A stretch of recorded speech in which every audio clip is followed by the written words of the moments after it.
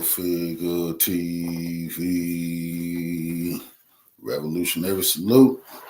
Revolutionary salute. Like, share, subscribe. Welcome to the House of Revolution. You know, I'm your humble host, the Y'all Mean Revolution, and we got a Civil War alert. We got a Civil War alert over this U.S. southern border.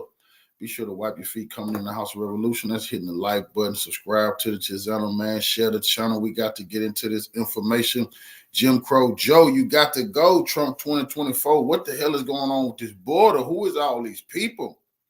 And is it true that Texas might just kick off a civil war? It's not over black and white, but it's over your rights not to have immigrants shipped next to you? Yes, it's looking like that.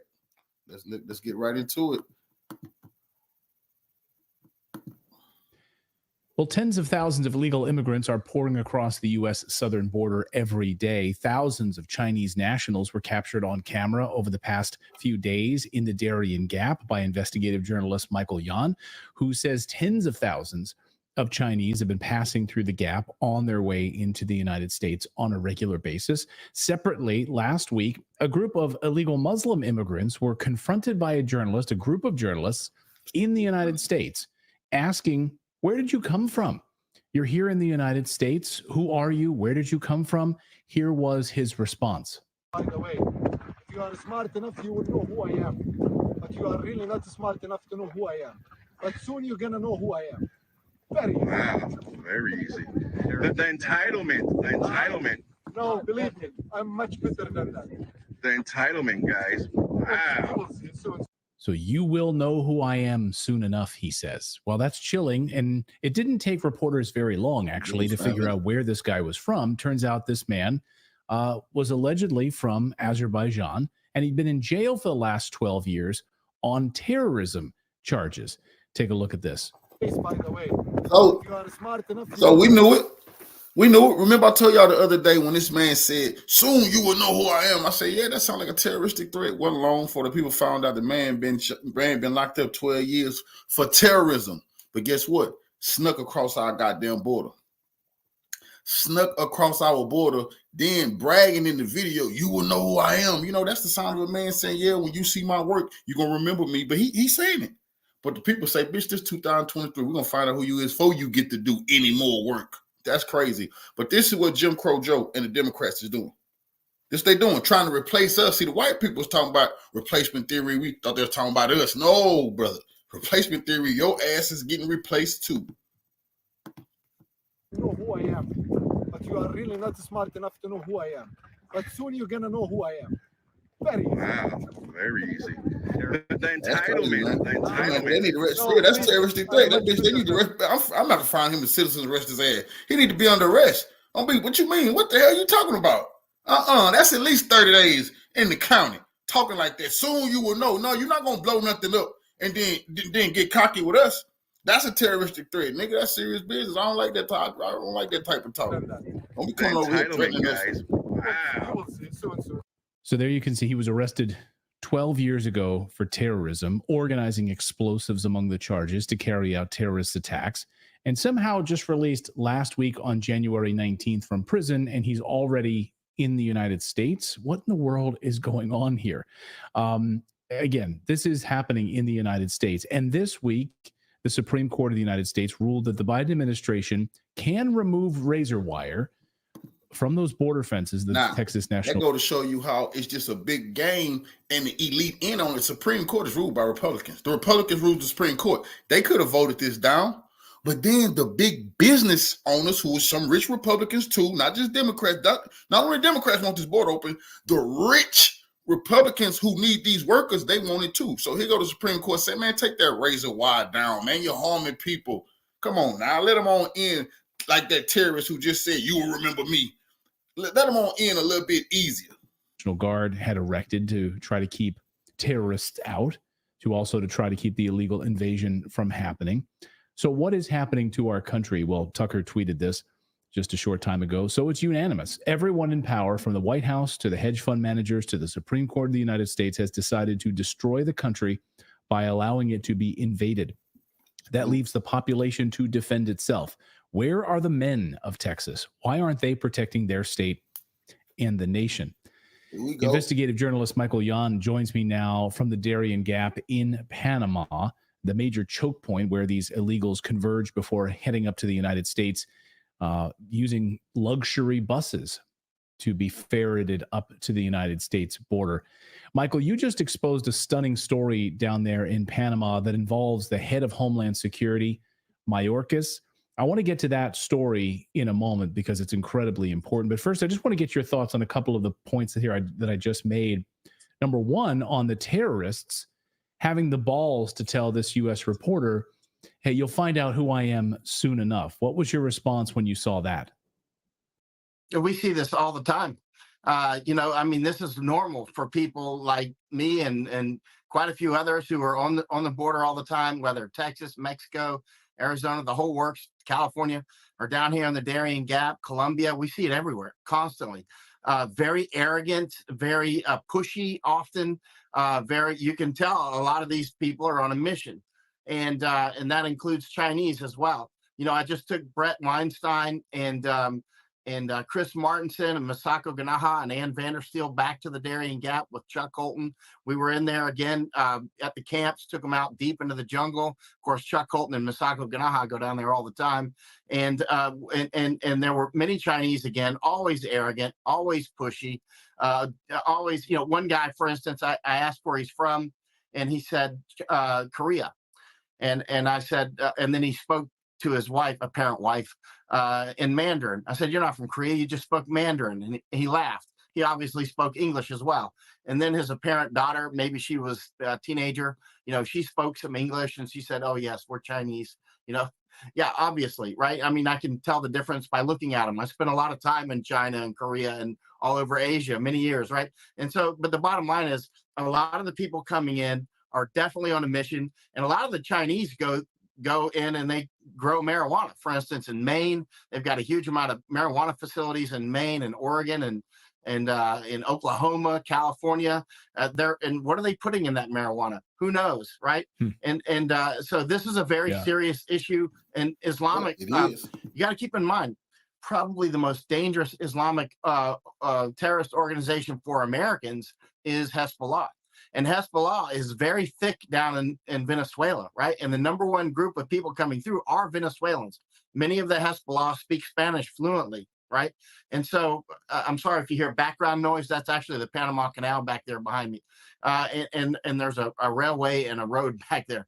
So, but the bottom line is many of these people from, in 1994, there was a terrorist bombing here in Panama. It killed 21 or 22 people. About a dozen were Jewish. I recently had lunch with one of the relatives, and within one day of that, there was another attack in Argentina that killed about 85-ish. It was a lot, right, at a Jewish center. That was Hezbollah. They got the mastermind behind the Panama attack. Is believed to now live in Venezuela, and he owns a bar. You can't make up this stuff, right? So he's still there. So these people that come in to Venezuela, if you're Iranian, you can get a passport immediately. You can just show up, and keep in mind, many of the Hezbollah, when they grew up in Venezuela, their Spanish is absolutely fluent. They can pass as Venezuelans, no problem whatsoever. They've got the accent, the body language, the soccer team, the whole works. And I've seen a lot of these guys with these sort of fake passports pretending, trying to pass themselves off as different nationalities. Of course, we saw this during Vietnam, people pretending to be Filipino. And so, obviously different passports pretending to, to fly under the radar. I want to get your take on something you uncovered in Panama, which is a bombshell story. The HIAS facility that you uncovered there is a China camp. Can you explain what this is, and Secretary Mayorkas being a part of this illegal invasion of the United States? Oh, yes. I mean, I've been talking about HIAS for 3 years now. When I first saw him in Darien, that's the Hebrew Immigration or Hebrew Immigrant Aid Society, right? And so, but it never congealed with people exactly what they are. Doug McGregor, Colonel Doug McGregor sent me an email a few days ago. And he said, Mayorkas was a board member of HIAS, the Hebrew Immigrant Aid Society. Actually, Mayorkas is from Cuba. He was born in Cuba, and both of his parents are Jewish, which is interesting. That's probably why he was on the board of HIAS, right? And then he moved. You can see there's a congratulatory letter from HIAS on their website for Mayorkas moving on to bigger and better things from HIAS to become Secretary of Homeland Security. Now, I just took Brett Weinstein and Chris Martinson to the camp where you see the photo of the HIAS sign. They have the HIAS sort of, actually one of their headquarters is like 5 minutes walk from me right now in the City of Knowledge in Panama. But down in Darien, they have another office. Actually, it's a building that I almost rented, but HIAS got it first. And it's right beside China Camp, what I call China Camp. Here they call it San Vicente Camp. But China Camp is the camp that Mayorkas went to on April 18th, 2022. I was physically present when he did it. I have video when he did it. He came there on April 18th, 2022, right next to the HIAS building, which is China Camp, and he increased the size of that camp. This is the main camp. It's really not a camp much anymore. It's more of a bus station. When you come out of the jungle, you can go there, get a shower, and then get on the buses and head up to Costa Rica and Nicaragua and end up in the United States in a week or so. Now, the HIAS, the China Camp, also here called San Vicente Camp down in Darien Province. Again, I've spent months down there right beside this camp. That camp, the trailers that they put in after Mayorkas came with fistfuls of cash in 2022, the trailers are from China. So in other words, these trailers, I've been inside the trailers, bunch of bunk beds, very clean, very nice, showers. Those facilities actually were made in China, bought with American money. HIAS is mostly funded by American money. It's public. The same with IOM. IOM and HIAS, their offices are right out, 5 minutes walk from here. So this choke point, this spot where, and who's then staying in these nice environments? Is it the Chinese then? And before they're then shuttled off to the United States, backed by United States dollars and the funding of the Department of Homeland Security? I mean, it's outrageous. Chinese, Syrians, for instance, Anthony Rubin, who you've had on your show several times, the man works hard. He was working late last night, sending me incredible stuff. And Anthony Rubin, if you remember when he confronted those Syrians, and it was really a little dangerous for Anthony, he's got a wild side to him. Well, he was outnumbered about 10-1, and he's confronting those Syrians. Or they said they were Syrians. That was at China Camp. That's on the road right in front of HIAS. So HIAS was about 30 or 40 meters from where Anthony was, kind of calling out those Syrians. They were actually staying at China Camp. So funneling American dollars to expand the size of this China camp, using U.S. taxpayer dollars to expand, make it a cushy environment for illegal Chinese and other immigrants to stay and then be ferreted off using luxury buses to the United States. Do I have that correct? Oh, very dangerous. That is correct. That is accurate and detailed. Now, again, Dr. Chris Martinson and Brett Weinstein and Masako Ganaha and Vandersteel, Chuck Holton, I just had them. Not that Chuck needs anybody to take him deep into the jungle. That's where he spends a lot of his time. But we were out at Canam Membrillo, which is where the Chinese have more money, right? So they take an easier route through Darien Gap. There's not like there's one route through Darien. There's many routes. And the more money you have, the easier it gets. And if you take the easiest routes, it's more like an adventure vacation with the Kuna Indians, carrying your stuff on horses. You come through clean, you sleep a night in the jungle and that sort of thing. And they come out in this village called Canam Membrillo, which is about 3 hours or 4 hours upriver by Piragua. It took us about 4 hours that day because unfortunately we had 15 horsepower engines instead of 30, which I requested and from the Indians. But we're pushing the boats. We get upriver, and you'll see in Canam Membrillo, Canan is the name of the village. Membrillo is the name of the river, Rio Membrillo. So they call it Canam Membrillo. It's an Imbara village. They are expanding that facility for more Chinese and others to come through what we call the ATM route. We call it the ATM route because that's the money route. That's the route that people come through. They never get raped. They don't get murdered. They don't get robbed because they pay up front. They pay thousands of dollars. I think I may have sent you a Chinese video one time. And you see the Chinese, it's in Mandarin, but they're coming through Colombia, and they come through on the boats. They get on the horses. It's a total vacation video. I'll send it to you if you haven't seen it yet. But they come through Canam Membrillo, part of that route. It's a total vacation. They're like, yeah, here we are in Panama. Here we are. We spent the money, and we're getting, with the help of the Americans, we're just gonna We're invading your country right under the watchful eye of the Biden administration and Secretary Mayorkas. I want to get your take before I let you go here, Michael, on what happened this week with the Supreme Court and Texas. Now, it looks like, by all accounts, a cold civil war, right? You have on the one side Texas saying, we're not going to abide by what the U.S. Supreme Court is saying here. We're going to protect our border and set up these razor wire fences, the Texas National Guard. The other side, of course, the Biden administration winning this ruling by the Supreme Court that they can remove this razor wire. But to me, I'm not a Texan. It looks like it looks fake. It looks like showboating because you've had years, Governor Greg Abbott, to secure your border. You've had years to do this. Now, suddenly you're doing it. It just seems phony to me. What do you make of this? Are we heading for a civil war, or is this showboating by the Abbott administration? What's happening here? You know this better than anyone. We're clearly going into a civil war. I've been calling out Abbott for a long time. As you know, I spend a lot of time in Texas. I've been all over that border in detail. Abbott is a member of World Economic Forum, period. That's all you need to know. That's the uniform he wears. He's basically the Texas sector chief for the World Economic Forum. Everything he's doing with Biden, like Abbott fighting Biden, it's all kayfabe. I mean, I was down on the Mexican side at Piedras Negras, which is on the Eagle Passes on the Texas side, and I was watching Abbott on my phone, and he's talking about how he's closing the border at Eagle Pass. This was like a couple of years ago. And I'm watching him cross right in front of me. My toes are practically in the Rio Grande. And I'm yelling over to the National Guard, hey, you're doing it wrong. I'm watching your boss right now. He said you're closing it down. I'm watching the Texas National Guard help him up the bank, right? I mean, it's all kayfabe.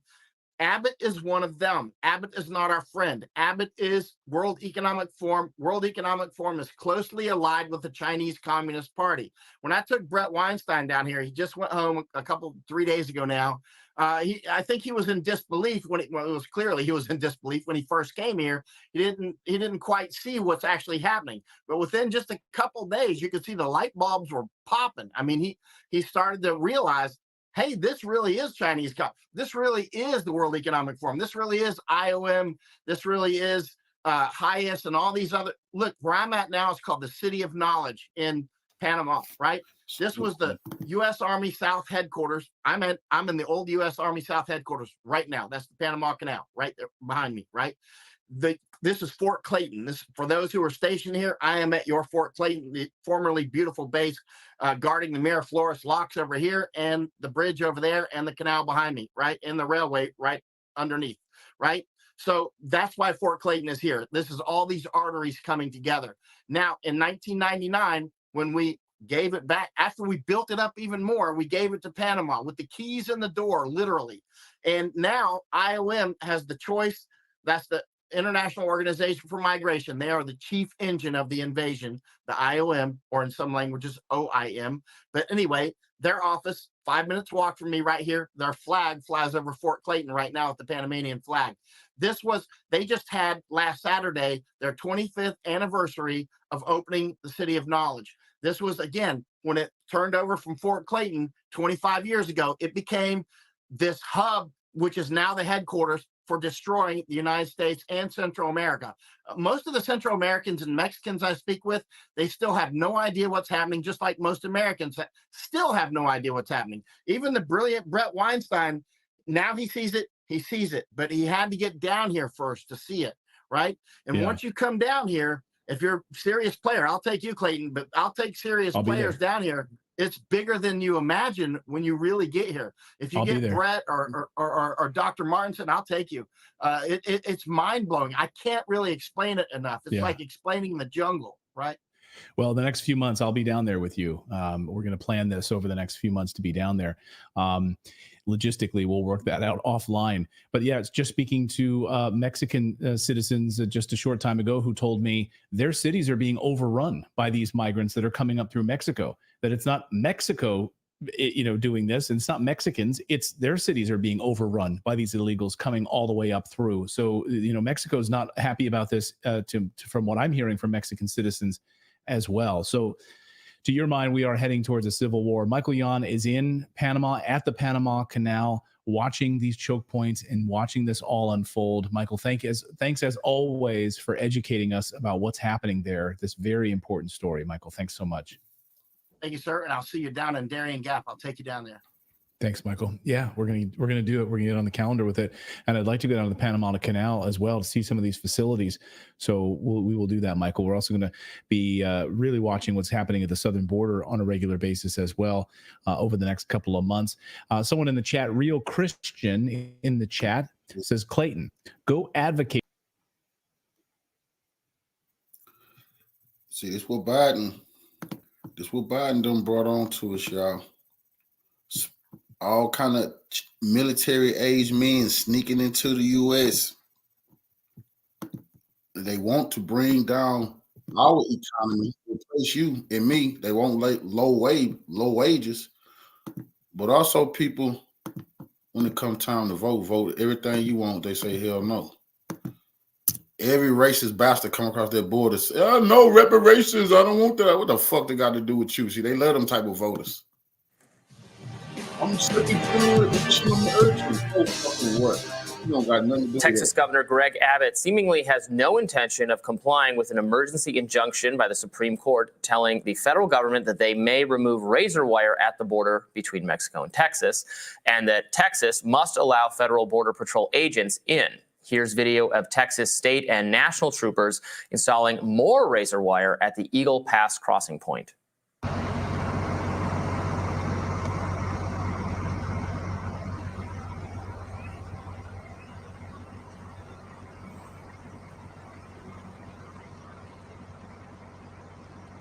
Abbott claimed he had to act on matters of border security as he felt the Biden administration and the federal government had failed to do so. In a statement released by Abbott's office, the governor said, quote, "The federal government has broken the compact between the United States and the states. The executive branch of the United States has a constitutional duty to enforce federal laws protecting states, including immigration laws on the books right now. President Biden has refused to enforce those laws and has even violated them. The result is that he has smashed records for illegal immigration." Abbott added that the founding fathers had predicted the possibility of a president who, quote, "does nothing to stop external threats like cartels smuggling millions of illegal immigrants across the border, and said states had a right to protect themselves from external threats."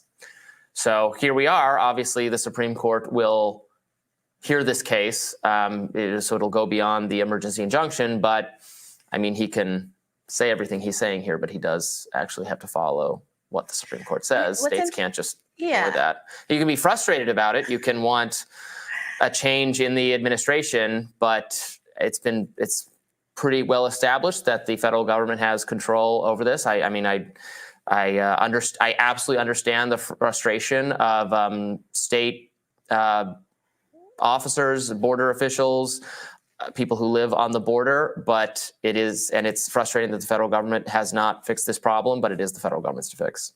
Yeah, so a couple of things on that. One, it's important to remember that the posture of this case is not that no one's defending the border. The posture is that the federal government is the one with the responsibility to defend the border. And their argument, the administration's argument, has been having this razor wire up is actually impeding federal border enforcement officers' ability to do their job. That's a lie. Moreover, there has been obstruction because Republicans are not agreeing to a border funding bill that would create more funding for those border officers, which are being thwarted in doing their jobs, and also ostensibly more funding for administrative law judges and the like, who can process these asylum claims and immigration claims, decide which are meritorious, and speed up the process for legal immigration as well. What we're looking at is the consequences of backlogs that are not going to be magically resolved by more razor wire, because people, I got to tell you, are fleeing situations a lot more dire than razor wire. And the last thing I would say is that this really is, there are cases, I should say, where because the court doesn't have constitutional authority, doesn't have any enforcement mechanism, there are arguments where people say, well, just ignore the court, just don't care, it doesn't matter what they're doing. In this case, the case is between the state of Texas and the federal government. And the federal government has the legal backing in the court decision, which now says it can enforce. The one person who does have enforcement power is the federal government. So I saw some like kind of joke tweets Marshall has made his decision, now let him enforce it. Kind of the Jackson standoff. So I saw people making jokes like, can we not do World War III and the Civil War at the same time? Can we pick one? And it does feel like there's a lot of weird bombast and posturing here coming out of Texas that it is exactly that. It's just bombast and posturing. Well, yeah, I mean, it's frustration. I mean, this is nothing new. I remember when I lived in Phoenix, Arizona for a couple months back in 2010, and the governor of Arizona at the time, Jan Brewer, had the Supreme Court case or eventual, I think it went to the Supreme Court about about deporting or asking for people's papers when you stop them to determine whether they were legal, and that too was ruled a federal government power, not something that the states can be deputized to handle. Wasn't that determined to be unconstitutional? Because it basically means, I mean, that wasn't like a federal preemption issue. That was you're not allowed to kind of racially profile people in their cars. I think there was a border security aspect of it too, but you remember better than I do. Yeah. So anyway, this is nothing new. Frustration with border states and how the federal government approaches the issues is there, but you have to win elections, have to vote out people. To your point, people could direct some of their frustration to Republicans not supporting this bill. Obviously, some Republicans are saying that they think this bill doesn't go nearly far enough, so they're not going to support a weak bill. And then obviously I think you're not wrong necessarily that they don't want to fix the problem under the Biden administration, have Biden end up looking good. Yeah, I mean, so Democrats are very eager to get this funding to Ukraine, and these things are batched together. So Democrats are really, in a way that I frankly disagree with, trying to make this work by allowing a lot of what I would describe as more draconian aspects of what Republicans want to happen on the border into this package. So far, I don't want to fund Ukraine more than, so I would also be against it because, frankly, just erecting more. I mean, we need to do more processing of people through the border. I'd rather that than border security. And I really don't want to send more money to Ukraine. And a lot of the American people don't either. So this is not a great compromise from a Robbie standpoint. Yeah. Well, or from a Brianna standpoint, I guess. Indeed. How about that? Indeed. And look, we should continue to follow this fight because Biden said, I think it was last Friday, that he's hopeful for a deal coming through soon. I don't know if that's just wish casting, though, because the incentives really are teed up against him. Republicans are benefiting enormously from the perception that there's a border crisis that Biden's doing nothing about. And of course, the distribution of Congress means that they can ensure that Biden is unable to do anything about it ever. If we're going to get into this world where we're ignoring the Supreme Court and we're expanding executive powers, hey, who knows what Biden might decide to do ultimately to actually resolve the border crisis. But I don't think we're quite there. We will find out. We'll continue to follow matters at the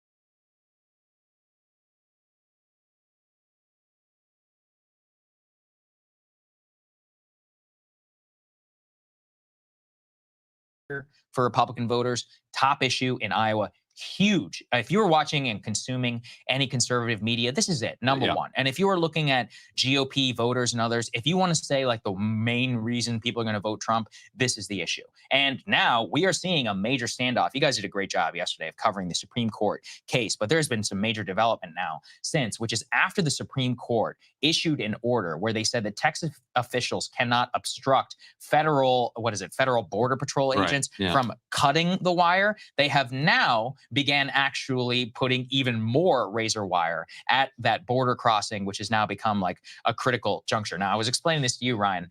People are, many people, including the Texas governor, are showing, they're making this a big show. Many GOP governors joining them as well, being like, that's right, like he's defying the law. Technically, and I asked some of my Republican lawyer friends, I said, okay, what's going on here?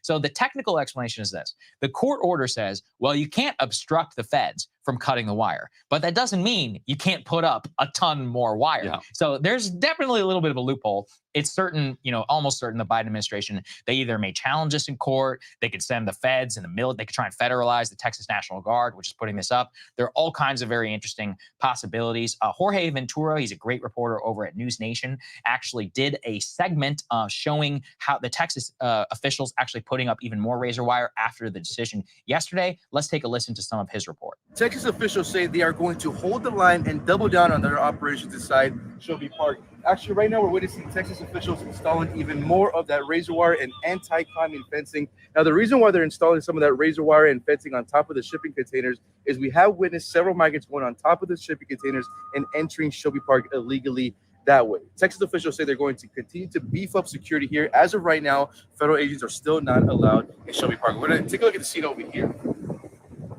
We're actually witnessing right now migrants that have actually been blocked by that razor wire. They say they've been here for at least 2 days. Here we have 3 migrants from Venezuela who cannot enter Shelby Park illegally. So this is exactly what the state of Texas is trying to do. So that was a important view kind of into the whole standoff. I know you guys covered it a little bit yesterday, but I think the background on all of this is obviously we've had between 6 and 8 million people cross the border illegally since Biden took office. This has led to massive debates about catch and release, about the Remain in Mexico policy, about our asylum laws. We could probably do an entire episode just on the background of this. But the main political issue is that the scenes of just like millions of people coming across, I think everyone can just agree like this is not an orderly process. Yeah. And it's like, and that's where I think the Biden administration suffers, is that there have not been 3 years now in a policy that they have been able to find, other than the original Trump policy, which was just straight up remain in Mexico, meaning you have to apply for asylum there. And then if you're adjudicated and approved, you can enter. Where if you are trying to, and you are allowing people basically to enter the border and you're doing it even crossing illegally, but then declaring asylum and then trying to adjudicate that here, if you're not going to hold them in some sort of detention center, catch and release is the inevitable outcome. And there's varying data. Liberals like to say that there's a 90% show up rate to the first court hearing. Conservatives are like, yeah, but what about the final court hearing whenever they lose their asylum claim? There's a lot of adjudication over asylum itself. But overall, Ryan, I think this is a sleeper potent issue. And I have not seen the mainstream media actually catch up to it yet. I've seen some, I saw coverage of the SCOTUS ruling, but this particular one with Governor Abbott basically saying, I'm going to defy this, I have not seen it yet. Before we get into Governor Abbott's statements, do you have anything you want to go into? Just that it's fascinating how, like you said, little of an issue this is, both among the mainstream media, but also among Democrats. Yes. Like Democratic voters, They just want to pretend. Yeah. They're like, don't care. Right. It's very odd. Yeah. They'll if they see some images at the border, they might say, oh, that doesn't look great. Right. It's not very rational. But they're not going to expend any political capital on it. They're not going. That's a lie. You see, that's why the black Democrats are turning on your ass now. Your white Democrat liberal. Ask the elders of Chicago, New York, how they turning y'all ass real quick over these migrants. They keep up, but no one's really complaining about the migrants in the Democratic Party. Oh, bullshit, black people all. That's why y'all ass going under. They're not gonna criticize Biden. Bullshit. They're in such a difficult jam because their kind of ethics around immigration were forged in the Trump years. And they took, I think, some positions because they were anti-Trump that they don't actually hold. You know, they became far more kind of pro-immigrant and pro-immigration than a lot of their kind of actual instincts let's be real, and base right? are. Yeah. But they were driven by animus towards Trump. And so with Trump gone, now they're like, we actually are not that pro-immigrant. Yeah, well, but now we're kind of stuck because we have signs in our yard. Exactly. And I think a lot of them are beholden to a lot of these immigration groups. You know, I maintain the literal most genius move that these governors did was, all right, you guys are sanctuary cities, we're just going to ship them to you. You guys can deal with it. You have all these laws, right to shelter, et cetera. And now all of a sudden you've got Long Island Republicans and others sounding like people down in Texas. They're like, this is crazy. They're taking our housing, and you got people sleeping in Boston airport. And I mean, the clips on this stuff, I cannot emphasize this enough, go viral in the right on such a level that to a certain point, other than those who are dealing with this, like in Chicago, California and New York, they are living, people like Democrats and Republicans are living in a different reality. But this is one of those, I think, reality forcing events, specifically because it might lead to confrontation between the state of Texas and the federal government. So Texas Governor Abbott put out a statement yesterday. Let's put this up there on the screen. And can we bring our nice little highlight function there? And I'm going to read this. He says, President Biden has violated his oath to faithfully execute immigration laws enacted by Congress. Instead of prosecuting immigrants for the federal crime of illegal entry, President Biden has sent lawyers into federal courts to sue Texas for taking action to secure the border. President Biden has instructed his agencies to ignore federal statutes that mandate detention of illegal immigrants. The effect is to illegally allow their en masse parole into the United States. By wasting taxpayer dollars to tear open Texas border security infrastructure, President Biden has enticed illegal immigrants away from the 28 legal entry points along the state's southern border, bridges where nobody drowns, and into the dangerous waters of the Rio Grande. Let's go to the next one, please, because this is an important pullout. They say, for these reasons, I have already declared an invasion under Article 110, Clause 3 to invoke Texas's constitutional authority to defend and protect itself. Now, as I said, all of this is being framed by the Texas governor and by DeSantis. Even Governor Youngkin backed him up. They're like, yeah, he's standing up to President Biden. I want to be very clear. They're not in violation of the Supreme Court agreement or the Supreme Court ruling. The loophole is, as long as you don't obstruct the feds from cutting the wire, you can still keep putting up wire. Now, will the feds take them to court and say, hey, you need to stop? I don't know. I mean, that seems politically pretty nuts on their part, but it's one of those where they're in a major standoff because let me give the Biden case. The Biden case here is that the Border Patrol needs secure access to all points along the border. That's their case. And the border Constitution gives gives the president, the executive, gives the federal government and the authority in order to take control and to have supreme governance over border policy, even if you should disagree with it. Texas is like, no, this is our border, state border. In the Constitution, they have the ability to invoke that invasion clause, which is one that goes back a long time. You're speaking to a native Texan here, and we take it very seriously. The ability, the whole, what was it, Jade Helm or whatever during Obama, and all of that. Invoking the Texas, bringing up the Texas National Guard to guard against Obama and the federal government. This is deep within our DNA. My only point just being that at that time, that was definitely political. This time, I think this is, and I think political in the wrong way. Maybe good for Texas at the time, but not nationally. This time, because it's a forcing function to get the media and others to grapple with it, I think they're in a tough spot because effectively what the Biden administration is saying is if they do challenge this, is they're like, no, we need more unfettered access for people to be able to cross the border. The Biden administration, they're not stupid. They know this is a huge problem for them. But the groups, obviously, these immigration groups and others, are the ones who are like, no, you need to go through. I've seen people like Beto O'Rourke and other Texas Democrats saying, no, the federal government should go in there and cut the wire. I mean, it's one of those where I just think politically, given where national sentiment is on this, and immigration is the #1 issue where Biden loses amongst the general public and amongst independents, he's in a tough spot with this case. And as long as Texas and all of them are, whatever, in the spirit, violating the spirit, but not the letter of the law, I think they're coming out on top in this debate, Ryan. Yeah, and there's no better kind of epitome of our failed immigration policy than if you had a bunch of kind of Texas Rangers laying down razor wire, followed by a bunch of CBP guys cutting it right behind them. What is happening? And then behind them is a bunch of Rangers laying more down. And you've got hundreds of guys just fighting over razor wire. And then you've got immigration crisis around the rest of a bunch of Haitians and Venezuelans and Somalis being like, hey, can I come in here? With a system last updated in the 1980s. And our immigration policy now is depending on who's in the White House. They just execute it like wildly differently and then fight about it in the courts until they're thrown out of office and somebody else comes in. It is really unfortunate, actually, because any serious effort to try and do anything about this has been killed, basically left and right. And even the Biden administration, I mean, they just, they look ridiculous. They just look ridiculous. And John Kirby, we're going to put this, we can play some of this when he was asked about the razor wire. These people are like twisting themselves into knots, literally, to try and to defend the policy of which currently stands and which, they're trying to stand up to Texas, but then they're also not trying to endorse like completely open border. Let's take a listen to what they said. Does razor wire work? does razor wire work for what? Does it work for the Border Patrol to allow them to have the access they need to be able to better process people that are trying to get across the border? I don't think so, and that's why we asked for it to be removed. So yeah, there you go. It's like work for what? But the problem when is Trump was asked if the airstrikes are working. Exactly, it's a problem that they did the have. bombs blow up? Right. The problem that they have is that the Border Patrol Union is like, no, we need this. Like, we actually need people to cross in an orderly fashion at the legal entry points. That's kind of where the major standoff. The migrants would want that too.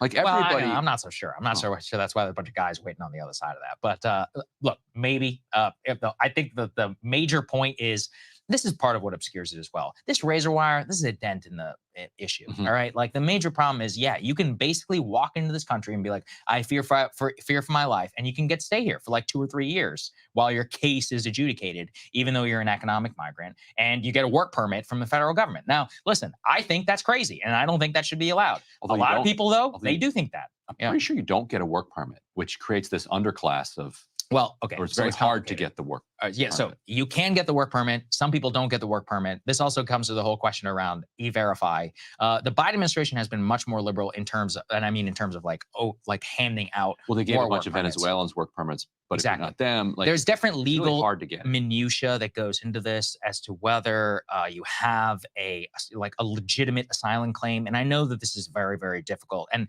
it can also be very emotional, because it's like, well, what qualifies as asylum or not? It's like, if you literally are being gunned down by gangs in the street, does that qualify as asylum? Some people would say yes. I personally would say no, because I would say it's like, listen, that's a domestic problem and that's your issue. If you want better government, you guys can deal with it in your house. Ryan, I'm sure you're about to throw in my face, like, well, it's your fault that those gangs exist in the first place. I'm like, well, yeah, that's technically true, but at a certain point, it's like, I like that we can just have this conversation. I don't even need to be here I've done for this it. so many times. It's like, I've been sitting here so many times. So, I mean, I guess what we can come to some sort of consensus, at least on this, is that the problem is that the incentive to fix it is also very low.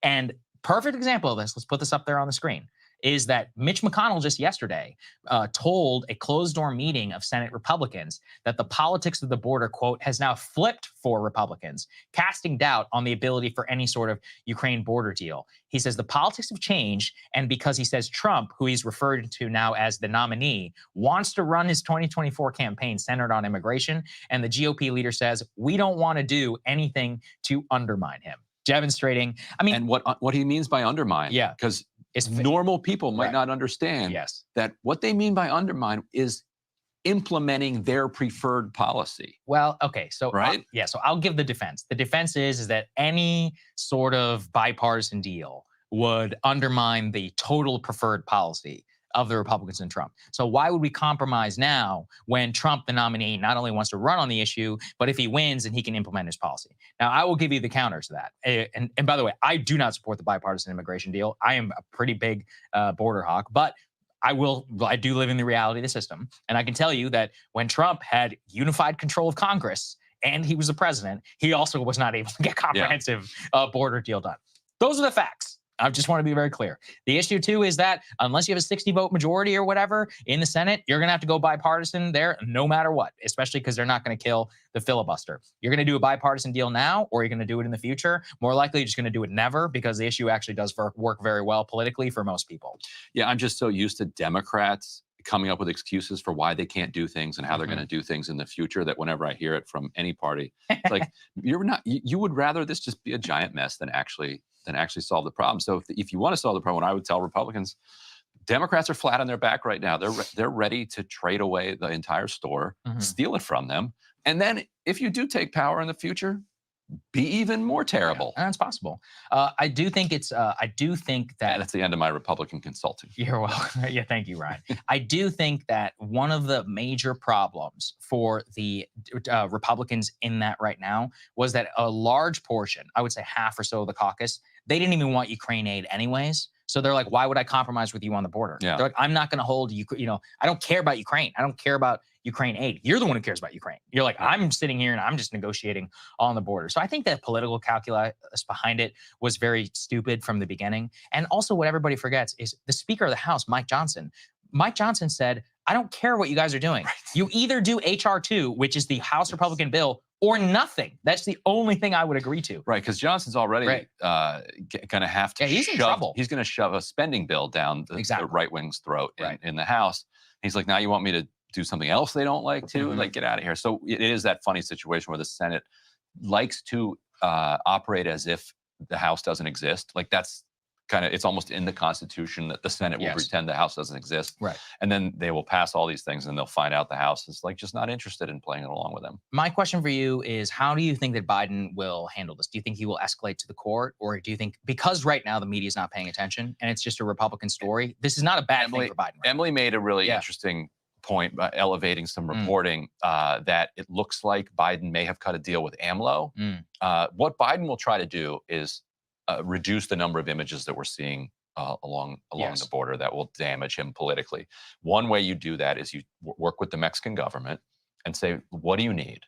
And there were a lot of reports that Trump did the same thing, that in election years, he talked to the Mexican government and either he wants a caravan or he doesn't want a caravan, whatever he can do. The Mexicans do have a significant amount of power to, block people down, from using the train system, from down at the border, down with Guatemala, and otherwise to influence what we're seeing at the Mexico-U.S. border. So I think Trump will do a lot of that because he's got that he has leeway over. That's foreign policy. Pick up the phone, AMLO, look, buddy. Now, no, AMLO then has political decisions he has to make about whether or not he wants to do that, or whether or not he wants to, how much he wants to anger Trump, because you have this weird irony that Trump would actually be upset because he wants more chaos at the border. That's true. So he can complain about the chaos. It's all cynical, top to bottom, all the way down. Yeah, it's both parties. It's honestly very sad. It is actually a tragic situation because we're talking about this in politics and all that. We're talking about millions of people. People's lives. These are people's lives. Yeah, and a lot of them die actually on the journey. It's a very difficult journey. Lives. A lot of them, children and others are exposed. It's one of the biggest things they're going to do in their entire life. It's uprooting. It's bad. From the place that they were born and raised to somewhere that they don't know. Right. And there's a lot of uncertainty involved, which is why it's not really fair to anybody, both the people who live here and the people who are coming here. But anyway, the point is that it ain't getting resolved anytime soon. And this is definitely a major standoff. And I am very curious to see how the Biden administration handles, if they're going to escalate it or if they're just going to let it sit kind of where things are. The current stasis is not a terrible situation for Biden because, look, it's to his benefit that less people come in. The Texas governor, I mean, this guy, like, he can ride off this for the rest of his life. I'm telling you, in terms of like, this has mobilized the right in a way that I haven't seen also in a long time. You got Governor Youngkin, Abbott, Brian Kemp, and all these people are like, come on, Governor Abbott. All of this. Abbott's going to be a star, in the Republican Party. See, this type of shit, this what really get to me, man. Because, see, our people was on to it when they was talking about we want our land. Because to be an American, that don't mean shit. Any fucking body, we better get this understood. Anybody coming over here forever gonna be calling themselves Americans. You just sit back and watch them. They all feel disrespectful about us getting our reparations. Oh, yes, because they feel like they can be an American. You come over here and try to be a racist bastard.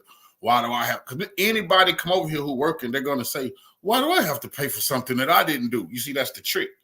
That's why it's just disgusting. Every time I see another motherfucker who going against reparations, going against our anti-black hate bill, trying to buy property in stores in our area, getting free this, free that, and then looking at us talking about why we so lazy. This is disgusting what they doing, and that's what they need to understand. What the fuck is it? What does to be an American mean anymore?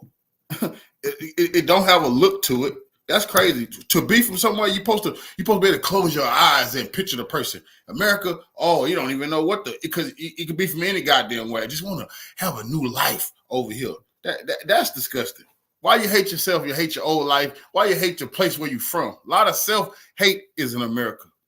A lot of first, second, third generation people here hate their homeland. Why you hate the place of your ancestors so fucking much? Escalation is here. Texas Democrat calls on Biden to seize control of Texas National Guard. Rep. Joaquin Castro is calling on President Biden to take control of the Texas National Guard if the state defies a Supreme Court ruling, which it did. Governor Greg Abbott is using the Texas National Guard to obstruct and create chaos at the border. If Abbott is defying yesterday's Supreme Court ruling, POTUS needs to establish sole federal control of the Texas National Guard now. He can't, by the way. It doesn't work that way. The governor has to sign off on federalization, basically saying like, okay, through me, you can give orders and we can unify. In this instance, I don't want to tell you guys, you have these people. Let me show you this tweet. This is Janai Nelson, President and Direct Counsel of LDF NAACP Legal Defense and Educational Fund, saying, this is outright defiance of a Supreme Court order by a Southern governor who thinks he is above the law. You like how if federalism means anything, it means Greg Abbott must be held to account. Now, you see who they got? They got a mammy from the NAACP to come out and say, we want more migrants. This is racist. Because see, that's how they scare the hell out of black people. When they say Civil War, oh, they don't mean black versus white. Oh, I already understand that. So just understand that. It don't mean we going back to the fields. I'll be goddamn. We ain't going no goddamn well.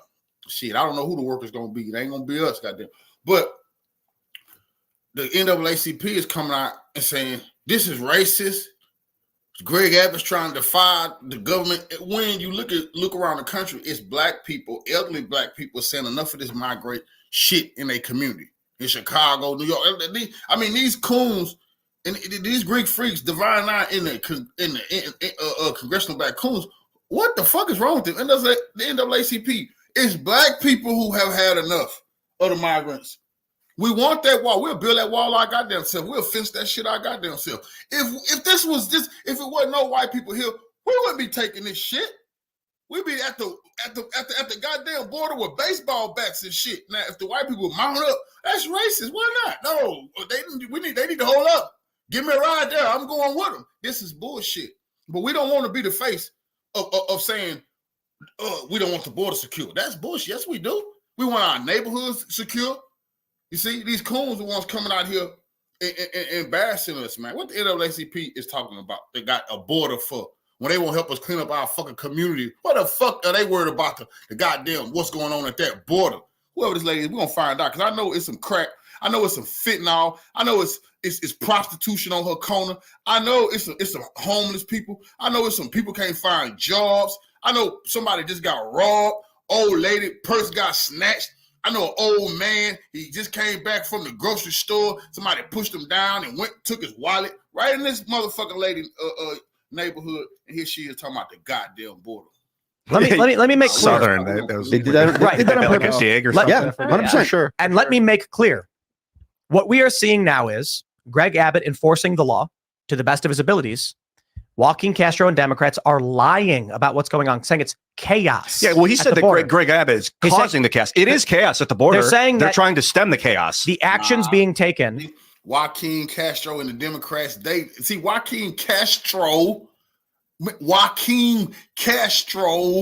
well, he in San Antonio. Oh, Lord, San Antonio. This is going to be one of the biggest cities. It's already one of the biggest cities in the country. I hope y'all know that. It's big. San Antonio big like Houston, not goddamn. I wonder why. It ain't the birth rate. They've been getting a whole bunch of extra citizens in these places. Yeah, the Democrats, they come across their border, they looking at, votes. We workers. We're going to be we're going to be able to beat the Republicans out of district and we're going to get some more seats. It's a power play for the Democrats. That's how they're looking at these people. They don't give a shit who they are. They don't care who they are. It's who they're going to be once the Democrats get their hands on them. That's it. To uphold federal law and state law is chaos. The Democrats, when you get over here, you can transition. They give you a second change once you get here. And you don't have to be the same person you was when you get. They don't give a fuck who you was nowhere else. As long as you believe in the Democrats, you can be a whole new person, man, woman. What do you want?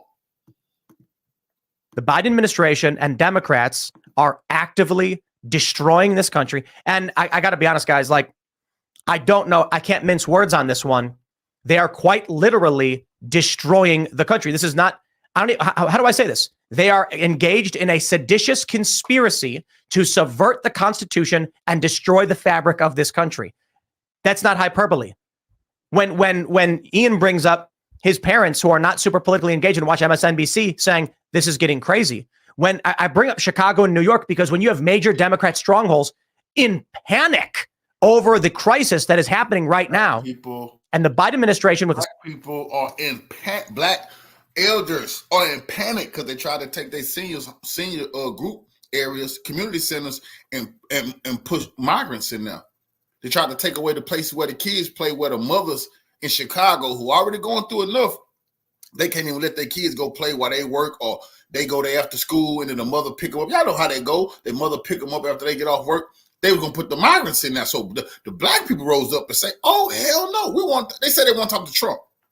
But they think we stupid. We don't know that happened. We know who got the Democrats' ass in trouble right now. We're not going. And if they think that they keep talking about Civil War, oh, Democrats, y'all definitely gonna get y'all ass. Who the fuck y'all think gonna fight? Who do y'all think is on y'all side? That's why they want to tell racist. Oh shit, boy, y'all want to deal with them and us there, cause you all alone, Greek freak and Democratic goddamn Sodom and Gomorrah. Hell, I could never be on y'all side. Y'all gonna perish in the flames. The smile on his face says the border is not secure, and then tries to damage it further. There is no question we are watching a man pour lighter fluid on the fabric of this nation and set it aflame while we all scream. The outcome here, if the feds do make a move to try and seize control of the National Guard or deploy federal agents to Texas to try and stop them, guys, what do you call it when armed forces under state jurisdiction engage in active conflict with federal forces? Call it whatever you want.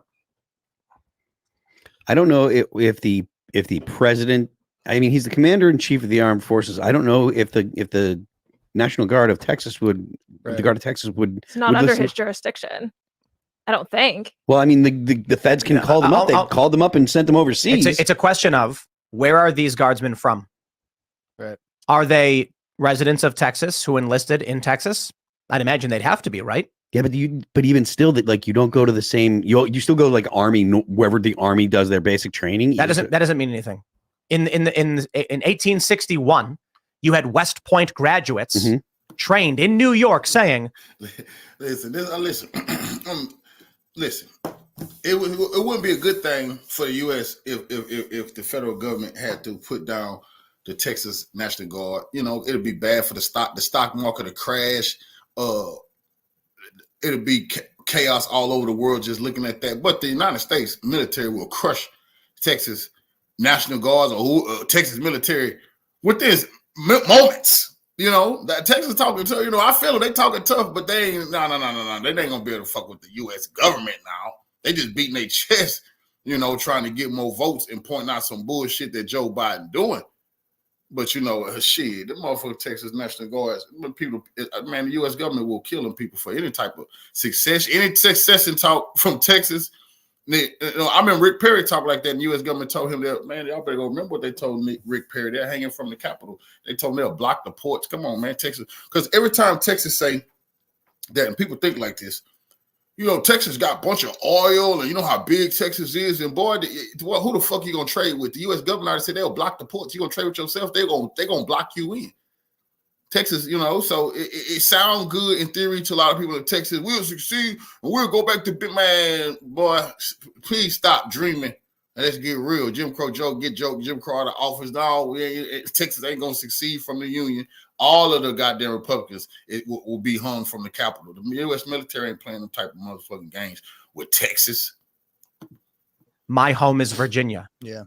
And they said, I will, and that's, I mean, the famous generals, I will stand with my state. But I don't think that people think like that anymore. So, I mean, do you think the 19-year-old guy whose mom lives in, I don't know, Austin is going to be like, nah, I'm going to go to war with my neighbors and friends? I have no idea what what a kid's going to do. Because there are people like, I would have said something different before January 6th last year when the feds filled up DC with, you know, troops for no reason. The question is, are these guardsmen from Texas and connected through community to Texas? If the answer is yes, there is no question. If the feds make a move against Texas and try to seize control of the guard, on average, people will always just defend their friends and their families. Yeah, you're talking about what people are likely to do. I'm wondering what the law actually says. Apparently, and I'm not a lawyer, I'm reading this from findlaw.com, that Title 32 gives governors the authority over the guard in their states, but then they say that Title 10 says the president can mobilize the guard and put it under federal authority. Yes, but under what circumstances? My understanding is the governor has to sign off on it. If that's the case, then if the governor has to say yes, then that's the case. But yeah, I don't know for sure. Well, I mean, I think realistically, the reason this country is still alive is because see, Texas, they're gonna talk shit, they're gonna do some legal maneuvering, they're gonna put some barbed wire up. The Texas National Guard is never in his life gonna point a rifle at the federal government. It's gonna threaten Joe Biden in a way of threatening the president in any type of way or anything look like that, you know, and that's why some of these people, it feel good in the Republican community because they remember the good old days when they really went against the U.S. government and lost. But I'm a realist. I understand, man. Please, y'all boys ain't. Come on, man. You couldn't even beat the Taliban. Let's stop this, Texas. Don't, you know? Let's just deal with the border the proper way. Let's build that goddamn wall. But come on, man. Y'all don't be getting clicks and views acting like the motherfucking Texas National Guard finna go against the U.S. military. They got all them motherfucking trained killers in there just waiting on somebody to talk about succeeding from the motherfucking union.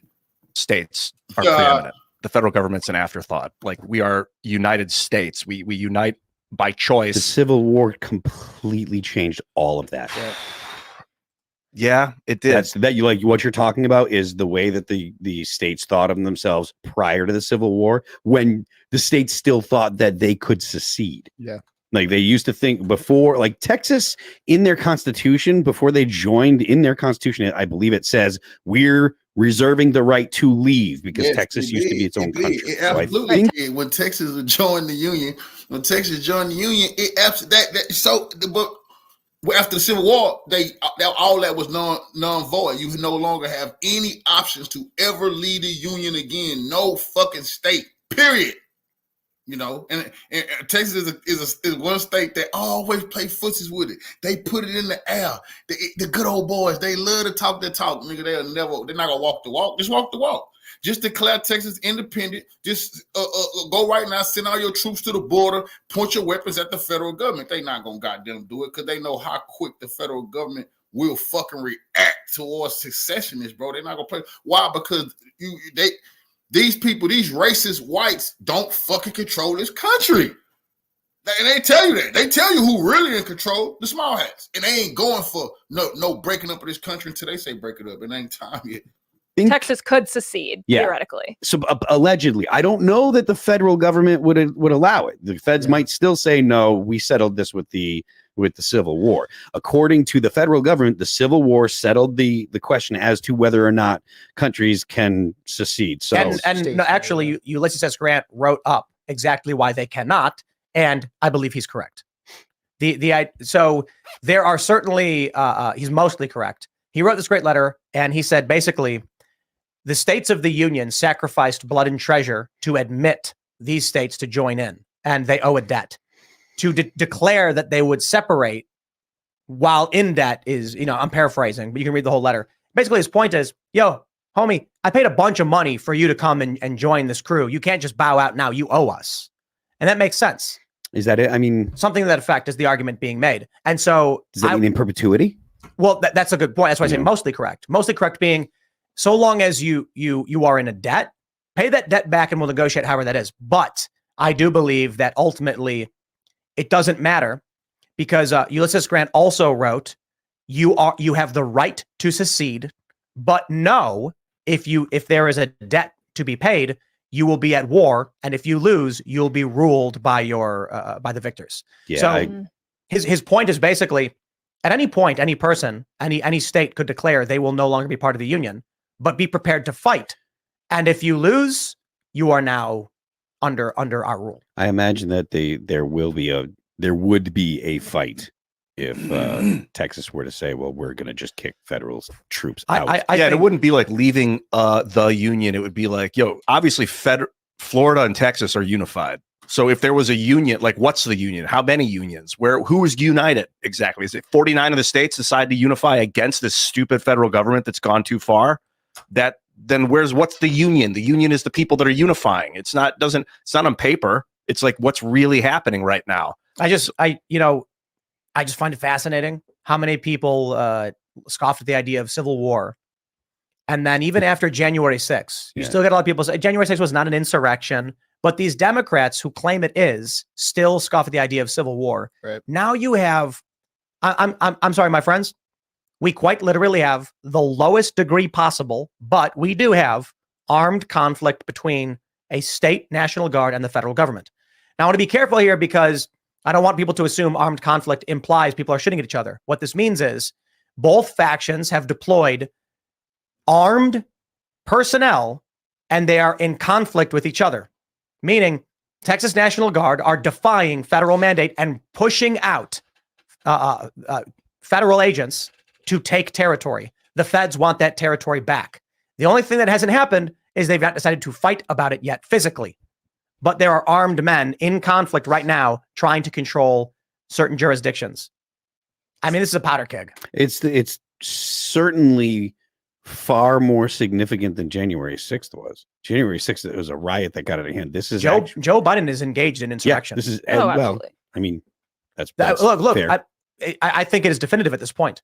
Joe Biden should be removed from the ballot in as many states as he can for engaging in insurrection actively right now by subverting the Constitution and engaging in a seditious conspiracy of human smuggling in defiance of even blue states. To make any argument that Trump engaged in insurrection and to then make the argument that Biden has not is completely ridiculous and unserious. See, I don't think they're actually the federal government is actually going to go down to Texas and seize the National Guard, because I think they would legitimately have a civil war at hands, because Texas would they wouldn't allow that.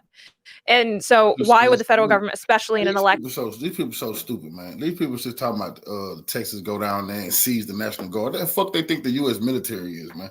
Who do these people think the U.S. military is? U.S. military don't got to go down to nowhere. U.S. military can blow up all these bases in Texas, outside of Texas. That's why I say these people is so stupid, that they want to be smart, but they so dumb.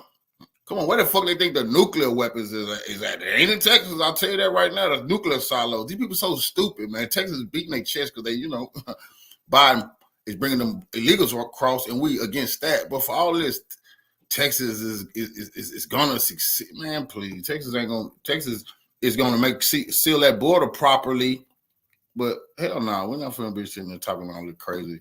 Election year, go down there and do something, because then the problem would get 10 times worse. And I think to your point of, Eric Adams and 50% of the hotel rooms are taken up by illegal immigrants, and we have this huge crisis in our country. Why would he continuously make it worse? So I honestly think it's a political play just to paint Texas and Greg Abbott like the bad guys and not actually do something. Why would they make it worse? So that Donald Trump can't win an election in November. That's true. The purpose we were talking before the show, Ian was saying they would not be able to win a civil war. I mean, it's ridiculous. I'm like, they would, because the win condition is not like one side climbs the top of the hill and plants a flag. The win condition for people who hate America is to destroy the fabric of the country. Starting a civil war is the win condition. See, the only reason why some of these Republicans taste some win of a civil war this time, because they ain't a black and white civil war, and a lot of us are not going to be fighting on behalf of immigrants and fighting on behalf of more LGBTQ transition of our babies. We stand against all of that. You see what I'm saying? So that's what they know. They're trying to drape themselves up under some of our positions and get a win this time, and don't want to lose on the racist positions of old. So now, like I say, okay, they talking about civil war behind. We not standing with Joe Biden. So that's why the Democrats are in a very tricky position here, because they can talk that civil war shit all they want. We ain't with you. What the fuck you think? Who with you? You're new. Oh, you got some new buddies now, the immigrants. Condition for these people. Yeah. So when I hear people say like national divorce, I'm like, that will be civil war. Yeah. There is no circumstance where there is a peaceful separation of states. Okay. Impossible. Because of water rights, because of farming rights, because of highway access. America needs to just be split up into about 5 different nations. It's big enough. 5 different good nations. 5 different good nations. That's serious goddamn business. That's what America needs to go and do. Just split up into about 4 or 5 good goddamn nations. Peaceful nations. We coexist. We traffic and trade with one another. We won't go. We don't have to have no war. But that's what the fuck America need to do, because they think they're gonna be split in the war and hell no, nigga. Yeah, we want ours. We want our peace. We just as tired of both of your motherfucking asses at the end of the day. That's because of weapon control, because of general natural resources. Mm-hmm. Which states have access to? I mean, come on. The North Dakota frack fields would become an economic powerhouse. And then you're going to have someone in a different state being like, I'm the one who paid for all of that. And they're going to say, no, you're going to get conflict for sure. Yeah. If we do, there will be no constitution anymore. Right. In the Civil War in 1861, Abraham Lincoln suspended habeas corpus in a corridor stretching from DC up to Pennsylvania. The reason being, Maryland was a slave state with massive Southern sympathies. So he had members of their legislature arrested and created a corridor where they could travel between DC and PA so the Union could stay unified with DC. And they would arrest anyone without charge or trial who in any way bothered them. And there was actually one guy they did. Locked him up for the duration of the war.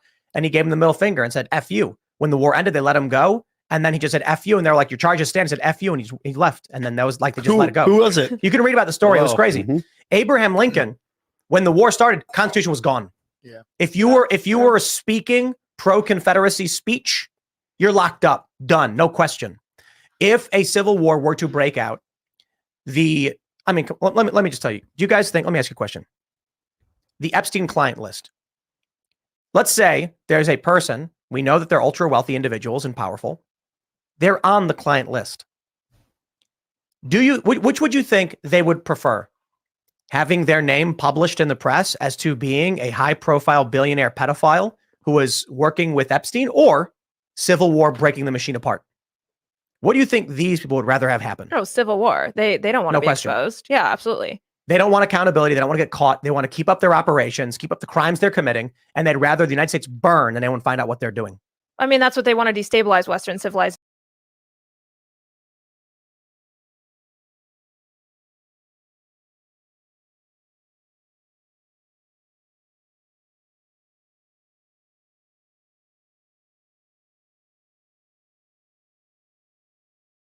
Longer lines, longer waits, litter, homelessness, all these things that you're dealing with on a daily basis, hell yeah, you're going to be concerned. And that is not a fabrication of Republicans. That's just walking outside your house, walking out your door, and having the ability to see, hear, and feel what's going on in your environment. Charlemagne, God, talked about immigration on the Fox News program. All right, here goes a clip. We'll come back. We'll talk about it. I have the privilege, man, of doing morning radio and speaking to working class people every single day. I have the privilege of being involved in my community from New York to New Jersey to South Carolina, where I get to look people in the eyes and have real conversations with them, and people are really concerned about this issue. Like I honestly have never spoken to as many people who are concerned about the migrant issue as I have, over the past year. And Charlemagne is right about this. In the Black community, the immigration issue has grown exponentially, and I believe it's because of the internet, because of people sharing information on it. And I also have another theory about it I want to share with you. We're going to get to that in a minute. Let's let Charlemagne continue his conversation. I mean, I've heard everything from, the gang MS-13, overrunning neighborhoods. I've heard, what we saw just happened in New York City, where the migrants, they took 2,000 migrants and put them in the school and made the school stay home, made the students stay home and do school via Zoom. And that was a big issue. Like, I mean, people were calling the radio station, that was just this week, really, really, really complaining about that. So I've never seen, working class people who I interact with every day until this past year really, really, really express their frustration for the migrants. And it's not even just the people. Like, you see politicians who once, championed having the migrants in the city, like the mayor Eric Adams of New York. Now they're like, yo, hold up. This is too much. We've heard Vice President Kamala Harris say, hey, don't come. Like, we've seen that. So yeah, I think it's going to be a real big issue. And, immigration, something like immigration will never be resolved because of the filibuster. Like, the only things that pass are issues where they remove the filibuster. So you would need Republicans and Democrats to come together and create some comprehensive immigration reform. But, for whatever reason, they don't seem to be able to do that. They call it a migrant crisis. And it's popping up in cities and states all across the country, notably in Chicago, notably in New York. Mayor Eric Adams, but we've also heard it from Florida. We've heard it from Arizona, Gregory Abbott. So it's not a new issue. In fact, Donald Trump ran on immigration, and to a large percent, I would say Donald Trump beat Hillary Clinton because he ran on immigration and building a wall. That's how big this issue is. So we got a lot of people that are kind of coming to this issue, and they're like, wow, this issue's big, and it's a big issue. It's only been talked about for the last 40 years. Immigration is a hot potato that gets passed around between administration to administration. So let's look at the historical record about immigration so that you understand. This is the historical record.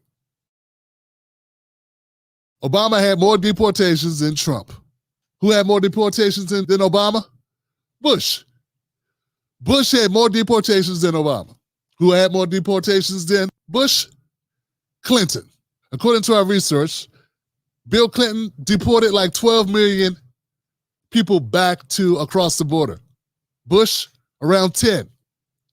And then Obama dropped off at around 5 million, and still we called him the deporter-in-chief.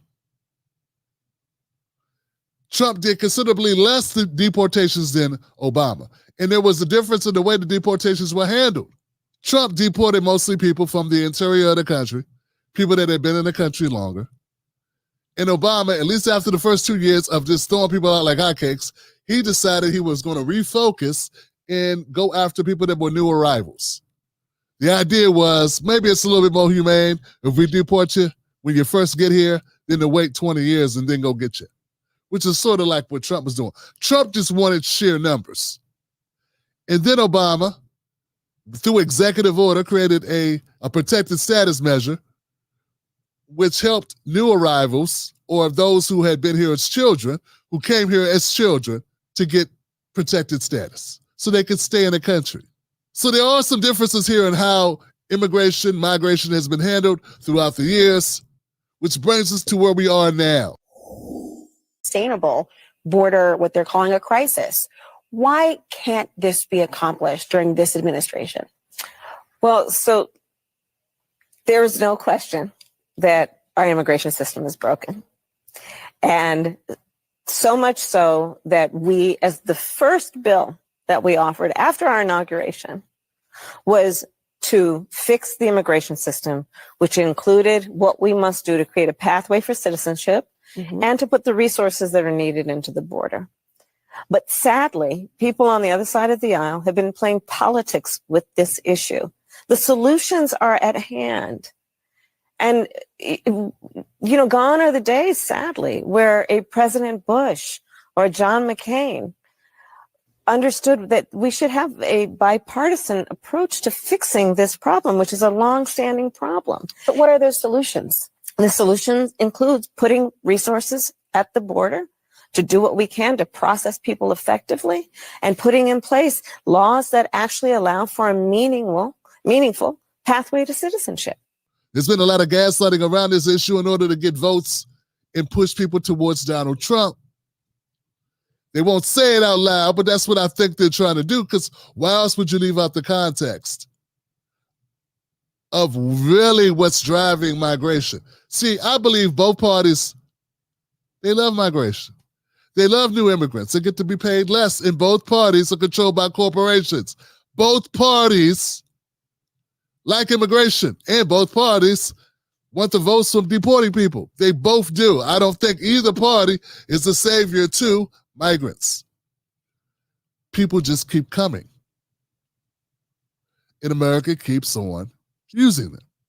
Is that to the detriment of the Black community? I believe it is. It's a no-brainer that immigration, whether it be illegal or legal, will impact Black workers, because Black workers, particularly due to mass incarceration, whoever's on the bottom is always going to get the most, is going to receive most of the burden and have to share not only jobs. People always think jobs, but they don't think about resources.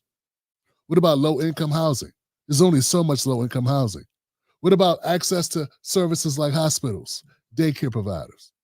All these things are coming out of the Black community. So I understand people that are concerned about this. My thing is, I just want to point to where I think they're gaslighting and exasperating it, and what their how can I say, what their motivations may be. Get what I'm saying?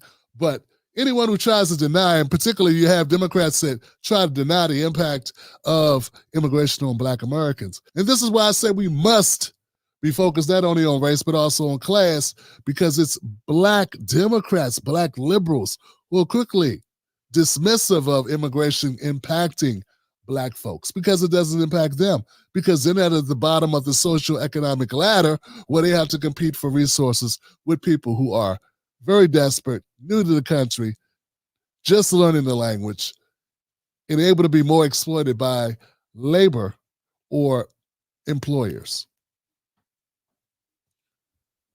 And may also overpay for certain things just because, well, what choice do they have? So there's a lot of gaslighting, and there's a lot of motivation to gaslight, and then some of it is relevant. So it's not black and white. This is not a black and white issue. It's not hot and cold. It's a mix of actual impact that's happening to Black Americans and also actual benefit Republicans get running for office with a hot potato issue that they can get votes from. And the Democrats as well on the other side of it. I'm sorry, guys, but there is no cut and dry way to do this. Not if you want to truly be informed about the issue. And I know you do. You don't just want to run and jump on any type of gaslighting that people are throwing your way. But if you are in your life on a daily basis, having problems on your commuter train, on the bus, not enough facilities for the migrants that have entered your community, if there are longer lines, longer waits, if there's an increase of litter, homelessness, all these things that you're dealing with on a daily basis, hell yeah, you're going to be concerned. And that is not a fabrication of Republicans. That's just walking outside your house, walking out your door, and having the ability to see, hear, and feel what's going on in your environment. And the fact that we have a number of liberals or progressives who are more focused on kumbaya and feeling good about themselves, and typically that's just because they don't have to deal with the problem. And that's not coming from someone who supports Ron DeSantis or Gregory Abbott or any other conservative Republicans. That's coming from someone who supports the people first. That's what I'm doing. So they have to check themselves. But see, having this type of open dialogue will get you canceled. And also limit your opportunities. That's why I need you to support the Tim Black Show, support what we do here, calling it out with Tim Black. So anyway, back to Charlamagne. I want to look at one of these issues that Charlamagne brought up that I think is being exploited. Remember when Charlamagne said this? You know, what we saw just happened in New York City where the migrants, they took 2,000 migrants and put them in the school and made the school stay home, made the students stay home and you know, do school via Zoom. And that was a big issue. Like, I mean, people were calling the radio station, that was just this week, you know, really complaining about that. So I was going to report on this story about the schools. And I had every intention of telling the people, hey, this is jacked up. This is unacceptable. But then I read about the story. And then I couldn't have a good conscience bring the story to you. So here's the story. There was a potentially damaging storm coming into the area. At this open air, sort of a shelter, this outdoor shelter, there were a bunch of migrants, about 2,000 migrants that were housed there outdoors, obviously. In the anticipation of the storm, and they didn't want people to get injured because they're literally living in tents outside, they said, well, what can we do with these people? We don't have anywhere to take them until the storm passes over. They said, well, bring the buses, we'll load them in the buses, and we'll take them to an empty school. This school is empty in the evening, so you can spend overnight, wait out the storm, and then we'll evacuate. Somehow this story got manipulated by who knows who, and they've spread the word that the school was going to be overtaken by the migrants. In reality, it was just for the one-night stay. And schools were going to be closed that following day because they had to clean the schools, because they had migrants that were going to be in sleeping bags in the cafeteria or the gym or common areas of the school, and they wanted to make sure that the school was sanitized after having the migrants in the school, because you open yourself up to liability. You have a bunch of people who may not have been checked medically in a school. So this is a primary example of what I'm saying, of how things get gaslit. Who put the story out that this was going to be a temporary move, or that the schools are going to be kept permanently in control or being used by migrants instead of by the students? Why wasn't it framed for what it was, which was an emergency where students needed to be, where migrants needed to be in a school for one night? I think regardless of how paranoid some people are about the migrant situation, if you say, hey, we got a life-threatening situation happening for people that live outside, we need to put them somewhere. Can we do it for just one night? I think most people would understand. I think most people will be accommodating to that. But for some reason, there are those who put that story out. They put that story out to their audience, a sizable amount of their audiences. And they just gave them wrong information. They never came back and cleaned it up. They just kept it that way. And that's what I'm saying by I believe, that this gets to my larger point. I believe there are people that are on the take. I believe that some people get paid to lie, to gaslight. And I think these people are being employed or being funded by conservatives, donors, or people with big money, big pockets, who pay them to do certain things in these stories. Either that, or they just grossly negligent. That's a pretty big deal to drop the ball on that story. Who knows how much animosity was caused between people in those neighborhoods who may have heard that story that way. So I don't have any proof. I can't prove this, but I find it very suspicious that a number of people, we're talking to people that are in my audience, for instance, and not keeping it real about what happened. So I advocate for Black Americans. I advocate for working class people, because Black people are working class people, and people within our communities as well who are in the same situations, or similar, I should say similar situations. And I'm not going to lie, but I'm not going to lie to you to get your viewership. I'm not going to gaslight you and scare you or piss you off just to get views. And if I do get something wrong, I want to be the first person that comes back and cleans it up. You should not be coming back to the Tim Black Show to find out someone that you trust misled you. They should be the ones to get out in front of that, so that you don't find that out, and so that you can continue a trustful relationship.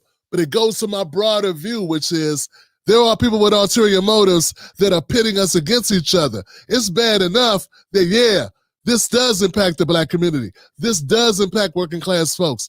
This does impact us all. And there are people that are trying to minimize that and deny that. But it does not help to exaggerate it, for your own personal gain and monetary benefit, to exploit these issues in order to benefit yourself.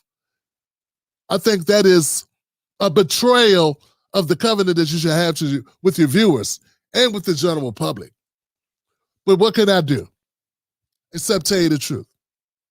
That does not in any way mitigate the reality that we got an immigration issue. We got a migrant crisis. We have more people than resources, and Black people or working class people or poor people should not be the ones having to share all the resources with people and not have the facilities or some way to mitigate that.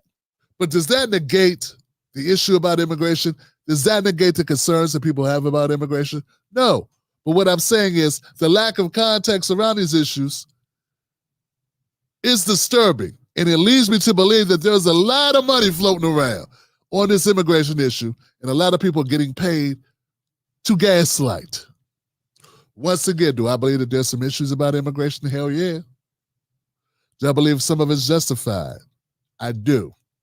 Do I think the majority of it is justified? That remains to be seen. But here's the thing.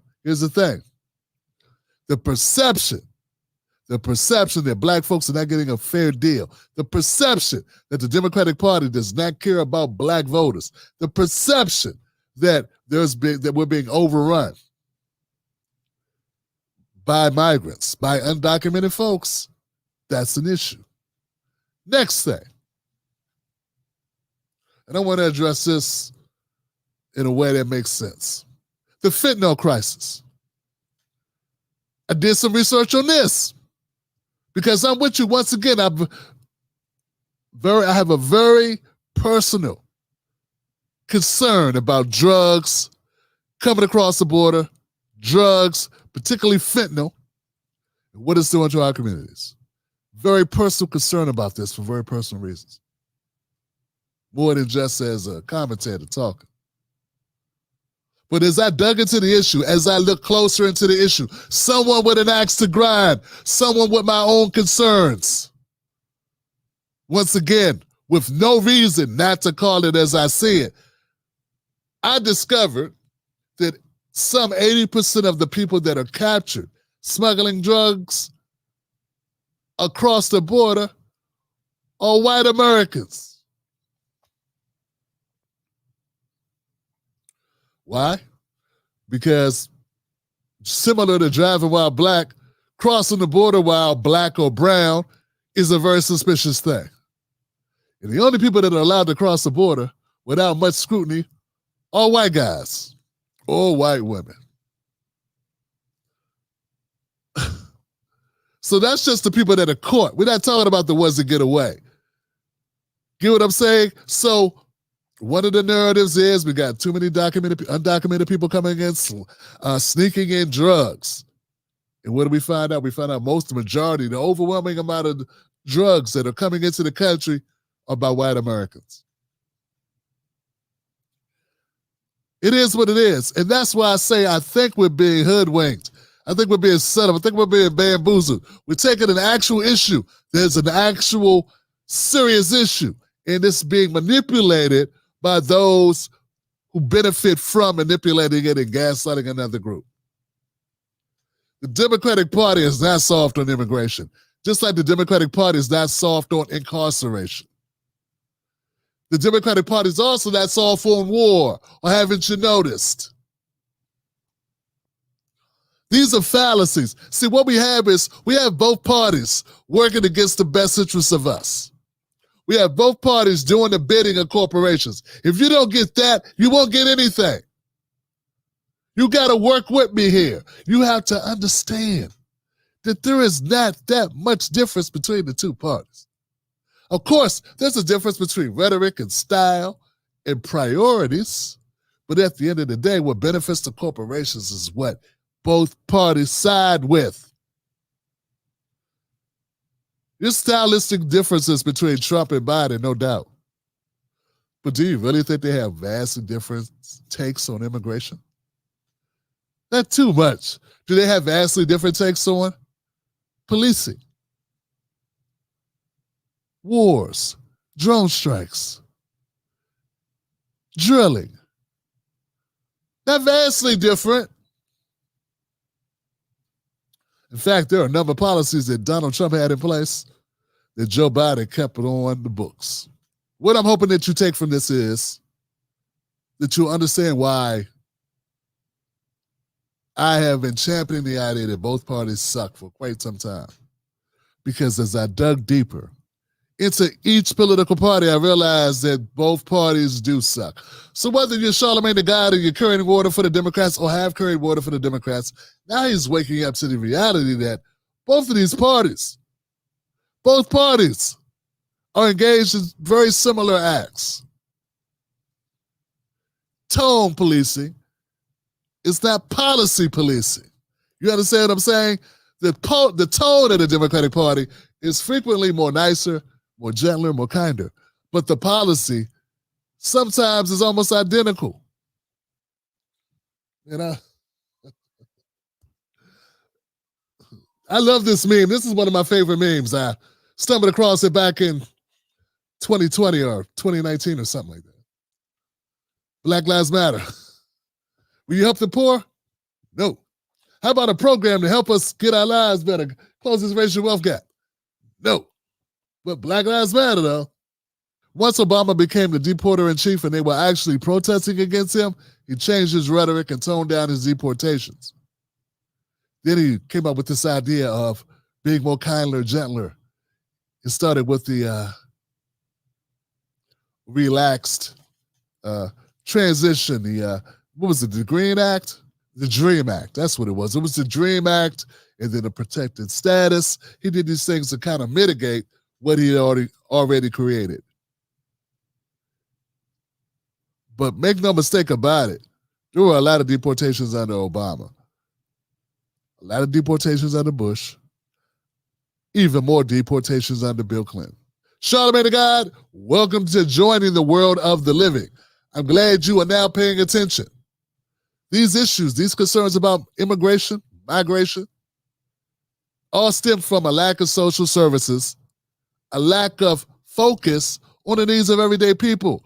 And when you have everyday people suffering, everyday people having issues of putting the food on the table, everyday people having problems accessing health care, being able to keep their heat on, being able to keep a roof overhead, it's only human nature to look and say, why is resources from my state or my city going to people that don't put into the kitty? These are people that are not contributing to the tax base. So it's only natural for people to be concerned. It's only natural for us to be upset. And it is gaslighting to then tell those people that are upset, that are concerned, that they are racist, xenophobic, or selfish. I'm Tim Black. This has been a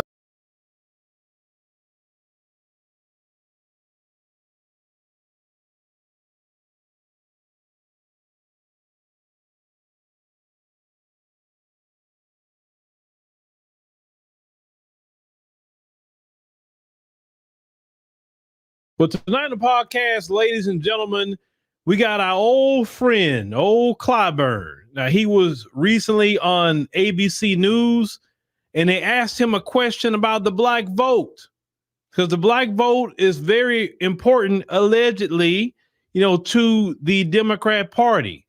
Your vice president who said this. So I'm not going to sit here and say I'm going to do something that's only going to benefit black people. No. And your president who told you this last election. You have a problem figuring out whether you're for me or Trump, and you ain't black. Every time I hear that, that just gets on my nerves. And I'm still trying to figure out why y'all ran out there and voted for that man after he disrespected black folks in that manner. So, of course, Clyburn is out here being a surrogate for Biden instead of Biden himself going out and talk for himself, because, he can't really talk. I mean, you really want to watch Biden? Let him go before the press conference. Let him do that. He can't do that. They shooing him off. He just started talking about some stories that he don't like. What? Well, anyway, I want you to hear what Clyburn had to say about the black vote this time, because last time on CNN, he said he was concerned. He was concerned, but he wasn't worried. So let's go ahead and listen to what he said about the black vote at this junction. How concerned are you when it comes to the president's ability to reach black voters? The president has an approval rating of 65% amongst black Americans age 50 and up, but that drops down to 32% amongst black Americans under the age of 50. Are you concerned? I'm concerned with the reporting of this. Yes, when I see those numbers, my goodness, if there's any truth to the numbers, which I don't believe them, because I talk to black people all the time. I have 3 black daughters. What a lie. They tell me differently. He said his daughter telling him everything is good, it's fine. Black's not complaining. Them poll numbers must be fake. This coon right here, boy, should be ashamed of his goddamn self. Lying, not really taking the gripes. This man here got the ear of the president, not taking the gripes of black Americans to these people. Lying to him because his boule ass is getting paid. But they keep exposing him on TV. And say, why you not telling us the truth, Mr. Clyburn? You keep telling us things is good. That's not what blacks are saying. Well, I know blacks. My daughters is black. What? My grandchildren tell me differently. So I don't know where those numbers are coming from. My grandchildren black. No, they say it's great. America is great for my grandchildren. I know it is great for everybody kin of your motherfucking ass. It's great for them. They living off the hole. But when you ask a question and someone is basing their opinion on incomplete information or misinformation, and the other side seemed to be pretty good at misinformation. We know what happened in the last election. They didn't stop when the election was over. It's still going on now. So there's a lot of misinformation going on out here. There are a lot of things being said that's just not true. And I think that we are going to break through that when it goes one-on-one. We'll see what happens after the South Carolina primary. So Clyburn is still trying to toe the line. He still don't get that Black Americans, and it clearly had the age range. It said you 50 and under, he has no support. We're talking about Biden. And 50 and over, he had some support. But I will say this, because I have a lot of people who's 50 and over have told me, say, hey, Phil, I just need to, let you know something. I'm not voting for that dude. He said, because I see what he's done. He said, I'm voting for the couch. Or some of them say they voting for Trump. He said, so please don't think all of us is supporting Biden like that. We're not. I say, and listen, that's good. I'm glad to hear that. I'm glad you guys are speaking up now and saying about not supporting Biden. I just want to see that in the numbers on election day. Clyburn says he don't see it. He's talked to his daughters. Sir, your daughters don't have the pulse of Black America, sir, because you reared them. You reared them to be Democrats. And Democrats can do no wrong because your daughters benefits from the Democrat Party. Not Black people, but your daughters or grandchildren, etc. So yeah, they're going to think the Democrat Party is awesome. Why wouldn't they think that? I mean, all the money that you have been funneled for years, all the kickbacks you've been getting, yeah. I mean, shoot, I guess so. But Black America isn't getting nothing out of the Democrats. See, the individual Black politicians and their families, they get broke off. So, yeah, you're getting millions of dollars funneled to you. Sure, you think Democrats the best thing ever. But the rest of Black America get pocket lint from the Democrats. Matter of fact, they get pocket lint while they're watching migrants come across like a standing army and getting resources that belong to them given to the migrants. And this is an open border policy that's clearly being done by Biden. You think Black folks not concerned about what's happening at the border? You think Black folks not concerned about you dropping all these migrants off in neighborhoods? Now these migrants are out here committing crimes. They were committing crimes in their homeland. So all you did was import a bunch of criminals here in our neighborhoods. You're importing them into our schools, in our cities in this country. Yeah, Black folks are upset by that. Clyburn, maybe you should go to Chicago and go talk to the Black community out there and see what they tell you. But see, one thing about you Democrats, you don't want to talk to Black people. You don't. You insulate yourself with the shills, but you don't want to talk to real Black people, everyday Black people that's getting up, going to work, raising their children, sending them to school, trying to make ends meet. You don't want to talk to them Black people. It's always these handpicked. And notice when they do talk to Black people, it's these young college kids who don't maybe know some, but they don't really know, or they may not know their history like that. But Clyburn won't come talk to me because Clyburn know I got something for him. I'm not going to disrespect him. I don't disrespect no guests that come on my show. I will let Clyburn speak to the end, but I will let Clyburn know, sir, Biden has done nothing for Black America. He is not securing our borders. Greg Abbott and them have to do it. Now, the Supreme Court decision, they said, forget that decision. We put more razor wire out. So now you have 25 governors in the United States that is assisting and supporting Texas. So now you talked about Biden, that you was going to heal the soul of America. You was going to bring America together. You have 25 governors supporting Texas action on protecting the border. That's nearly half the country, sir. You have divided the country way more than Donald Trump could ever have. But I thought Donald Trump was the person that divided them. You did it, Biden. And what happened is these open border policies. And every time in these primaries, they keep saying the same thing. The migrant crisis, immigration, and the economy is the two things that people are concerned about. Just the other day, I saw a video, today, they literally had a terrorist come across the border, and he was brazen. He said, "You don't know who I am, but you're gonna find out who I am." And yeah, they found out who he was real quick. He was a terrorist walking across the border. But that's what we supposed to go vote for in 2024. More of that. Like I said, y'all not gonna be happy. You black folks, especially who love Democrat, you're not gonna be happy until one of them terrorists come across and do something major in America. Then you're gonna be crying. You ain't gonna be like, oh, what they gonna do? Oh no, because you wanted a guy that support all these open borders. You want a guy that harm your neighborhood, take your resources away. Just recently heard Brandon Johnson in Chicago. He was, they tried to keep it on the low. That he had a panic attack and was hospitalized because Brandon Johnson is stressed out. Brandon Johnson trying to keep a cool face, but that migrant crisis is doing something on his health. All you got to do, Brandon Johnson, say no more sanctuary city. You got to go. Listen, let me tell you something, Brandon Johnson. Don't you let Clyburn, don't you let Biden and them put you underneath the ground, stressing you out. You better tell Biden, hey, look, I got a wife, I got children, I got to be here for. I'm the mayor of this city, and I'm supposed to be taking care of the residents of this city. I'm not taking care of people that just come over here. You're not paying for it? We ain't sanctuary city no more. Nope. Matter of fact, Governor Pritzker, you got a problem? I'm going to ship him over there with you and put him in your front door. And you deal with him since you want him.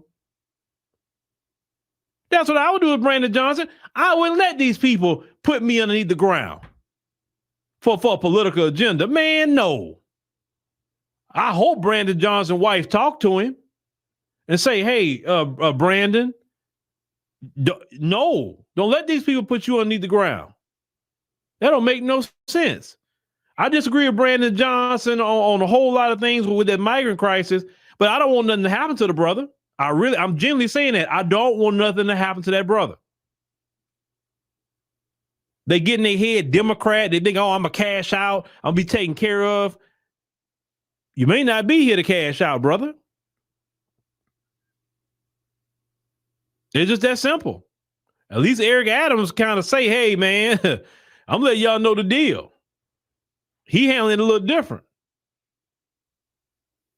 But Clyburn, and he won't talk about the migrants.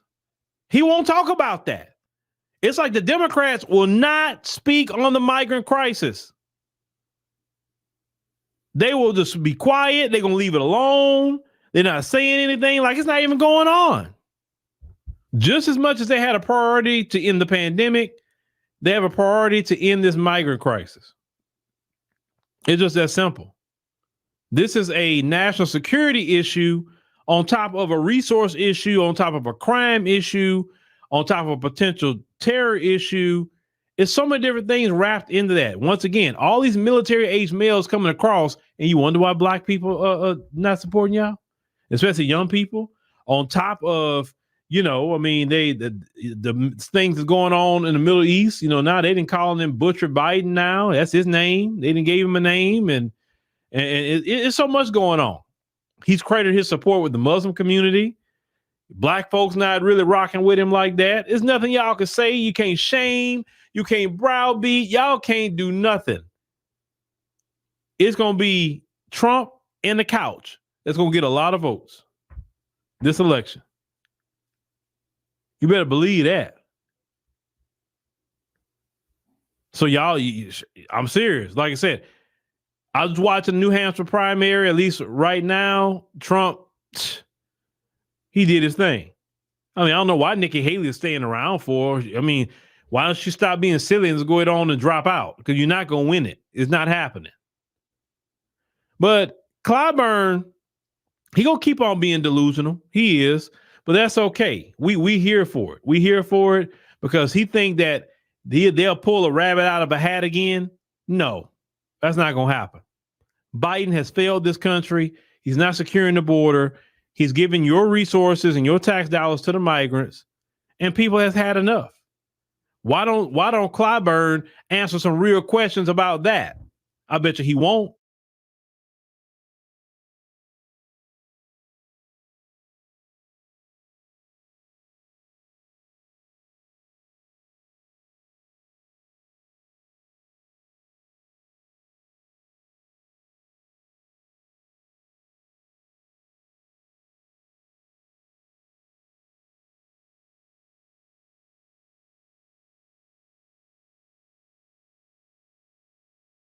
keeps freaking out about how Trump is winning the Republican primaries. Last night was the New Hampshire primary, and it was same thing, just like they freaked out last week in Iowa when he won that one too by a wide margin. Now, last week, we showed you how they were censoring his victory speech. Now, we are not here to praise Trump.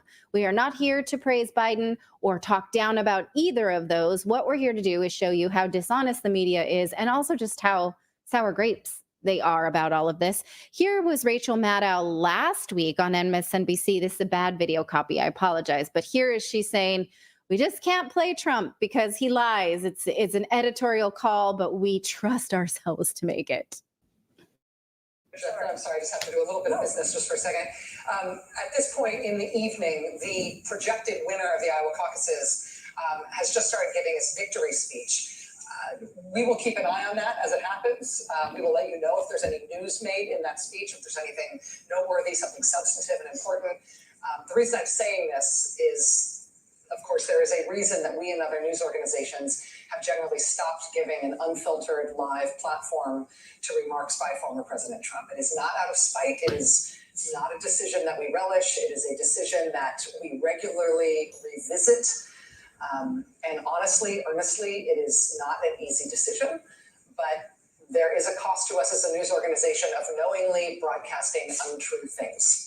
That is a fundamental truth of our business and who we are. And so his remarks tonight will not air here live. We will monitor them and let you know about any news that he makes. Stephanie, I was just saying, I believe that's All right. So she basically, at first, she even said that person, like he's Voldemort, and you can't say his name. He who must not be named has won. He is giving a speech, the winner. Go ahead. That coming from the queen of Russiagate. I know. Right. It's There's a such cost to knowingly broadcasting untrue things, she said, and that's the nature of our business. It is. I'm glad she woke up to that after lying to me for 4 years during the Trump administration about Russiagate. You're right.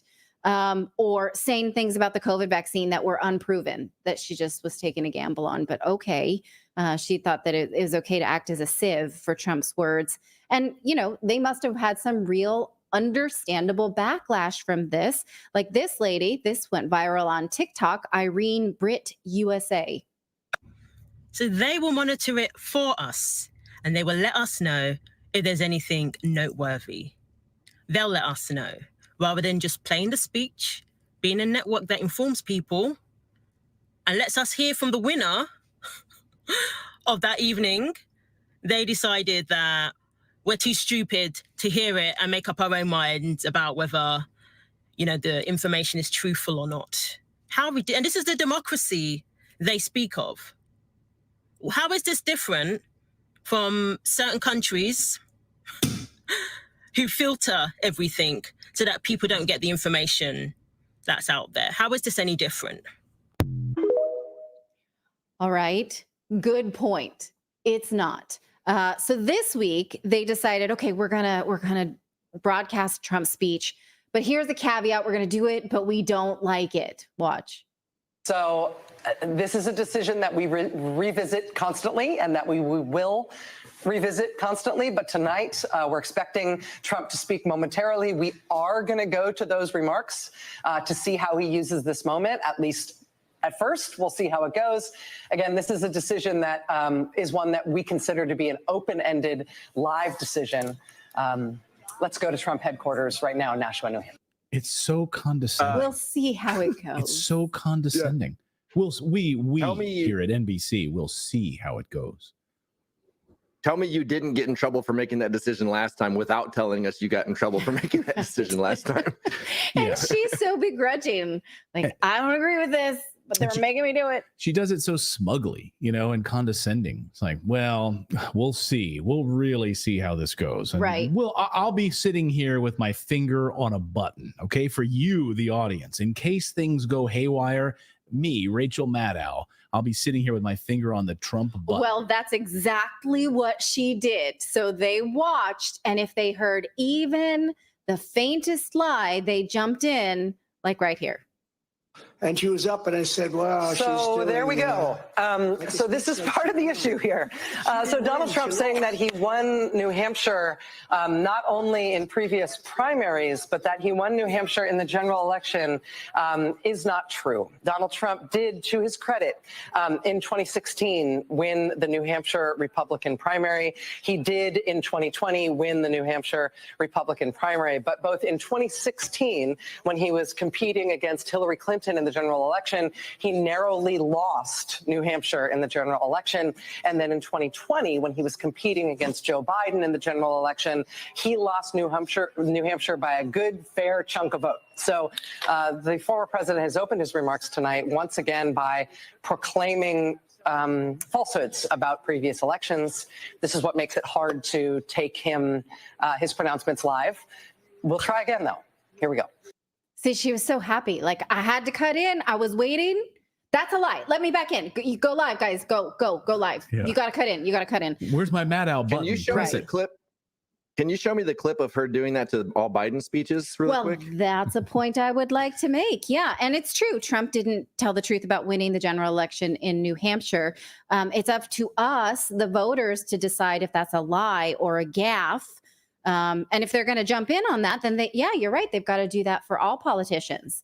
So they're going to be busy. They better be ready with their facts, right? Like, he said, like, here's one, for instance, Joe Biden just last week said that his son died in the war in Iraq. I did that at an event, and people didn't have chairs, and the press looked at me and said, "What the hell's the matter with that guy?" Anyway, Edward, thank you. Sergeant First Class, I was telling him my son, Bo, who I lost because of what happened in Iraq. Anyway, my son, Bo, when he made major in Iraq, I was there. I wasn't with him when he made that, when he got promoted, but I was with him later at an event. Anyway. Rachel Maddow here. I just want to break in on this coverage right now. And what the president is saying right now is a lie. What this president is saying right now is a lie. And I'm just going to cut into this coverage right now. And clearly he doesn't know where the hell he is. Back to you, Clayton. Right. Back to you. Oh, my God.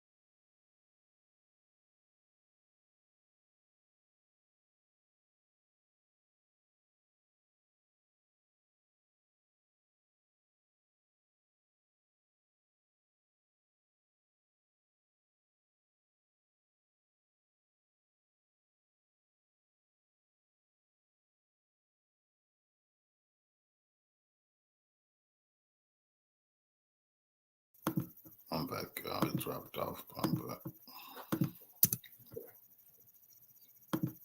Kettle that are both black, not at Biden, who is no spring chicken. Now watch Rachel Maddow say that Trump is not offering the voters youth, and she laughs, and Jen Psaki gives her a sycophantic laugh. Watch. I think that there's a very simple reason that Trump is making that the closing argument in what may be the last contested primary. And it's because that's really what he's offering. I mean, this is the special sauce. Donald Trump is not leading the Republican Party and leading the Republican field of candidates because of his youthful vigor or because of his policy preferences or because of his eloquence. Yeah, that's so funny. He's so old. Have you seen Joe Biden? You got to take those same shots. You got to take them both or don't take them at all. And here she is saying that Trump is doing Jedi mind tricks on voters because they don't know reality. She calls it reality bullying. I mean, let's just be really clear about this, right? So Trump saying tonight, after having won the New Hampshire primary, which he has done twice before, having then gone on to say, that's not enough. You can't just claim credit. You have to claim credit. You have to falsify the election results in the two times that you lost the state, is a form of like reality bullying in a way. And he's done this around Iowa as well. So for example, he doesn't have bragging rights about winning the Iowa caucuses. He lost the Iowa caucuses in 2016 to Ted Cruz. But after winning the Iowa caucuses this time, he said, it's really great to have won it for 3 times in a row. And he knows that it's not true. And he knows that everybody listening to him knows that it's not true. It's like his insistence on the date of the Spanish flu epidemic, or his insistence on what the hurricane track was going to be that he had to draw in with a Sharpie. It's an exercise in bending reality to his will and insisting that others follow. It's an exercise in making people who love him denounce reality and endorse his view instead as a form of fealty, as a form of loyalty. And it's a way of breaking the truth in our country and showing that his most loyal people will do that in a performative and effacing way. And I love Chris Hayes. Isn't that exactly what she did by not showing Trump's speech? Like, she's like, I'm going to twist your reality, and we're not going to play this because of your fealty to us, and you hate Donald Trump, and we're going to make sure that you remember that we hate him too. It's like she's doing the exact same thing by not playing his speech that she's saying that he's doing. Right, but she's also rallying up the people who hate him so much, and it's a commiseration. Like, you come here because you hate him. I hate him too. You're going to see me act superior, and you will feel fed in your hatred and validated, right? And then she's also saying that anyone who doesn't feel like you has divorced themselves from reality. Thankfully, you're in reality, but those Trump supporters, they're idiots. They don't live on planet Earth. They are willing to put the truth aside for fealty, she says. Here is where she says that Trump is promising the end of politics because he's poised to be a dictator. What he's offering is what he both sort of inherently offers and now more and more explicitly offers, which is, if you pick me, that'll be the end of politics. And you won't have to deal with politics anymore. You won't have to deal with contested elections. You won't have to deal with contests or divisions when it comes to power. You'll have a strongman leader and I'll just do what I want. And won't that be a lot simpler? That's what he's offering. That strongman model is what the Republican base is enthused about. And that is something that sets him apart from every other Republican candidate. And I think that we're naive to think that he's tricking people into picking him and then surprise, he's going to act like a dictator. What he's offering is strongman leadership, the end of politics, the end of elections, the end or the sidelining or domesticating, as Ruth Ben-Ghiat says, of the judiciary and the Congress. He'll be the man in charge and he'll get it done. And that's what he's selling. And that's what they are very eager to buy. On the same night that we now have Democrats calling on President Biden to nationalize the Texas National Guard because of the border dispute, take control of Texas and what is sovereign in the state of Texas as a dictator. And Democrats are openly calling for this over the past about an hour and a half now. Yeah. So Trump's the dictator, And when did Trump say he wanted to get rid of elections? Like, can you point to that, Rachel Maddow? Like, when was that moment? No, it's the Democrats that have outlawed actually making any rules around elections. I refer you to the Ken Paxton interview with Tucker Carlson, where he talks about how he's fighting with hands tied behind his back because he's no longer allowed to investigate any election fraud.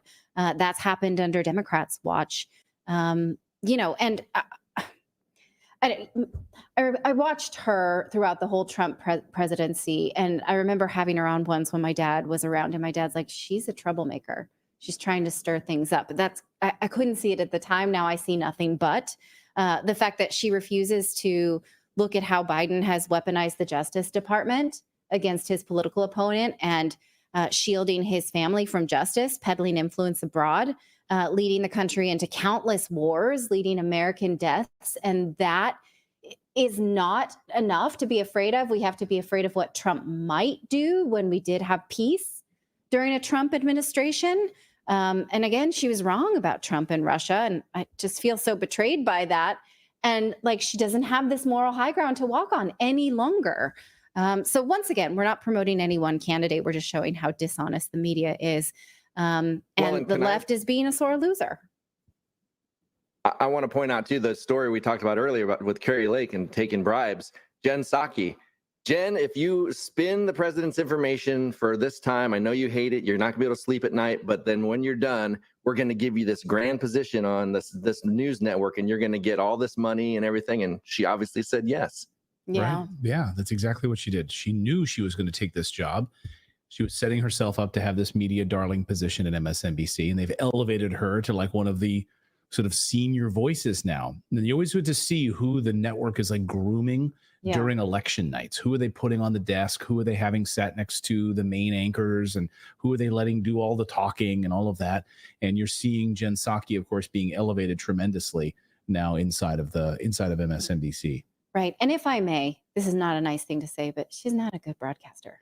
She's Jen very Psaki? phony. No. Yeah. And just in terms of like most of those people sitting at that panel, they're liars, but they're good broadcasters. I'll give them that. They're good at broadcasting lies. Right. Jen Psaki is Jen lying. Psaki is She's not lying, good at and broadcasting. I don't think she's a very good broadcaster. I'm sorry to throw stones. I don't mean to. Yeah, I did Yeah, a you little did. bit. That was a little, I had to. I don't know. It was just bubbling up in me. I won't be mean anymore. Now, I want to just say that there is an appetite now on the left of Democrats saying, let's stop being so religious about our identity politics and stop looking down our nose at Trump voters because there's something to see there. Jamie Dimon, of all people, said this at the World Economic Forum at Davos last week. Watch. And I just also want to point out, I wish the Democrats would think a little more carefully when they talk about MAGA, and if you travel this country, this year, and Leslie Pigger was on Spokane and Boise and Bozeman. People are growing. They're hungry to grow. They're innovating. It's everywhere. It's not just Silicon Valley. So we've got this great hand. But when people say MAGA, they're actually looking at people voting for Trump, and they think they're voting, and they're basically scapegoating them that you are like him. But I don't think they're voting for Trump because of his family values. And if you look, just take a step back, be honest. He was kind of right about NATO, kind of right about immigration. Mm-hmm.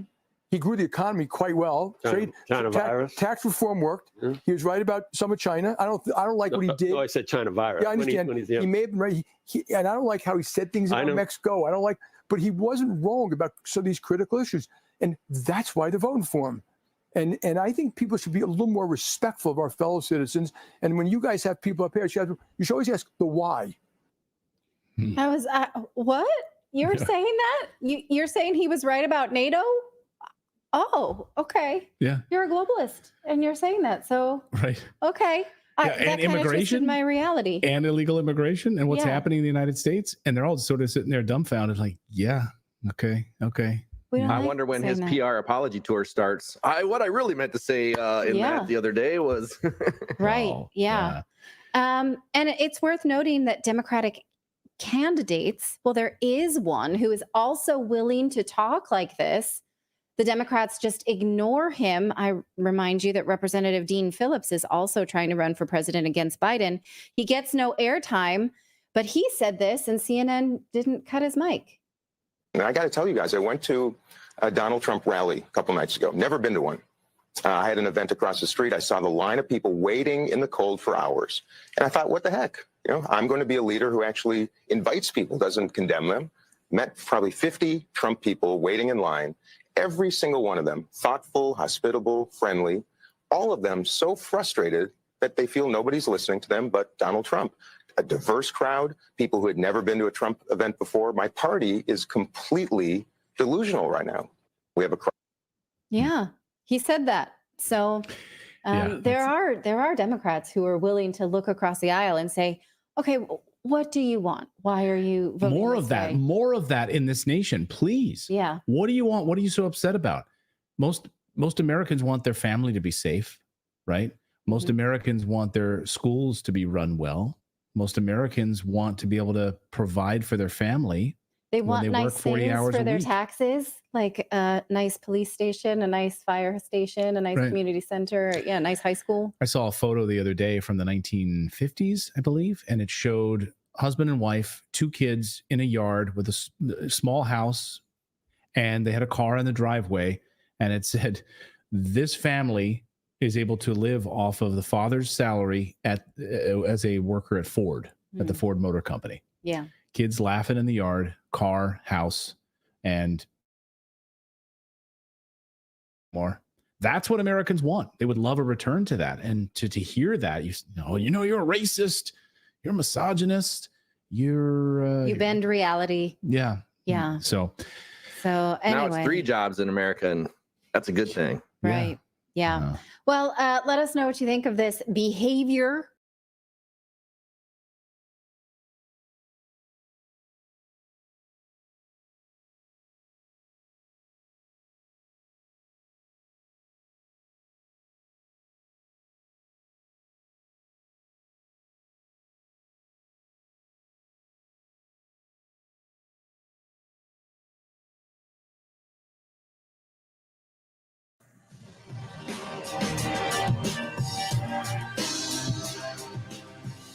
Joe Biden is in trouble as the 2024 election closes in. Dean Phillips, Biden's closest competition for the Democratic nomination, noted that the president is currently 4 points less popular than Donald Trump at this point in his presidency, making him the most unpopular president in the modern era. In a separate post, Phillips noted the same pollster that perfectly called Biden's 2020 plus 4% victory now showed him minus 9% versus Trump and RFK Jr. Biden's support with Black voters, an essential part of his electoral coalition, also appears to be cratering. Here's a Fox News segment on that. A recent poll shows Biden is losing on 2 top issues with Black voters. More than half disapprove of Biden's handling on the economy and inflation. A recent piece with this, when talking about economic concerns, Black and Latino voters in recent years are usually talking about inflation, and there's good reason for this. Inflation and inequality got worse for Blacks and Latino families over the last 2 years. They're putting more effort to try to win the Black vote than they have put in to help Black people. He almost admitted it just there. We're organizing, we're going to get in there early, because a lot of Black Democratic consultants always complain that they give all the white consultants money. Why? Because they take the Black vote for granted. Poor polling data comes on the heels of renewed questions surrounding Biden's mental acuity. During a recent rally in Virginia, Biden made a strange comment about who the, quote, real governor of the state was. Take a look. Hello, Virginia.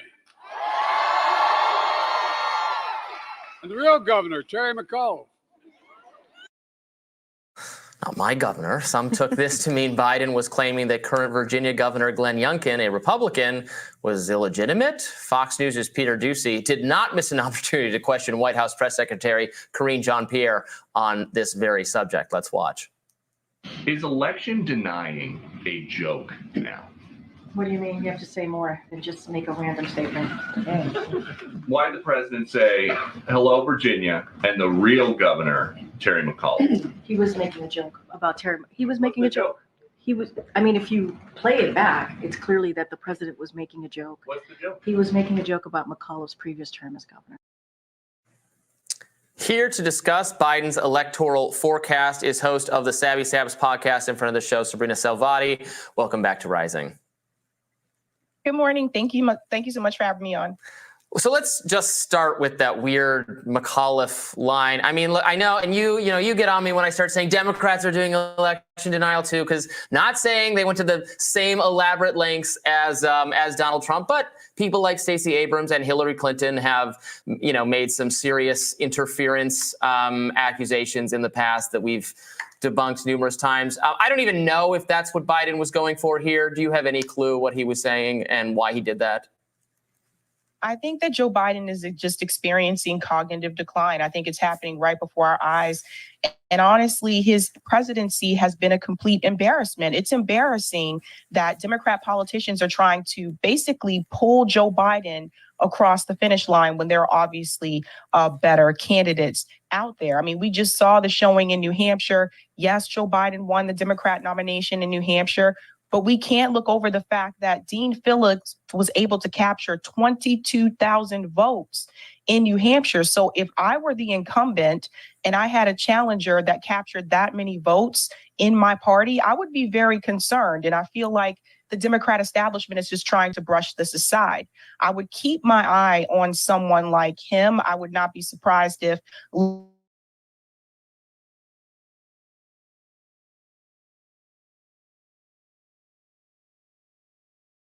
that's the reason why he's running for president in the first place.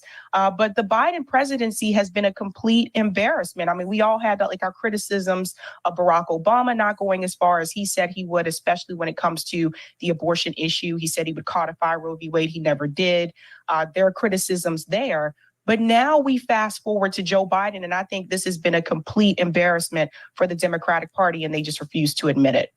Let's talk about the black vote, Sabby. Now, that Fox News segment was talking about how what the polls show about how black people feel about their top issues and which party is meeting them more. But that wasn't an overall poll as to how black voters plan to actually vote. There was one covered by Newsweek out of Georgia that showed that although Biden won Georgia by about 11,000, just short of 12,000 votes, that the distribution is now shifting. So a few more black people are saying in Georgia that they'd be willing to vote for Donald Trump, but overwhelmingly, the gap is created by black voters who say that they just do not plan to vote in 2024. To what do you attribute that shift?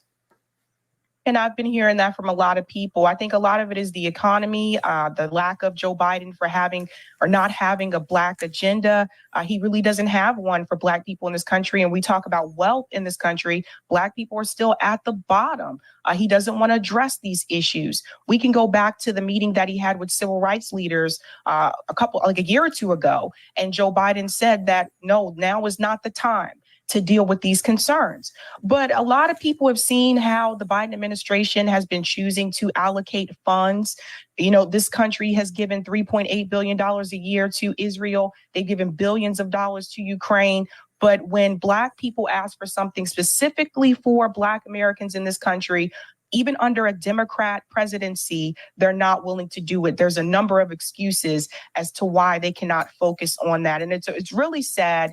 I do think more black voters are going to stay home this time in 2024 than in 2020. And I do think that Donald Trump, unfortunately, is going to gain some of that support from black voters just solely based on economic issues alone. Because if you look at the data, it does show that economically, black people are saying that they were better under Donald Trump, just economically compared to how things are under Joe Biden. And part of that is due to inflation. If I could just ask a follow-up on that, there are an unusual number of third-party candidates in the race this time around, options outside of the two-party duopoly. You have RFK Jr. obviously doing the best polling-wise, but there are also figures like Cornel West, Jill Stein, even Cenk Uygur still in the race.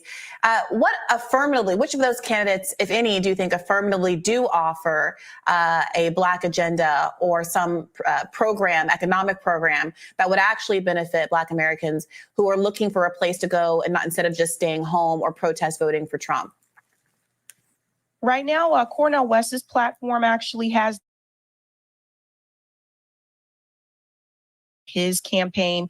He also offers increasing not just the minimum wage, but actually implementing a living wage of, I think it's $27 per hour, and then it will adjust based on the region that you live in. So obviously, if you live in California, it would probably be higher than $27. So Cornel West has a really good platform in reference to addressing the needs of Black Americans in this country. RFK Jr. has what he calls it a reparations plan. It's not actually a reparations plan. He doesn't agree with cash reparations. He said this on Matt Hofra's podcast, but basically he has a plan to basically implement some type of tax incentive for Black Americans. Jill Stein running through the Green Party. The Green Party has always supported, as long as I can remember, has supported reparations as well. But when I'm looking at who has the best strategy overall, if I'm just focusing on ballot access, right now, Jill Stein actually has the upper hand when it comes to ballot access because the Green Party has more ballot access in the country. And I just saw a poll recently that showed that Jill Stein is actually polling 6% in Michigan, which is a state that Joe Biden needs to win. Cornel West just got ballot access in Oregon. Previously, before that, Alaska, I believe RFK Jr. got ballot access in Utah, although RFK Jr. is doing a different strategy where they're focusing on key states instead of focusing on all 50 states. So I think there's different things here and there with the third party and independent candidates, but I just think that it's going to come down to, are people going to be willing to vote against the duopoly, or are more people going to stay home?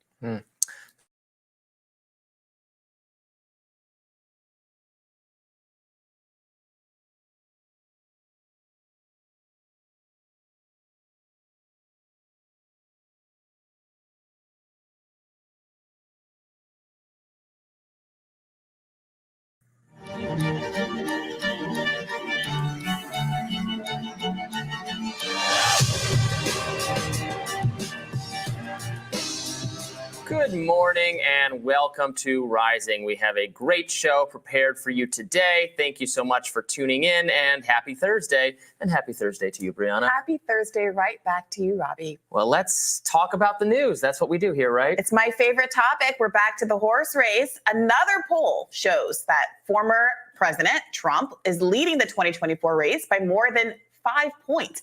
A new national Harris X Messenger survey finds 48% of voters support Trump compared to 41% for Joe Biden. That's a 7-point deficit.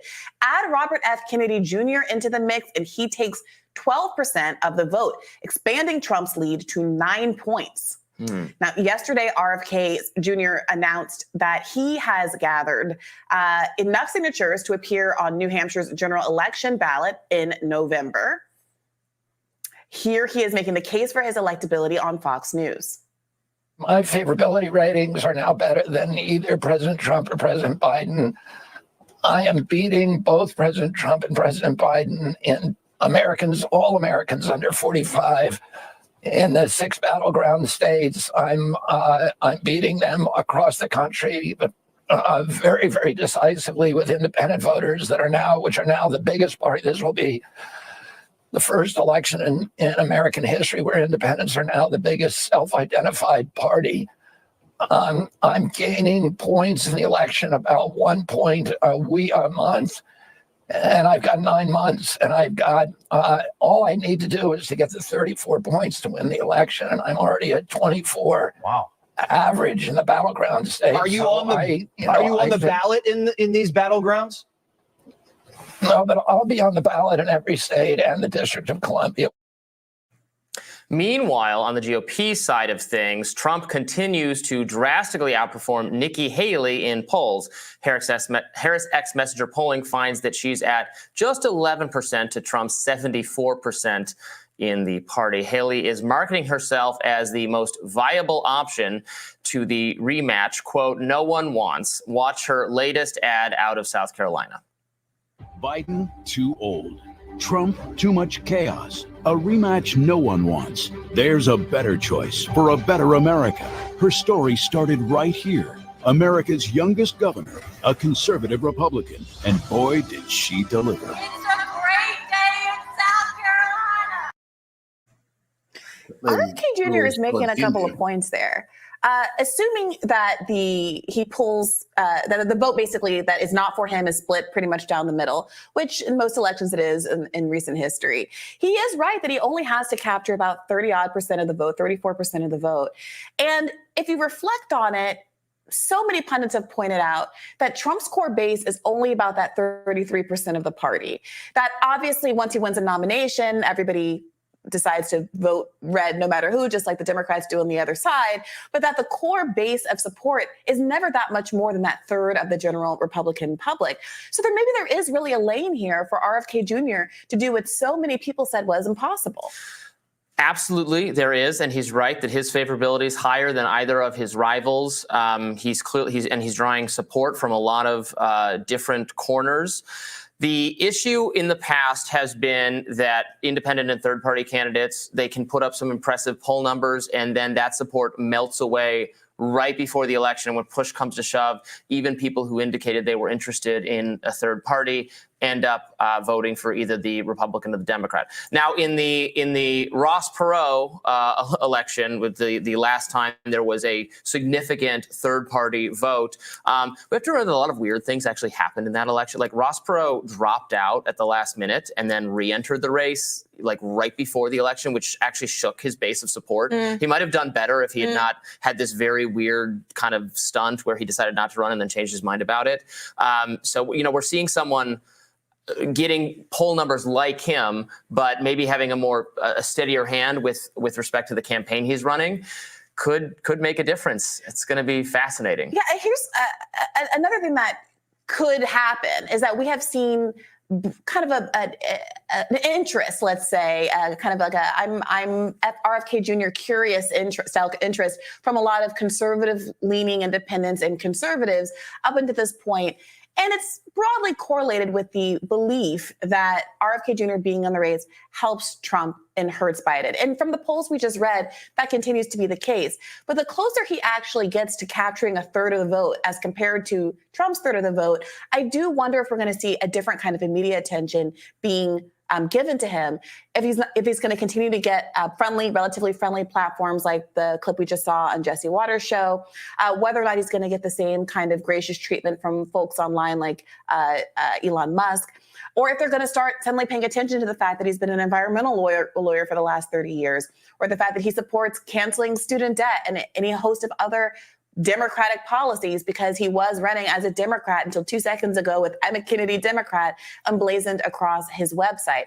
I do wonder if that is going to become more and more of a factor as both sides of the two corporate parties decide that he's a real threat. Yeah, I mean, he has an eclectic mix of policy proposals that frankly, I'm sure, and he would explain why they're perfectly consistent. I'm not saying they're inconsistent. A lot of the policies of the major parties are inconsistent, and then a lot of them overlap in ways the actual American voters don't like. But it just so happens to be that there are aspects of his platform that will appeal to liberals, that will appeal to progressives, that will appeal to the left, and there are aspects of it that appeal to libertarians, independent populists, and conservatives, and even some Trump supporters.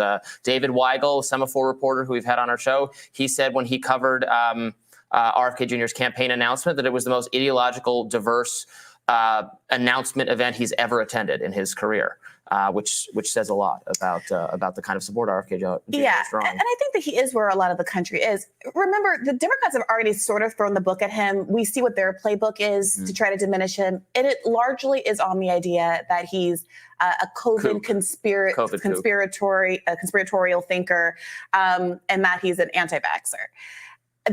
They've done their darndest, and it doesn't seem to have dinged him meaningfully. As far as I can tell, to the extent that there is support for him on the left, the only thing that's really diminished it is him coming out as such a hardliner on Israel-Palestine, which of course is the very issue that's motivating so many Democratic voters to not want to vote for Biden in the first place. So there is something sort of frustrating about their emerging a third way that is not actually meeting the needs of the public in this moment.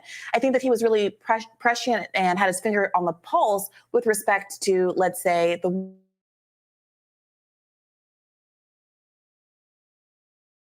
least he's halfway to where we need to be. But a lot of people on the left see it as more of a systemic holistic problem. And if you can't differentiate, if you can't understand internally why it is that they're very, very similar wars with very similar postures, which say similar things about U.S. interventionism, then they're not going to trust you with one or the other. And they're going to stick with a more consistent choice like a Cornel West, et cetera. I'm also curious to see how those other kind of third parties emerge once we're in a general election context. And there's some legitimacy that's given to third party candidacies because RFK Jr. is doing so well. Including my own party, obviously the Libertarian Party is the largest third party in America. We don't know yet who our candidate is going to be, whether we're going to have a candidate who already has some name recognition or not. There are a number of people interested in the nomination, including Chase Oliver, who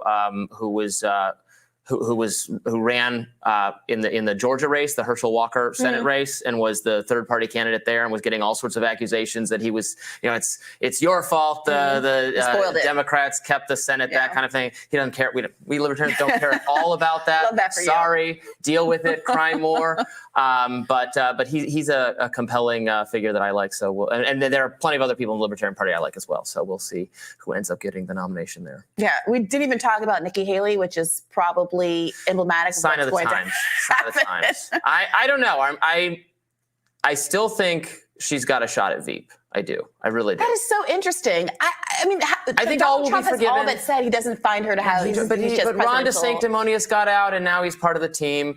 Trump forgives and forgets once you fall in line. He just practices a total tit-for-tat strategy. If you're against him, he condemns you and condemns you and condemns you. When you fall in line, it's over. I think that could happen to Nikki Haley. I mean, I think a lot of his most hardcore online Trumpiest supporters, Tucker Carlson and viewers of Tucker Carlson absolutely don't want Nikki Haley.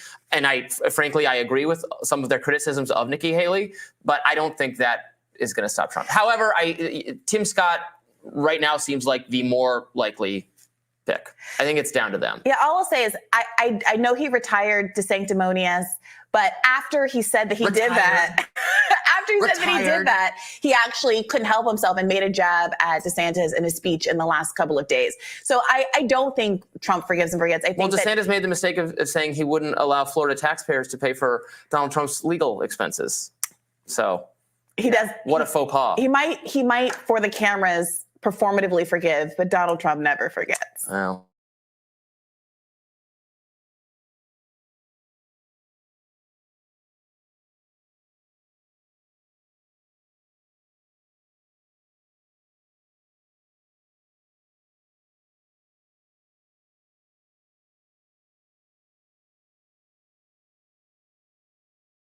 Israel demolishing buildings to create a buffer zone within Gaza.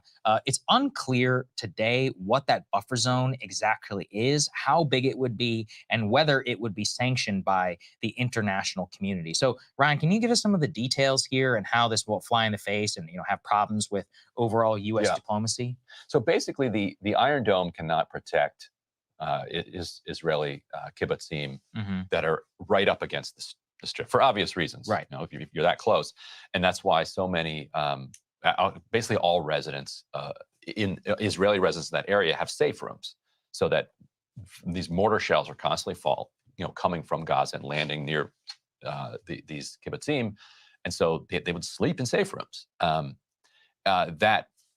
they thought that was kind of enough that they could kind of quote unquote manage the conflict in the long term. October 7th proved that not to be the case. And so currently you have a displacement crisis in Israel because you have tens of thousands of people from the north that have left, north of Israel, that have left because of the fighting with Hezbollah. And you have tens of thousands or maybe hundreds of thousands of people who have left the Negev desert because of the hostilities in Gaza. And so they're living in hotels, they're living with relatives. There was already a housing crisis in Israel, which is related to why there are now 700,000 settlers in the West Bank, because it's cheap housing for the Israeli population, just like in the United States, the one way we buy off our population, cheap housing. Go west, young man.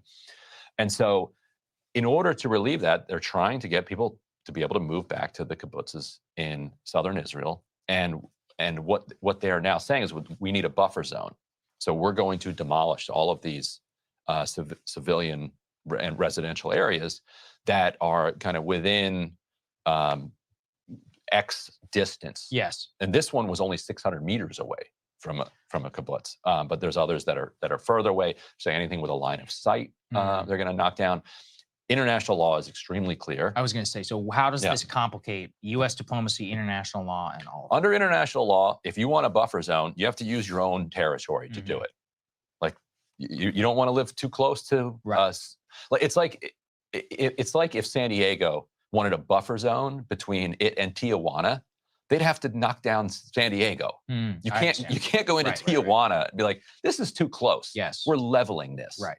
And so separately, the United States, international law, whatever, that it is what it is. The United States has said one of their lines, and I want to call it a red line because they've said there are no red lines, but one of the public things that they've insisted Israel not do is take land from Gaza to create buffer zones. They've said, do not do that. Israeli government continues to say, we are going to do that. So I have some update on that. John Kirby was actually asked about this by the Financial Times. He says, quote, we do not want to see the territory of Gaza reduced in any way. However, the Secretary of State, Anthony Blinken, struck a softer line on Tuesday, saying that while the U.S. is clear about not encroaching on Gazan territory, there might be scope for, quote, transitional arrangements. I'm not exactly sure what that means, but I think actually the euphemism just dropped. Yeah, I love that. The major, actual diplomatic crises that might come out of this may not involve America. It's actually probably Egypt. Let's put this up there on the screen. Egypt actually lashed out yesterday saying that extremist Israeli leaders are seizing Gazan Egyptian buffer zone territory because of Netanyahu's suggestion that Israel is going to have to take control of the 100-yard buffer zone on the Gaza side of the Egypt and Gaza border. The Israelis are like, hey, this is the Philadelphia corridor. This is the above ground and through tunnels. This is where a lot of the supplies and the smuggling and the weapons and all that comes through. The head actually of the Egyptian State Information Service said on Monday, this is an attempt to create legitimacy of the Israeli government's real goal of occupying the border corridor in violation of the security agreements that have been signed between those two neighbors. Well, remember that if we go back and we think about Oslo and we think about some of the other international agreements, all the way going back to 67 and Jordan and all the control of the border and all of that, Egyptian control of that border has always been very important. The Rafah crossing today remains the main thoroughfare of humanitarian aid and others, and especially if we consider, in the future, the idea of people in Gaza crossing the Israeli border to go work in Israel probably seems like zero for me. What do you think? The next 5 years? I don't think that's going to happen. And so if that's the case, it's very hard to see. Yeah, it's just not going to happen, right? So if we think about that, then we're talking about really the only way in and out of the country. And they're like, no, we're going to take control of that. That really is going to rankle a lot of people inside of Egypt because this is now a problem of sovereignty on their part and of a violation of an agreement that they have signed. And these people have fought 2 wars in the past. It's not a joke. Right. And the Egyptians and the Palestinians and the UN have all said this humanitarian crisis where we're talking about 2 million people being, in the grips of famine, on the brink of starvation, dying from disease is caused by the Israeli government restricting the amount of humanitarian aid that can get into the country. There is also a border in the north between Israel and Gaza that is just completely shut down. Israel has complete control over that. If they could load every truck and make sure that all that's in there is baby formula, diapers, and aspirin, and roll those trucks through there, there would be no question, because the Israelis are the ones loading the trucks, that there are going to be weapons or RPGs or new ammo for Hamas. The people in the north are perhaps suffering more than even the people down in the south because Israel's blocking getting humanitarian relief through their own border and is also bombing any convoy that goes from the south up to the north and refusing to deconflict. And so you have a situation where people are just scrounging like absolute Hunger Games style stuff in the north. Yeah. And so Egypt is then like, and you think we're going to turn over the southern border to you as well, which is our border, given what we have seen you do? Like, you have lost all moral legitimacy to maintain any immigration or border control on the Egyptian side. And also Sisi and Bibi have not spoken since October 7th is what the reporting is. Wow. That's crazy. I did not know that. Yeah, they're at a nadir. Like, because the Egyptian and Israeli normalization was one of the great triumphs of Israeli foreign policy. All right, final thing, Ryan, you've got you have got a story for us involving playing cards. Why don't you tell us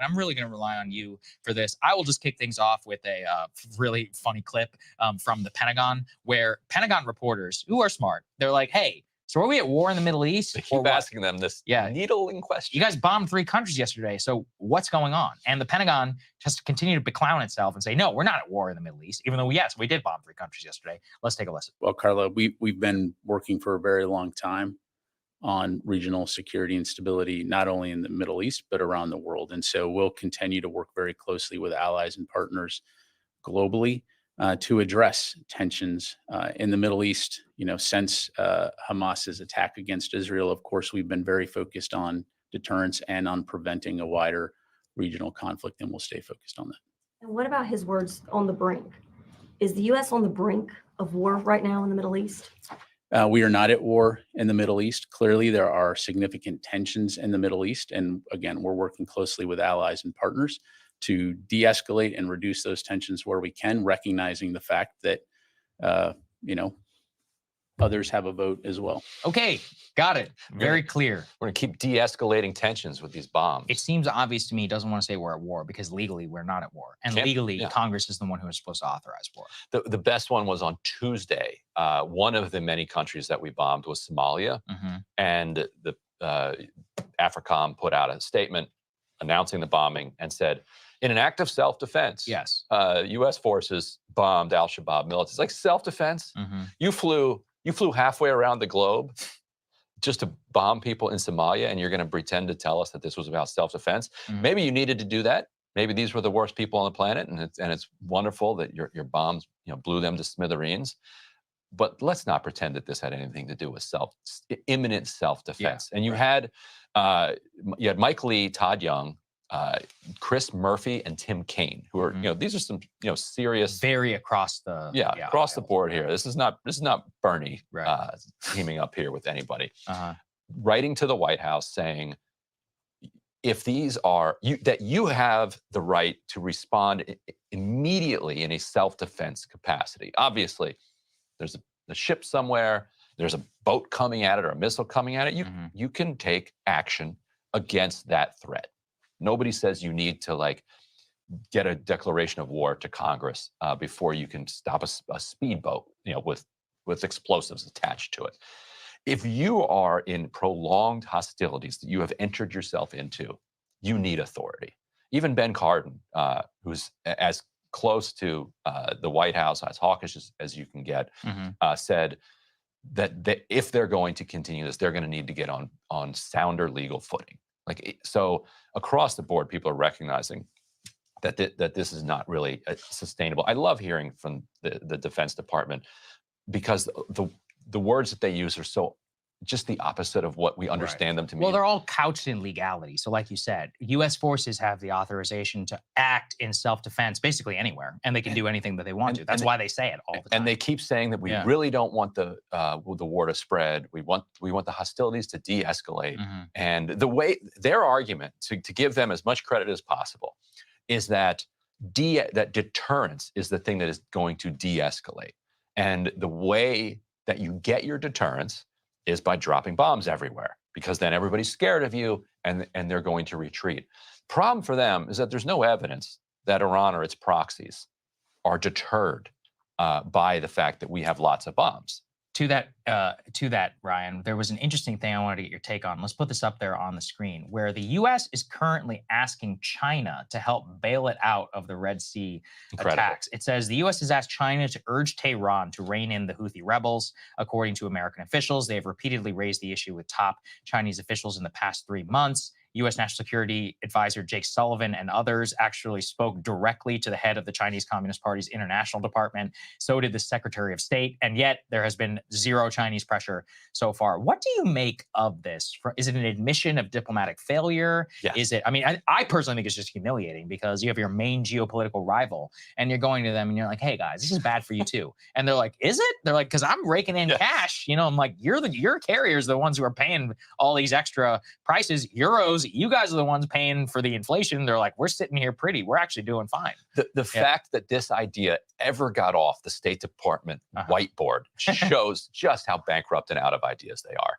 So we could count the layers of absurdity here. First of all, the Houthis have actually, the Houthis are warning ships before they fire on them, and the Houthis have told Russia and China that they're not going to attack Russian and Chinese ships as long as those ships are not going to Israeli ports. Right. We don't talk about that here in the United States because we pretend that the Houthis are a kind of nihilistic bunch of pirates who are just doing these mean things to these ships for no reason.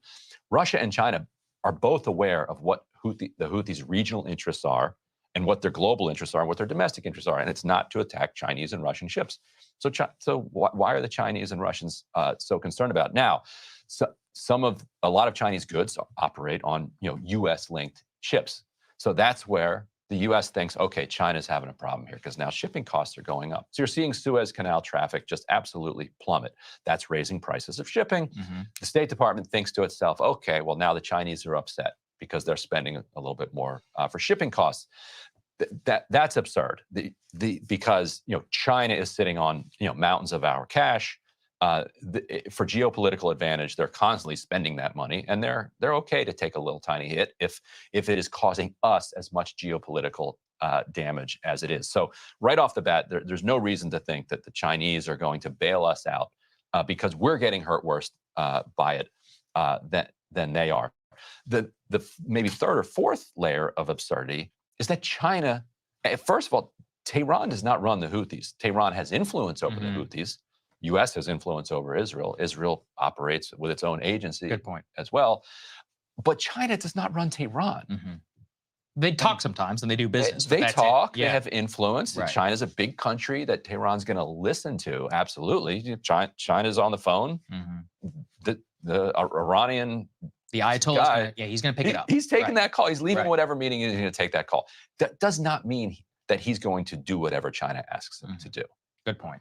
Yeah, I think all of this, is, as we always say, it's not like the Houthi thing came out of a vacuum. A lot of it stems back to Israel. And this is where the interesting point about Israeli pressure domestically for a ceasefire may be increasing. Let's put this up there. We gave some of the preview of this the last time that we did a show together, Ryan, about these Israeli hostage families that crashed into this Knesset meeting. But this time, it's really starting to get attention internally. And they say here the Israeli hostage families, quote, have nothing to lose in this push for a new deal. And the new deal that the Israeli government, the war cabinet had approved was a release of all hostages in exchange for a 2-month ceasefire. Doesn't seem that it's being, widely entertained, but clearly there's a lot of pressure because you have 132 hostages who remain in captivity. They say 28 of them are believed to have been dead, either of injuries of Hamas or claimed to have been killed by Israeli troops currently in the situation. But in general, it does seem that many of these families have, quote, now mounted large-scale demonstrations,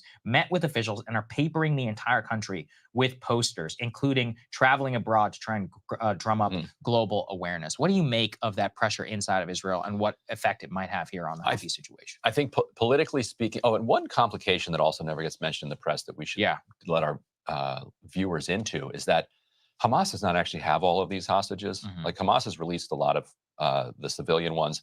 What's remaining are mostly, soldiers IDF, and other reservists, etc. Yeah, but a bunch of gangs and thugs and other groups went over the border on October 7th and have some. We don't know. Nobody knows how many, but it absolutely is some and a non-trivial number. And so it's not even clear that Hamas and Hamas might be embarrassed in that sense because they're supposed to have total control. So you mean like criminal gangs, Palestinian Islamic Jihad, and they might not even know where they are or have the capacity. Hamas could reach a deal with Qatar, reaches a deal with Israel, and then Hamas might not be able to deliver on some of these. So some of that is embarrassing for them. Right. But separately, from the Israeli government perspective, I feel like they have politically, they have two options. They can reach a deal that releases the hostages, or they can achieve their military objectives of annihilating Hamas, wiping out the Palestinians, and kind of basically repopulating it with Israeli settlements, which you hear from so many of the far-right members of the current Israeli government. They are clearly failing at that first one. Like Hamas is not eliminated. Their efforts to clear buffer zones just the other day led to 21 Israeli casualties. And so I think from an Israeli public that is saying, okay, you're not accomplishing your primary objective. If you were, then maybe we could understand what you said in the beginning, that you were going to be ruthless with the hostages. But if you're not accomplishing your military objective, then just get the hostages back. Like, you no longer have an excuse to refuse to negotiate over these hostages. And they came forward with this 2-month ceasefire offer, where there'd be a pause, they release all the hostages, there'd be some release of Palestinian hostages, and then the hostilities would resume. And Hamas, and I think a lot of Palestinians are like, so in 2 months, like, are you going to let in enough humanitarian aid? Like, it's not an end to this crisis. And then we've lost our bargaining chip, and then you're just going to just continue, carpet bombing the place. Hey guys, if you like that video, go to breaking.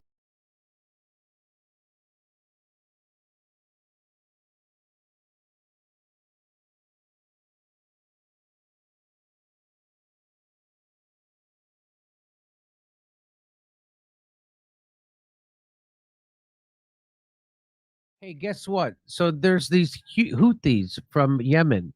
By the way, they've been able to stave off an attempted slaughter or a slaughter from Saudi Arabia and the United States. And now, this is the Yemen's Houthis will not stop Red Sea attacks until Israel ends the Gaza war. So that's a big shipping lane.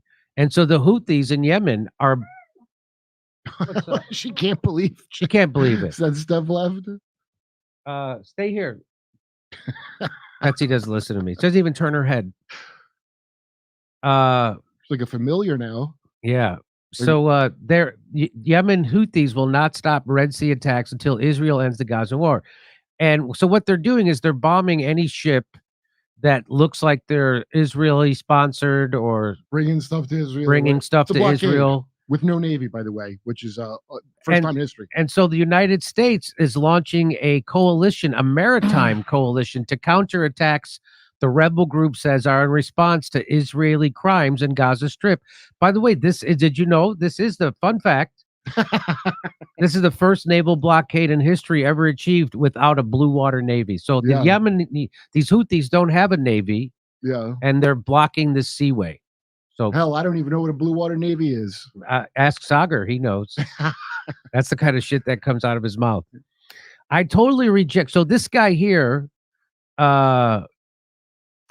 he's the UK. What is this guy's? The Labor guy, instead of the other one, instead of Corbyn, instead of Jeremy Corbyn, he's the head of the Labor Party. That's who this guy is. His name is Keir Starmer. What a crazy name that is. Yeah. And here's what he has to say about. He pretends. Well, watch. You'll see what he pretends. We must show Iran that it cannot pursue its ends by destabilizing the entire region. Because, like the yes, only we can destabilize the entire region. Iran can't do that. Only the UK and the United States and NATO gets to do that. And if we are destabilizing it, don't try to stabilize it. That's right. Okay, so he's given a warning to Iran because they're saying that the Houthis are acting as a proxy for Iran. And they're not. They're not called Houthis. They're called Ansar Allah. They're not the same kind of Shia as Iran. They're actually kind of closer to Sunni. It's kind of interesting, their thing. It's called Zaidiism. Oh, really? And it's like all based on this guy that stood up to corruption. So their whole thing is anti-corruption. They're not the rebels. They're the actual rulers of the country. So the Houthis they keep always refer to them as the rebels. The head of the tribe that like kind of took over the Zaidi movement. His last name was Al-Houthi. Oh, so okay. It's like saying the Moonies about the Unification Church. Okay. I say Moonies. I don't say Unification Church, but Houthis is almost like a slur on them. And if you look it up, even Wikipedia, like, they're not called that. Everybody just calls them that. Oh, okay. Yeah. All right, here we go. Listen to what he has to say. I totally reject the Houthi claims that attacking ships from around the world is somehow linked to the conflict in Gaza. So he says he rejects the idea that attacking ships around the world is somehow linked to the Palestinian cause. Hey, yeah, no shit. That's why they're only attacking ships in that one area to specifically blockade Israel. You know what? I wrote that wrong. He said from around the world. Wait a minute. And I said around the world. And that was a misinformation. That attacking ships from around the world from around is somehow linked to the conflict in Gaza. But it is, by the way, linked These to Gaza. attacks. But it is linked to Gaza. Yeah, I mean, How would it not be linked to that? They said that's why it is. They're specifically doing it. So he's trying to pretend it's not linked to it. Oh, they're just crazy. These attacks do absolutely nothing for the Palestinian people. No, it's you and America and the Saudis and the Egyptians and pretty much everyone else that does nothing for the Palestinian people. These attacks actually are putting pressure on Israel. Yeah. Can you imagine how much this could spin out of control if their real backers, the blowfish, enter the Houthis and the blowfish? Houthis and They're the going to blow our blowfish, fish right out of the They have a water. reunion. Here we go.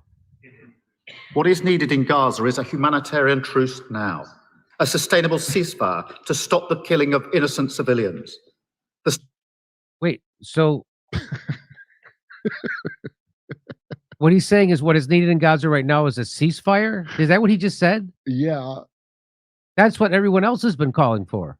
Yeah. That's why Susan Sarandon should never work again for saying that. Well, you could get blackballed from Harvard for talking like It's that. basically genocide to say that. Yeah. So he's got a lot of mixed messaging.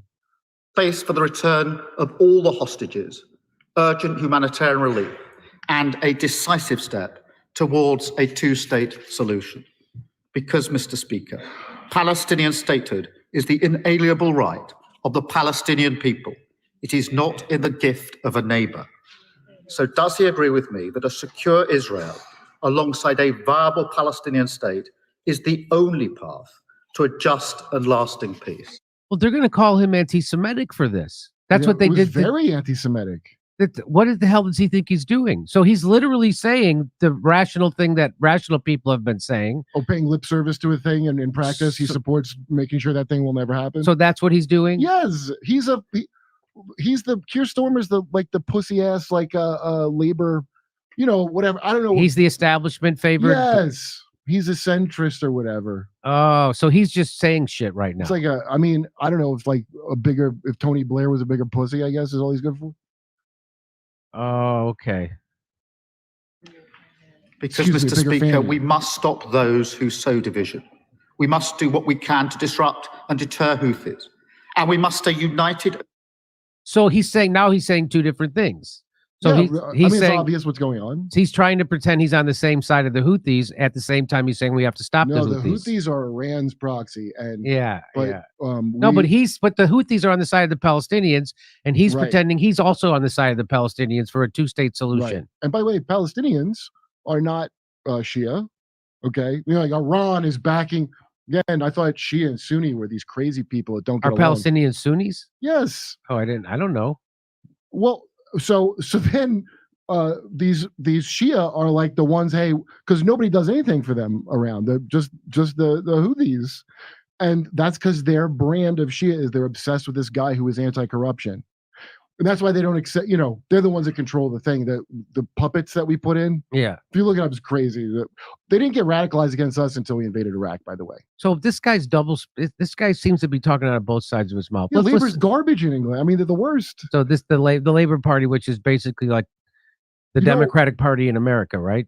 There you go. They're just completely sold out. Aaron told me with Corbyn, all that because if you thought there was real woke stupid shit here, England really took the piss with that, and that was to sabotage Corbyn. Yeah, because he was too much of a man of the people. Yeah, so they're like he's an anti-Semite because what this guy's saying is anti-Semitic according to standards of AIPAC that I know. Yeah.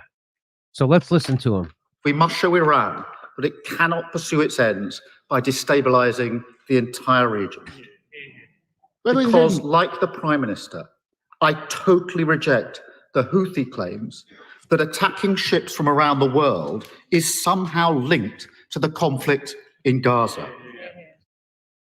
By the way, how could it not be linked to? That's why they're doing it. Yeah, well, it's a lie. But Bibi was committed to destabilizing the immediate region.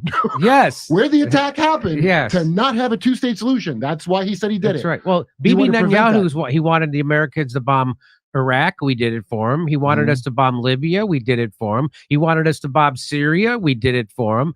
And now he wants us to bomb Iran. We haven't done it quite yet. I thought our aircraft carriers get a lot of that shit done on their own without us having to come It's just amazing that he's now saying that the Houthis are the ones destabilizing the region. Well, it's probably to coincide with whatever nonsense is on their state-run news. Oh my God. Yeah, okay. That thing The where people who destabilize that region are the United States and the UK and NATO. Yeah, It's not, especially UK. certainly isn't the Houthis. The Houthis, yeah. So anyway, they're not rebels. They run the country again. They're not called Houthis. And the guy that we back is like another Shah type, another corrupt Shah. So we back a guy in Yemen that's like a puppet of the United States and Saudi Arabia. They've been replaced many times, the various puppets, and then they had 2014. They had some talks about it, and then their representative was assassinated, and also they didn't want to divide the country into a rich and poor section, which is what we were suggesting with our. And so, according to this Intercept article, and apparently they're allowed to tell the truth about this because they're the guy who owns the Intercept, Pierre Omidyar, is Iranian. Is Iranian. Well, look at him back in the Houthis. The Houthis may have. Iran. The Houthis may have checkmated Biden in the Red Sea standoff. The hardened Yemeni rebel force can't be deterred without risky and costly U.S. escalations. So I hope our crack team of asylum-seeking immigrants can take them out when we have to put boots on the ground. Over the past 3 months, the Houthis have attacked merchant ships passing through the Red Sea, an unexpected military intervention aimed at forcing Israel to end the U.S.-backed offensive in Gaza and allow aid into the besieged Syria. So that guy from the UK, that Keir Starmer guy, He's a piece of shit. Is a piece of shit. Yeah, that's well known. Okay. Well known. The Houthis' squeeze on the critical trade route is already impacting global economies. Spooked shipping companies have diverted vessels toward more costly routes. Open a new tab with risk insurance with insurance premiums and global shipping prices rising. The effects of the attempted blockade could soon be seen in the cost of oil and consumer goods worldwide. Kurt, Houthiflation? We just got we still have Putinflation. Since last week, the United States launched 5 airstrikes on the Houthis. The Houthis doubled down. They don't give a shit. They're like, we already blew up all this shit. That's right. Care. They don't care. They fired at passing ships with several more rounds of missiles and drones. The targets included U.S. commercial vessels and a U.S. Navy warship, signs that the rebels were only emboldened by the U.S. volley. I like and they come off to the region like fucking Braveheart. That's how much. So it is dangerous because just them doing that, I mean, that's a bigger black eye than. Yes. That's amazing. So this is like Vietnam. There's no way the United States is going to stop these Houthis. Because they've been trying to for years now. It's like Afghanistan is what it looks like to me. It looks like Afghan, very much like the Taliban and Afghan. It's a better. During a White House press briefing on Thursday, President Joe Biden acknowledged that the airstrikes were not stopping the Houthis, but said the U.S. would keep targeting the group anyway. You saw that, right? What else are we going to do? Is it going to work? No. Are we going to keep doing it? Yes. That's what Grandpa Joe said. Why not send the IDF at them? I hear they're really good. Send their crack team of mine layers there. With its decision to attack, the Biden administration appears to have opened itself up to a geopolitical checkmate by the Houthis. Escalating the strikes against the rebels will likely bring more shipping disruptions, potentially counterproductive to mitigating economic. So there are going to be, way more effective than Osama bin Laden, by the way. Yeah, and they're risking a full-blown war. Negotiating or submitting to the demands of a non-state militia group from one of the poorest countries in the world would be seen by many as a U.S. surrender and would boost the Houthis' newfound popularity. Oh, boy. Okay, we got to pick. Which one do we keep going? This or Ukraine? This, right? They're going to do both. Battle hardened in a brutal civil war with a Saudi-backed Yemeni government in exile, the Houthis. So you're right, Kurt, that their government isn't even. So the Houthis are running things in Yemen. Yeah, 2/3 of the population. So if you look at the map, it's southern Yemen, but it looks like western Yemen, but it's southern. And the bigger amount of land, very few people live there. Almost everybody lives in the Houthi section. Okay. So and then we have some puppet there that you never even hear about. He doesn't even get the Juan Guaido bump of being the rightful ruler of Yemen. The Houthis absolutely want this conflict, said Iona Craig, a journalist and political specialist focused on Yemen. It is part of their ideology, whose anti-American element was formed during the period of the U.S. invasion of Iraq. So this is called blowback. They now very much see themselves as the defenders of the Palestinians and the people of Gaza. The Biden administration seems to be hoping that degrading Houthi capabilities will coerce them to stop, but that doesn't appear to be working. Everyone is deterrable, and the Houthis are not lunatics. But the problem when dealing with non-state actors is that it requires more force to get them to change their strategic You calculus. can't cancel them. They can't. You can't do your cancel sanctions. Wah wah. He added that the Saudis also thought that they could beat the Houthis militarily without having to address any of the political demands that they were making. And Trump, if that guy's there that was like, why don't you say about Trump? Trump's the guy that vetoed stopping what the Saudis were doing to them. They put a bill out and Trump vetoed it. Oh, And, really? Yeah, he could have put an end to that. So he's buddied up with Saudi Arabia. He really let that go on. Yeah. That's his big bloody Well, thing we he got to did. keep the petrodollar, Kurt. Yeah. That's why we're helping Saudi Arabia do this to the 'Cause our Yemen. money's worthless unless we do this. That's right. Our money's worthless without the petrodollar. The Houthis, officially known as Ansar Allah. I don't know why they made it one word. It's Ansar Allah, emerged decades ago as a movement opposed to the perceived corruption of the Yemeni government. No, they were corrupt. They were real corrupt. Okay. For the past several years, the group has been at war with the Saudi-led coalition in Yemen and are currently in peace negotiations to end the conflict. The U.S. played a key role. So the United States and Saudi Arabia tried to demolish these people in Yemen, and they couldn't do it. They couldn't do it. And now the United States thinks they're going to do it now. They're not going to do it now either. Well, no, we know we won't, but we're just going to keep doing it, is what the president because they don't said. know what else to do. The U.S. played a key role in the civil war, heavily arming and for a time giving direct assistance to an air campaign by Saudi Arabia and the United Arab Emirates that inflicted huge civilian casualties in Yemen. The onslaught failed to defeat the Houthis.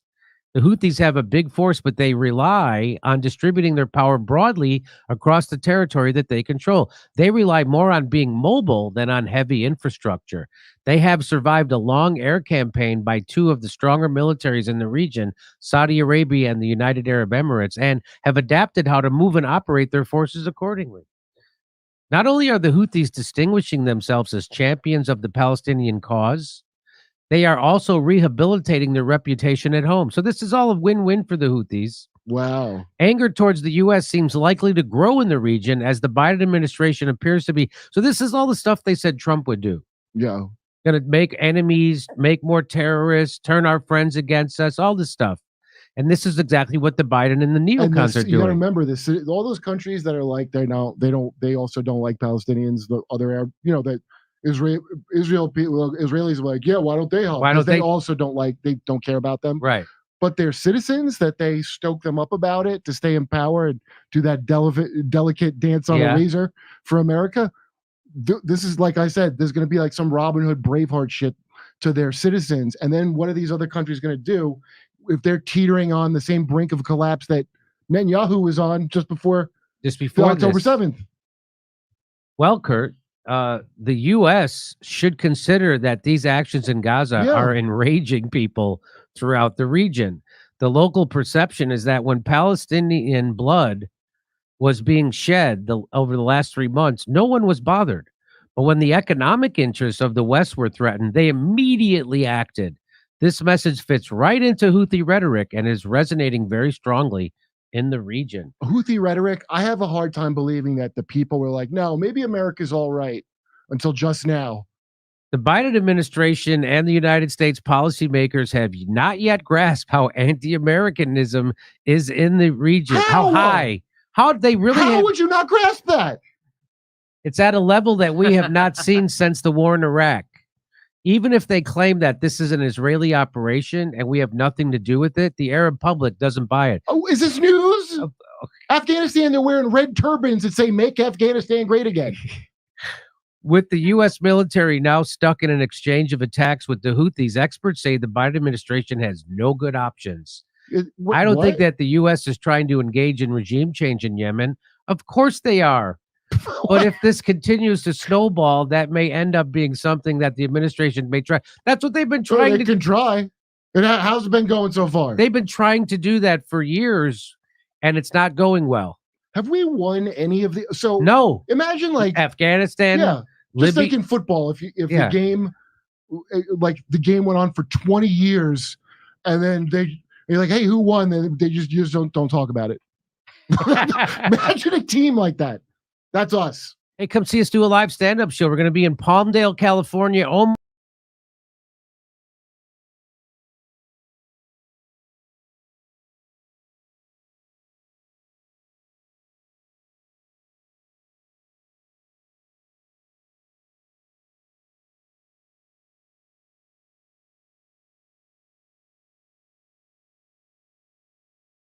Israeli soldiers were killed after Hamas rocket triggered a mine explosion. But you know what they were doing when they got killed? They were doing this. Watch this. They blow up entire neighborhoods at once. They go in and they set bombs. Watch. This is it. ערב טוב, הפיצוץ הזה מוקדש Turn it down. לשכונה Turn it הזאת down. שאנחנו בכל השבוע האחרון פועלים Turn it down. I don't know what he's saying. So let me speed it up. Let's get to the good part. So I guess I don't know what he's saying, but I guess he's going to let you know that they're about to blow up an entire neighborhood. Fierce fighting, it looks like. This is fierce fighting. You know what's funny? He's wearing less armor than half the cops I know. So here they are. They're gonna plant bombs in people's houses and neighborhoods. That's what they're doing. It's called self-defense, Jimmy. So did you see that? That's what they do. Douglas Murray should have a talk with you. So he's got the wire right there, and he's going to press that, and that's what they do. They blow. So this is not called warfare. That's not warfare when you blow up someone's entire neighborhood. Wait, you're not allowed to do that? That's a civilian neighborhood, and they're just completely trashing it. They run it by a judge first. They must run it by a judge. They ask a lawyer to run it. They ask a lawyer. So turn it down because there's music on it, please. Thank you. What is that music? That's like, what is that like it sounds like the abused dog music from what's her name? So that's them committing that's got to be war crimes. There's no way that's regular war. Yeah, no, it is. It's a crime. All the things are crimes. So here's the story. So while they were doing this, 21 Israeli soldiers were killed after Hamas rocket triggered a mine explosion. Wow, 21 IDF soldiers got killed. That sounds really bad till you look at all the dead Palestinian child numbers, right? I mean, it's what is it, like 100 times or so more? 21 Israeli soldiers were killed on Monday when they came under attack by Hamas in the Gaza Strip near the Israeli border. The soldiers came under attack while they were planting mines to demolish 2 buildings in central Gaza, and a Hamas RPG hit a nearby tank, which likely triggered the mines and collapsed the buildings on the troops, according to the Israeli Defense Forces, or the IDF. Wait, so they're demolishing buildings by hand now? Are they out of carpet bombs? I guess so. They hand demolish the buildings. That's how much they care. That's true craftsmen. Yeah. Hand demolished. Hey, is this building hand demolished or was this factory demolished? Artisanally demolished. Artisanal demolishing. At around 4 p.m., an RPG was fired by gunmen at a tank securing the forces, and simultaneously, an explosion occurred in two two-story buildings. The buildings collapsed due to this explosion while most of the forces were inside or near them. The idea. Wait, are we sure this was Hamas and not just some other IDF soldiers who suck at their job this badly? Because they've been known to be this bad. That's all I'm saying. That the IDF I'm has thinking been 3 escaped hostages with no shirts on, speaking loudly in Hebrew. Don't shoot. Don't shoot. Yeah, we're Israelis being shot just to be safe. And hey, Kurt, in a separate incident, 3 other Israeli soldiers were killed, making it the deadliest day for the IDF since they slaughtered 15,000 children. Anyway, I mean, that doesn't even count as much as like one of our like Burning Man or just one of our events in America. You get 21. The IDF said that's like a Saturday night in Chicago. Yeah. The IDF said the death toll in the ground operation has risen to 219. Be still. A recent report from the Israeli news site Walla said Boy, they make good burgers down in Texas. The Wall, if you go to Walla Oh, Walla. No, what's that? No, that's what is it called? What's the burger place in Texas? oh no. Whataburger. So what's the Walla Wallas though? Is That's an Australian thing. Yeah. Anyway, Sounds like it. they said 4,000 Israeli troops have been classified as disabled. Really? My asthma was kicking. And that's so far the Israeli slaughter in Gaza has killed over 25,000 Palestinians. Boy, that's a big number. A little bit bigger than 200. And how many of them were actual Hamas? Right? I bet it's like probably closer to the Israeli dead number. And 9,600 children and 6,750 women. Self-defense. That's what you call self. They have a right to do that. Another 8,000 people are missing and presumed to be dead or dying under. Oh, so this is the old Lahaina two-step where we just don't count the missing as dead? Okay. Israel's demolition with planted mines have come under increasing criticism since it means Israeli forces were able to plant explosives throughout the buildings. Yeah, it doesn't sound. I've never heard of anybody using planted explosives in self-defense. Those are the most premeditated possible way to handle something.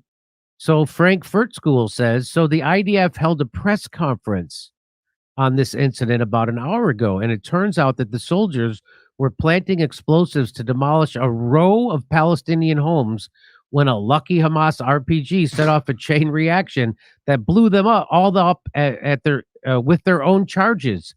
No, I'm not joking. Here it is.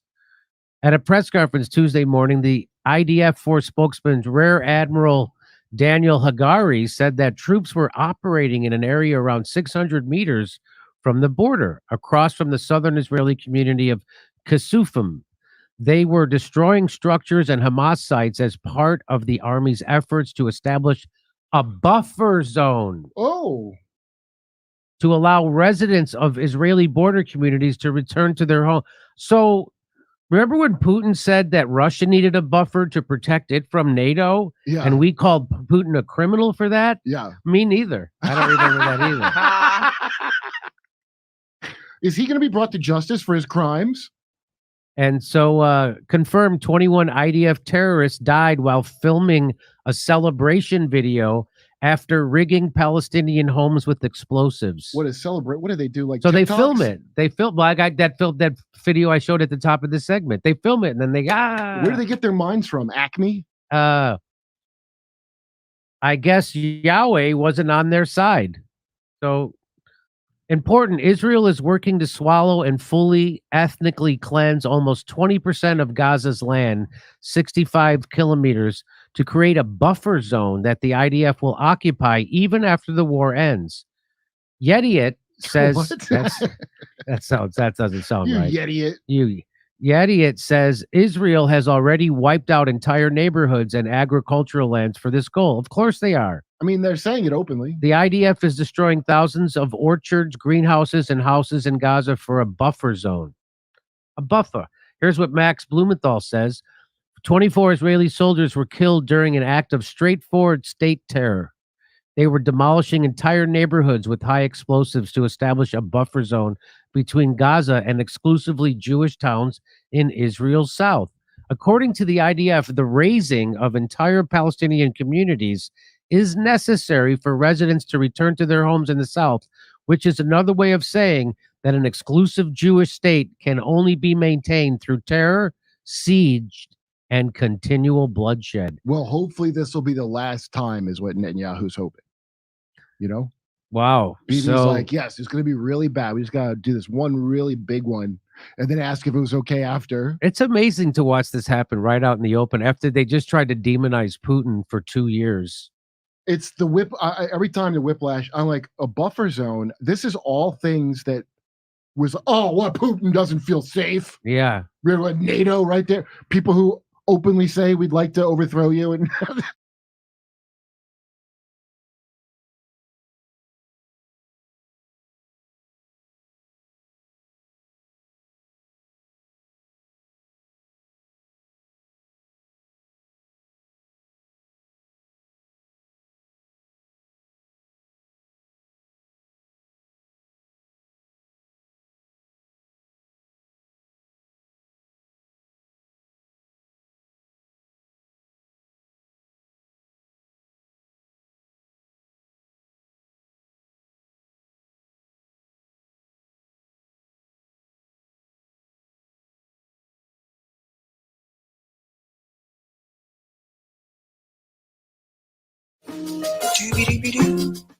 It appears that Breonna Joy Gray is being attacked yet again. This time she's getting attacked from Zionists. They put out a hit piece against her.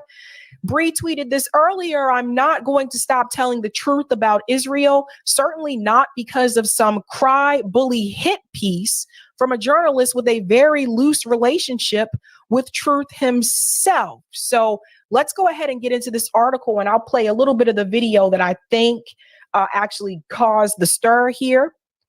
So yeah, they're coming after Bree. It says the Hill's online show Rising falls prey to host anti-Israel conspiracy theories. So now they're trying to basically give Bree the conspiracy theorist stamp. We all know how this goes. Rising, a popular what happened? Rising, a popular online morning news and opinion show produced by The Hill, has long promoted itself as a unique forum of heterodox debate, not seen on other mainstream broadcasts, with two leading co-hosts from opposite ends of the political spectrum facing off on any number of hot-button issues. The program, launched in 2018, has occasionally drawn scrutiny as an evolving cast of outspoken hosts on the populist left and right have courted controversy for amplifying fringe views. There's that word again, fringe. I told you a lot of times mainstream media, anything that's not status quo, they call fringe. So let's get to this part here about Bree.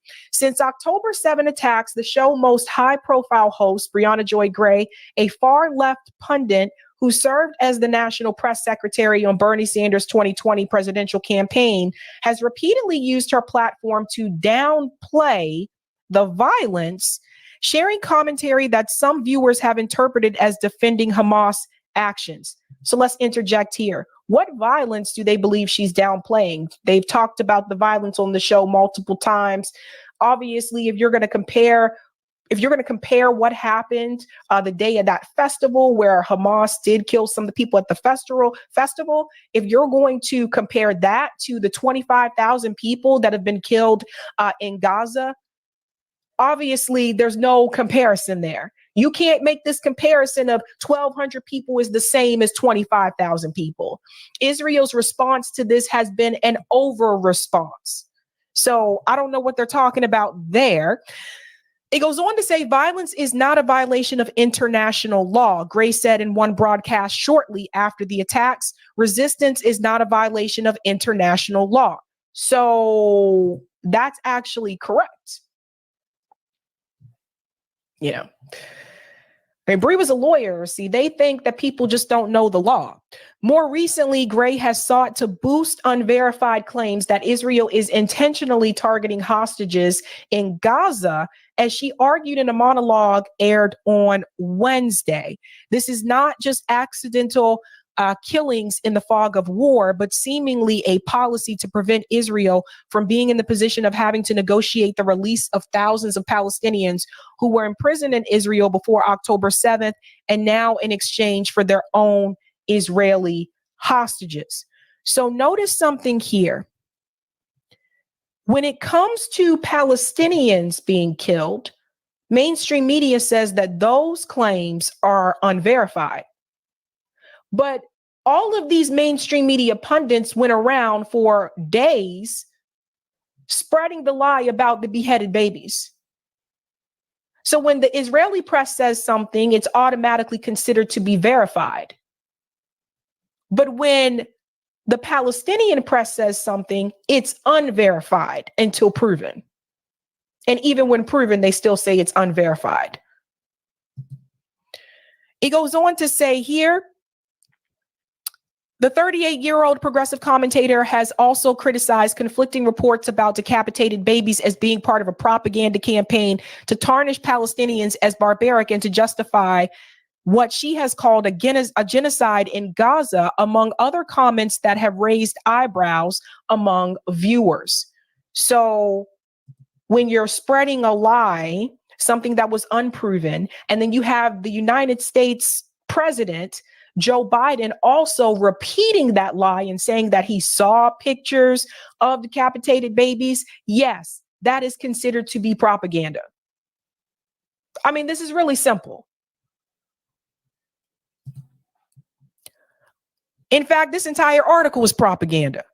But perhaps most troublingly to followers of the show who have expressed alarm over its recent direction, Gray, who has become unusually fixated on Israel in the wake of the attacks, has engaged in a concerted effort to cast doubt on Hamas' use of widespread sexual violence against women, the growing evidence for which she has continued to dismiss as inadequate.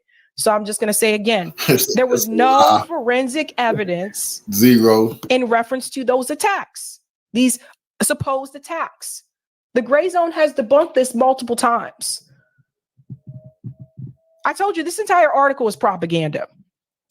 Zionists are asking what we believe the uncorroborated eyewitness account of men who described these assaults in odd fascistic terms. Gray wrote last month on X, formerly Twitter, where she boasts a sizable following and frequently inveighs against Israel. Shame on Israel for not seriously investigating the claim of the assault. Again, what is wrong with that? What is wrong with that? Now, all of a sudden, it's wrong to ask for an investigation. In an episode of Rising earlier this month, Gray enlisted Max Blumenthal, a prominent conspiracy theorist. You see what they're doing here? Two things. Anyone who criticizes Israel or questions what Israel is doing, they're either anti-Semitic or they're conspiracy theorists, who has spread misinformation about Hamas terror attacks in an effort to invalidate a recent New York Times investigation that established a broad pattern of gender-based violence on October 7th. So one thing I will say, I did see Max's talk in person when he came here to Boston. Max has said over and over again that one thing that we do know that is for certain is that Hamas did kill people at the festival. However, he said that these numbers have been exaggerated, and Israel itself in the beginning said it was 1,400 people. Then they kept rolling the number back. Next thing you know, then they said it was 1,200 people because some of the people that were killed by the IDF. That's why they kept changing the number. So there's that. Let's scoot down here. Joe Rubin, a progressive activist who worked as a Jewish outreach director on Sanders' 2020 campaign and has appeared on Rising, said he views Gray's efforts to deny the atrocities committed on October 7th as part of a broader pattern of anti-Semitic activity that has gained traction among left-wing critics of Israel since the attack. So criticizing the state of Israel is not anti-Semitic. Debunking propaganda and false reports is also not anti-Semitic.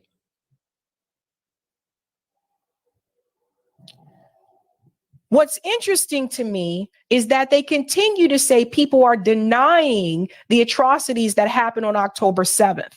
I just told you that Max Blumenthal multiple times has confirmed, well, we do know that Hamas did kill people on October 7th. Bree has not denied that. I watched these segments on Rising. I know she has not denied that. The problem is that the Zionists and the Zionist propaganda machine, which is embedded in mainstream media, doesn't want you to acknowledge what is happening to the Palestinian people. They want you to only focus on what happened to the Israeli people. They want you to focus on the 1,200 people and not the 25,000 people. That's the problem. You can't call yourself a progressive if you're saying anti-Semitic things. So here we go again, right? If you criticize the state of Israel, they're saying that it's automatically anti-Semitic. What's interesting, though, some of these same people, if this was the other way around, and if it was every time something was criticized in reference to Black people, and if we said that's racist, they would call us the woke mob. It's about the power structure in place. This denial of violence against women is devaluing Jewish lives. No. What is devaluing Jewish lives right now are the atrocities that are happening to the Palestinian people. Israel committing genocide against the Palestinians is actually hurting Jewish people. It's hurting Jewish people. It's not good for Jewish people. That's the thing that drives me crazy. Even as Gray's commentary has faced pushback from her libertarian co-host Robbie, a senior editor of Reason magazine whose objections to her views on the conflict have resulted in some notable shouting matches. Critics say the show has too often failed to provide a platform for dissenting opinion, leading some followers to give up on the program altogether. So it says Robbie declined to comment. It's really interesting. If you look at the comment section of Rising, of these segments, the comment section is largely in favor of criticizing the state of Israel for the genocide. So far, the only person that you've heard from in this article was that one guy, Ruben. He goes on to say Vanessa Santos, who leads Renegade DC, a public relations firm in Washington, said she had long defended the show and encouraged her clients to appear on the program if they were invited. I said time after time that what I personally like about the show is that they're bringing together people with different perspectives. It's a format that cable news networks have almost completely done away with. But following the Hamas attack, Santos said she has decided to no longer work with the show, claiming that pro-Israel clients whom she has pitched as guests have been canceled on, disrespected on air, or ignored entirely, experiences that she believes have shown the program is not interested in open and honest discord. Let's go ahead and change something here. Where it says pro-Israel clients, we're going to change that to Zionist. Let's continue. Rising used to be good, but it has become completely unserious with its decline accelerating in the wake of October 7th. This is coming from Santos, has relegated substantive political and policy discussions to Breonna's emotional outbursts and takes.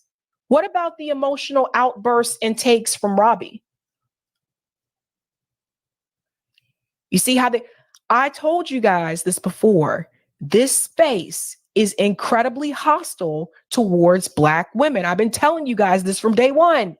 From day one. And demonstrates a painfully obvious obstinacy towards fair representation of viewpoint diversity. Santos isn't the only critic who has chosen to stop engaging with the show. One person who frequently appeared on the program before October 7th, speaking anonymously to avoid reprisals, confided to Jewish Insider that Gray's commentary has become so toxic as to preclude any future engagement. Gray would not respond to requests for comment, the Jewish Insider. So let me just remind you guys, this was also done to Kim Iverson in reference to Russia and Ukraine and in reference to the mandates. There were hit pieces against her too. Anyone, again, like I said, that goes against the status quo. Now, I want to show you part of the segment that I think prompted this article. It's the one Breonna Joy Gray new horrifying video details Israeli genocide. Let's jump in at this piece here. For example, on October 9th, Israel's defense minister declared a complete siege on Gaza, barring electricity, food, water, and fuel on the grounds that Israel was fighting human animals. He went on to say that, quote, Gaza won't return to what it was before. We will eliminate everything. If it doesn't take one day, it will take a week. It will take weeks or even months. We will reach all places. President Herzog erased the distinction between militants and civilians, saying it's an entire nation out there that is responsible. It's not true. This rhetoric about civilians not aware, not involved is absolutely not true. Israeli Minister for National Security Ben-Gvir said on November 10th, to be clear, when we say that Hamas should be destroyed, it also means those who celebrate, those who support, and those who hand out candy. They're all terrorists, and they should be destroyed. The Israeli Minister of Energy and Infrastructure tweeted that all the civilian population in Gaza is ordered to leave immediately. Israeli Minister of Heritage said after a month of bombardment, quote, "The north of the Gaza Strip, more beautiful than ever. Everything is blown up and flattened. Simply a pleasure for the eyes. We must talk about the day after in my mind. We will hand over lots to all those who fought for Gaza over the years." That's him openly announcing an intent to parcel out Palestinian land to the soldiers who destroyed it. The Israeli Minister of Agriculture announced, quote, "We are now actually rolling out the Gaza Nakba." Deputy Speaker of the Knesset and member of the Foreign Affairs and Security Committee said, "Now we all have one common goal, erasing the Gaza Strip from the face of the earth." Israeli Army reservist Major General Gloria Eland wrote, "People should be told that they have two choices, to stay and to starve or to leave." He later told a newspaper that the only way to see the hostages alive again was to, quote, "create a severe humanitarian crisis in Gaza." See, these are some of the things that I think prompted that article, because what Bree is doing is she's using Israel's words against itself. I told you this before. Israel's worst enemy is itself.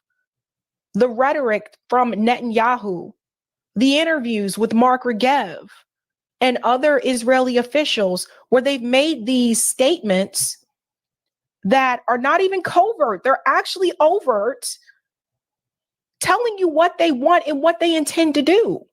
So she used their own words against them. He's repeatedly called for Gaza to be made uninhabitable on social media, addressing the controversy around the Al-Shifa hospital bombing. He said, quote, "I hope that the head of the CIA got an explanation of why this is necessary and why the U.S. must ultimately back even an operation like this, even if there are thousands of bodies of civilians in the streets afterward." These quotes go on for pages and pages and pages in South Africa's petition. Now, even if you discount these admissions, Israel's claim that it does not intend to permanently displace Gazans are undermined by the choice to destroy 60% of all housing stock in Gaza, including by conducting controlled demolitions. One might ask whether there's a real threat of Hamas hiding in a given building if soldiers have time to set charges, walk away a distance, and blow up a building while recording it for social media. The infrastructure and foundations of Palestinian life have also been deliberately targeted, according to the petition, including court buildings, legislative buildings, the public library, universities, Christian and Muslim religious sites, museums, and the Central Archive containing thousands of historical documents and national records. And all of the hospitals. Moreover, reported plans to flood the tunnels of Gaza with seawater may have the effect of contaminating Gaza's aquifers and soil for the long term, undermining the ability to grow any crops there, literally salting the earth like medieval armies, making the land uninhabitable. Reports that Israel is in talks to export the Gazans to the Congo also don't exactly scream right of return. Now, the South African report also notes the consequences of Israel denying health care to Gaza, specifically citing 5 premature babies that were left to die and to decompose in an ICU, along with 40 kidney patients at Al-Shifa Hospital. Pregnant women are undergoing cesareans without anesthesia. Limbs are being amputated without pain meds. Over 1,000 children have lost either one or both legs. Not to mention, see, this is the piece, or one of the pieces that's really important when she's talking about the injuries and the fact that Israel destroyed all of the hospitals. So obviously they don't have the medical equipment that they need. They don't have anesthesia. So this is really important, right? So check this out. One of the most damning pieces of evidence is when Israel told people in North Gaza to move south because the war was going to take place in North Gaza, and then they started bombing South Gaza as well. Another damning piece of evidence is when they gave them exit points to go to get out of harm's way. And then they bombed those exit points. And these things were all on video. So Israel has shown time and time again that the sole purpose is to rid the land of the Palestinian people. Hamas is the convenient excuse, because as long as you do have some type of resistance that is rising up there, obviously they can point to them and say, that's what we're trying to weed out. Meanwhile, it's very obvious to the world what Israel is really trying to do, and that is ethnically cleanse the land. Infectious disease is spreading as there are hundreds of Palestinians per every remaining toilet, and sewage is running in the street. Even the dead aren't allowed to rest, as the South African report cites an allegation that Israeli bulldozers, quote, excavated and exhumed a hospital mass grave on December 16th, only to, quote, drag the bodies with bulldozers and then crush them. Now, after reading all this, John Kirby, Biden's National Security Council spokesman, says he's unpersuaded. As you know, you dismissed a few days ago the case that brought by South Africa against Israel at the ICJ. Did you read the indictment?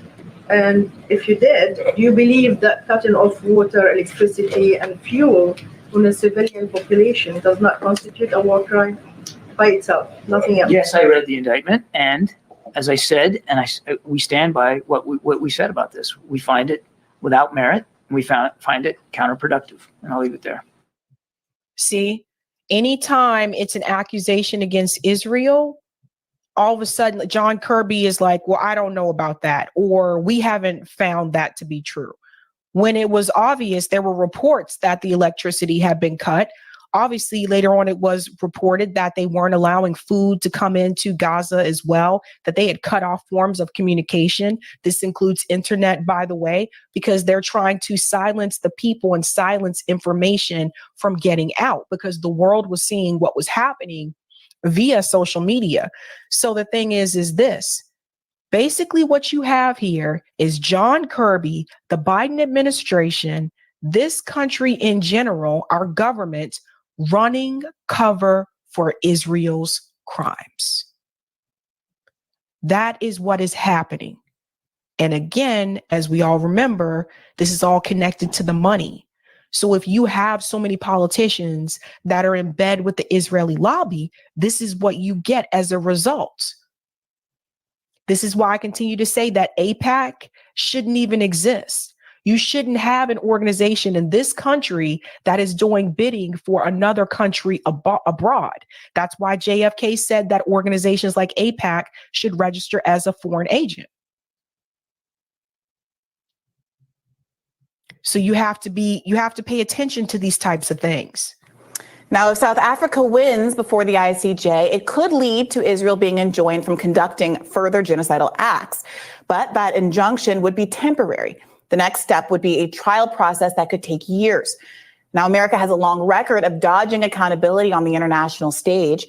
As journalist Abby Martin noted, America is so adverse to accountability that George Bush passed a law known as the Hague Invasion Act, which would allow the U.S. to invade the Netherlands to prevent America from being charged with war crimes. With no way to enforce the ICJ's decision, it's worth noting domestic efforts to force Biden to end his support for Israel's siege, which could not continue without U.S. support. Bernie Sanders. And we'll just pause it there, and then they get into domestic resistance and accountability is necessary. And I believe it was this piece that was the problem, that they had a problem with, because she listed all the things that Israel has done in reference to evidence to prove that Israel is actively committing genocide. And that's why they have a problem. So what did they do in that article? Let's think about some things. One of the things that they did is they tried to use the angry black woman trope against Bree,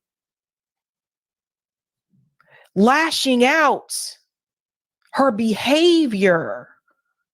Robbie screamed at Bree on that show multiple times. I would say way worse than Bree has. So they used that. They used the conspiracy theory trope. And then they tried to use the excuse as some of the people were afraid.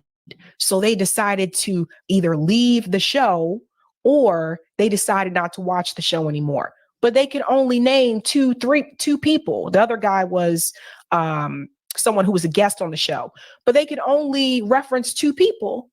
You go to any Rising video right now about Israel and Gaza and look at the comment section.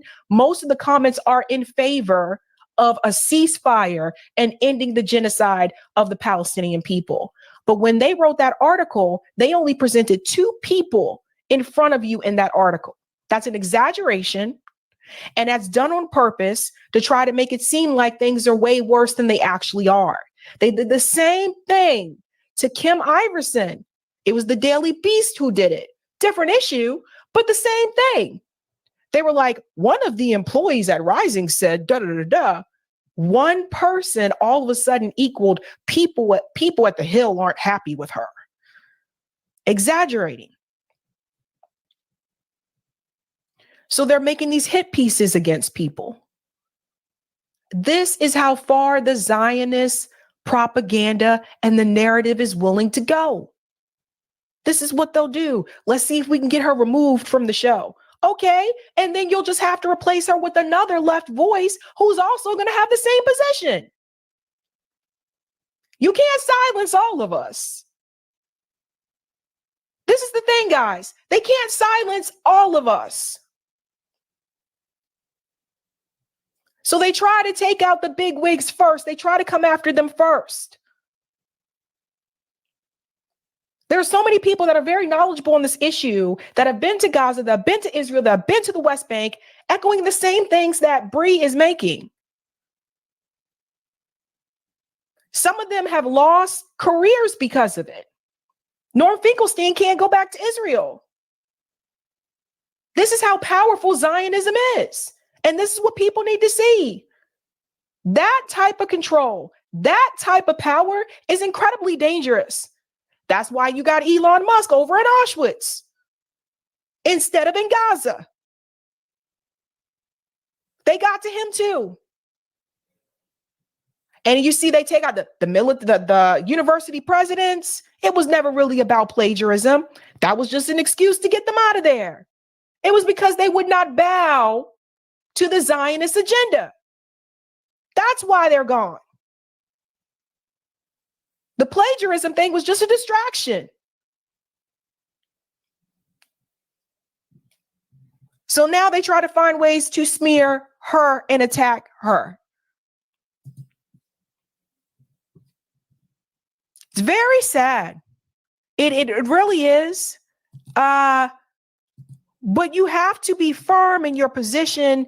And Bree said earlier in this tweet, she said, I am not going to stop telling the truth about Israel, certainly not because of some cry bully hit piece from a journalist with a very loose relationship with truth himself. So what people have to understand is that Bree is going to be a target, not just because of Israel and Gaza, but also because she was Bernie Sanders' press secretary, and she said that she would not be voting for Joe Biden. She would not be supporting Joe Biden. So ever since then, they kind of see her as a target because she's not going along with the status quo.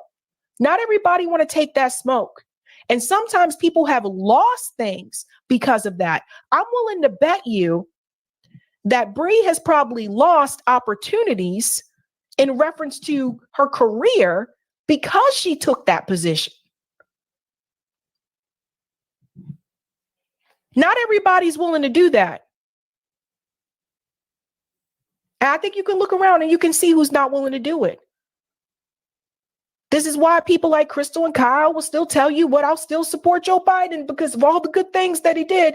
They'll call out the genocide and stuff, but they don't want that smoke either, hun. They don't want that smoke. They don't want no hit pieces on them. Not everybody can do it. Not everybody can put up with it. But that's what they'll do. Why do you guys think we'll cover this Thursday? Why do you think Sam Cedar, Humanist Report, all these people that said they were progressive, which I told you they're just liberals who want health care, why do you think they're out there telling people to support Joe Biden? Why do you think so? Because they don't want that smoke. And they want that centrist liberal money still coming in their pockets. That's why. It takes a real one. It takes a real one to break away and tell you No, actually, I supported Jill Stein in 2016. It takes a real one to do that. And you look around, a lot of the people that did that are nowhere to be found now. They find ways to silence these people. I'm not kidding, man. So you have to be strong and you have to stand firm in what you believe. And they're going to throw all kinds of things at you. All kinds of things. And I'm telling you why. That's exactly why some people realized it was a lot easier and a lot more profitable to take the centrist position, to take the moderate position, to go along with the status quo so they don't rock that boat. That's your David Pakman. That's your TYT. That's your humanist report.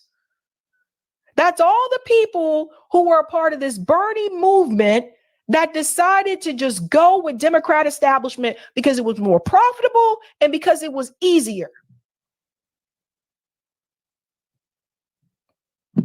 So think about that, folks. Think about that.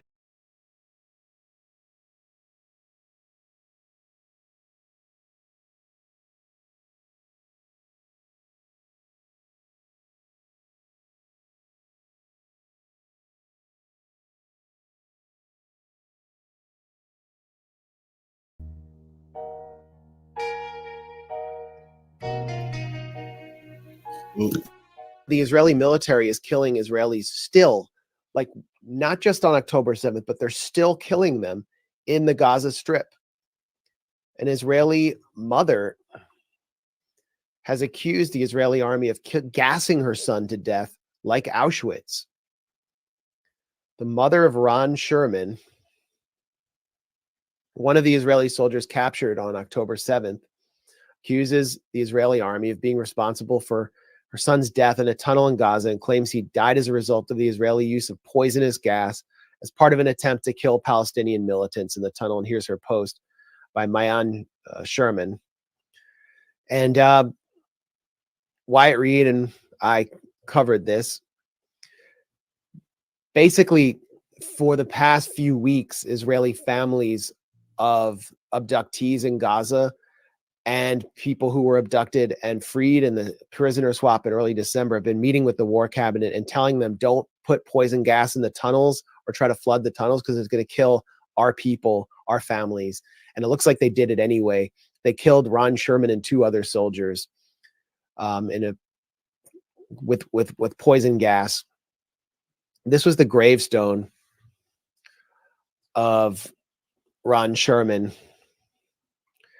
And it accuses the Israeli military of abandoning her son and killing him directly on the gravestone.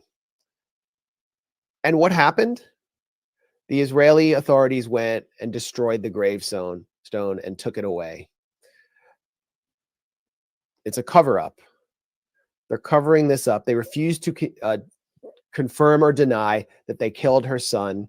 And this is just one of many Israelis who have been killed in the tunnels or in homes in the Gaza Strip by airstrikes. We know about the 3 Israeli soldiers in Shujaiya who were killed while attempting to flee towards the Golani Brigade with their shirts off, waving a white flag, speaking in Hebrew. 2 were shot by a sniper, and then an Israeli foot force chased the 3rd down and killed him execution style when he tried to hide behind a wall. Here's Noah Argamani, who is currently a hostage who is taken at the Nova Electronic Music Festival. This is a hostage video. Obviously, she's under duress. But what she's saying, I believe. And what she's saying, she's describing how she survived Israeli airstrikes. Why do I believe it? Because first of all, number one, Hamas has no reason for these hostages to die. They have every reason to keep them alive. It's the only political leverage they have. Number two, this is what's happening to Palestinians right now as we speak on a daily basis. They're all experiencing this. אני נועה ארגמני, בת 26 מבאר שבע. Well, I thought this was going to have an English translation. Okay, so they're showing. These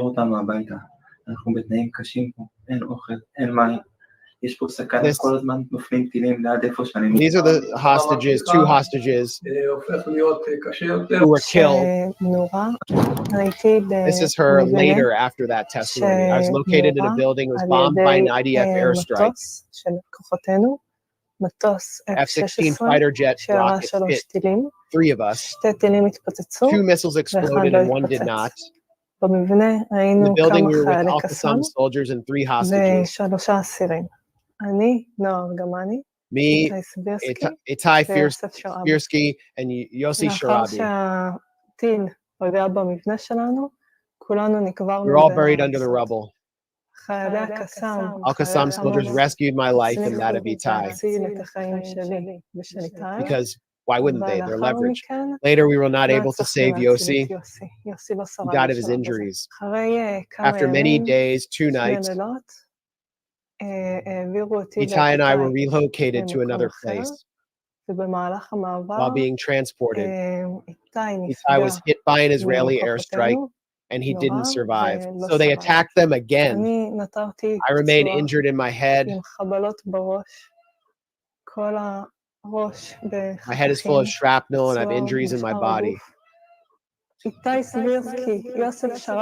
Firsky and Yossi Sharabi died because of our own Israeli airstrikes. Stop this madness and bring us home to our families. So you can say, oh, she's under duress. But logically, it just doesn't add up that she wouldn't be telling the truth there.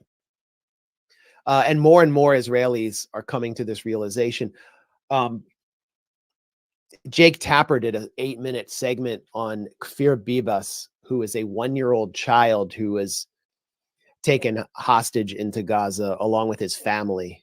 And, it's pretty wild that little kids were taken hostage. And, it looks horrible. It is horrible.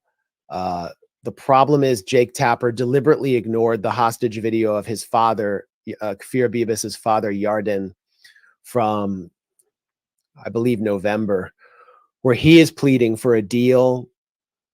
Sorry, it was in December, after the first prisoner swap. He's pleading for a deal so that he can bury his family because his 2 children and wife were killed in an Israeli airstrike in Gaza. So more Israelis were killed in an airstrike. And Jake Tapper and the rest of the whole Israel lobby, the Israeli Foreign Ministry, is saying Kfir Bibas turned 1 year old in Hamas captivity. His father's saying he didn't turn 1 because Israel killed him. Again, you can blame Hamas because they took him hostage for that killing, but it appears that he was killed by an Israeli airstrike. So Israelis are starting to recognize that the hostages are not going to come out unless there is a deal, and there is not going to be a deal unless there is a ceasefire. They recognize that. The majority of Democrats overwhelming, want a ceasefire. The majority of Americans want a ceasefire. The number grows every day. A ceasefire would end the shipping blockade in the Red Sea. A ceasefire would get Hezbollah to go north of the Litani River. A ceasefire would end Iran's retaliatory attacks against Israeli-sponsored terror. And the Biden administration refuses to do it. So they're going against the increasing will of large amounts of the Israeli public. This was a protest in Tel Aviv. And that, you see that number burned into the road, or that flaming number 136. That's the official number of hostages left in the Gaza Strip. And here are Israelis blockading a highway. I think it's the Ayalon in Tel Aviv, the major commuter artery that goes through Tel Aviv. They're turning up the heat on Netanyahu. This is what it looked like. And there were huge protests, not just in Tel Aviv, huge protests, not just for a prisoner swap, but a protest for a ceasefire by leftists. They're sort of coming out of the closet now after being terrorized into submission. They're starting to come out. Palestinian citizens of Israel were protesting as well for a ceasefire. The Hadash Party, which is a joint Jewish-Arab party that is officially socialist or communist, actually, I think led that protest. So the situation sort of changing inside Israel. We've also had figures in the Israeli war cabinet stating what we've been saying, stating the obvious. Gadi Eisenkot, who is the former Israeli army chief of staff, who lost his son and nephew in Gaza. He sent them in there and they were killed, invading and terrorizing people in Gaza. He has said, whoever speaks of absolute defeat of Hamas, he's referring to Hamas, is not speaking the truth, Eisenkot told Israeli Channel 2. And they're selling fantasies to the public. Eisenkot also called it impossible to retrieve Israeli captives without an agreement with Hamas and called for a halt to the war on Gaza for a significant time to implement the hypothetical deal. This is the guy who was the butcher of Gaza in 2008, 2009 during Operation Cast Lead. He oversaw that operation. He's basically calling for a ceasefire because he recognizes the obvious here. Eisenkot expressed that releasing captives should be the main priority of the Israeli government and that this cannot happen using only military methods. Haaretz has a piece that's worth reading, and I think the source must be Eisenkot, or it could be someone else in the war cabinet. And they're citing them saying that Netanyahu spends no time on the captives issue, on the hostages issue, and that as long as Netanyahu is in power, he's going to do everything possible to not get them out, but to keep the war going. And so this, I think, is the defining issue of the war. It's also why Hamas is emphasizing these hostage videos. They're not just trying to strike fear into the heart of Israel. It's not just about asymmetrical warfare. It's a negotiating tactic. And the public, the Israeli public, is emotionally they're emotionally moving on from October 7th in order to save their own, which is, there's a part of the Israeli public that's responding rationally and is holding these mass protests and starting to think, how do we get them out? But then you have the religious nationalist public that still wants revenge, that wants to build the third temple, that wants to colonize Gaza, that wants to commit genocide against Amalek. And Netanyahu is catering to them because they are the linchpin of his coalition. Ben-Gvir and Smotrich, the finance minister. If they go, Netanyahu goes. And what happens when Netanyahu goes? He goes back to trial. His career is over. He's investigated for the failures of October 7th. And so they hold sway over this government and over the US government, which, as we've seen, refuses to pressure Netanyahu. And maybe also the global pressure that comes from the ICJ case. We're going to get that ruling soon. Maybe that can, I mean, although when Israel gets criticized from abroad, they usually, everyone closes ranks. But perhaps that could add to the sense of pressure on Netanyahu. But yeah, as you say, as long as he's there, how is he going to make some kind of deal with Hamas? And with no pressure at all from the US, and in fact, just a green light, it's even with pressure inside Israel on him, I think it's going to be difficult to dislodge him. Here's another pressure point. This is in the same Haaretz piece, citing members of the war cabinet speaking on background. Hamas has reconstituted its armed wing, the Al-Qassam brigades, in northern Gaza, where Israel just pulled back a division and said that they had achieved a strategic hold, as well as the residents of northern Gaza. They're coming back to their homes. Israel has done everything they could to destroy northern Gaza, the center of life, administrative life, cultural life in the Gaza Strip. And they're failing, and they can't keep their soldiers there also because of the pressure on the northern border from Hezbollah. They want to redeploy them. They also can't enter Khan Yunis and Rafah in the same way they could in northern Gaza. So there's no sign that they can defeat Hamas militarily. They continue to lose soldiers day after day. And yet Netanyahu, for political reasons, for reasons of vanity, cannot respond to that pressure. You have pressure coming in from every point, and Biden and Netanyahu are just stuck there. They're just completely stuck there, opposing the public in Israel and the US, in the Gaza Strip, the public across the Arab world. The only thing to do now is a ceasefire, and they can't do it. And it's the only way to get the hostages out. Wouldn't it be, you would think that it would be amazing for Biden or for someone like Tony Blinken to say, I arranged a deal to get the hostages out. And he did it by twisting the arm of this unpopular right-wing prime minister who's taunting him, who loves Trump and is connected to Trump. You would think Blinken would go, would then send the hostages who had been released over to Washington and have some giant festival with all of the, Jewish Federation's leaders on the White House lawn, and he'd be a hero, but he won't do it. Can't do it. Because like Netanyahu, all they can see is supremacy. It's just like Hamas has to be punished. The people of Gaza have to be punished because Gaza is a place that resists. And you just, if you're a hegemon, you just cannot tolerate that. And that's all they can see. Even if it would help their own political chances, they still can't even see the benefit because aggression and hegemony come first. And obviously for Israel, that's just in its DNA. It's a Jewish supremacist state. That's the only framework that they can use to see the world. The dominant faction and the incipient ascendant faction in Israeli society are the religious nationalists. And I mean, they held a protest in southern Israel to try to blockade aid trucks that were going into Gaza as part of a deal brokered by Qatar.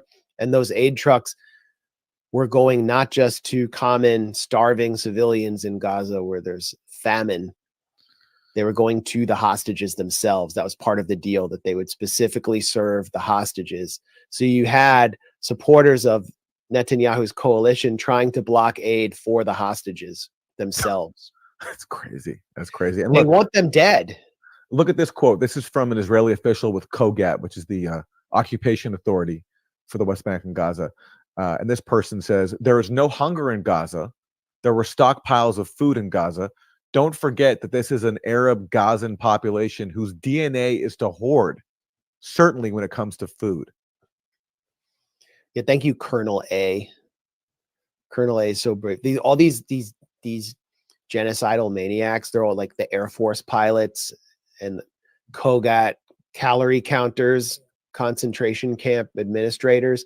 They never reveal their real names because they know they could go to a modern day Nuremberg if the ICC actually was a functional entity.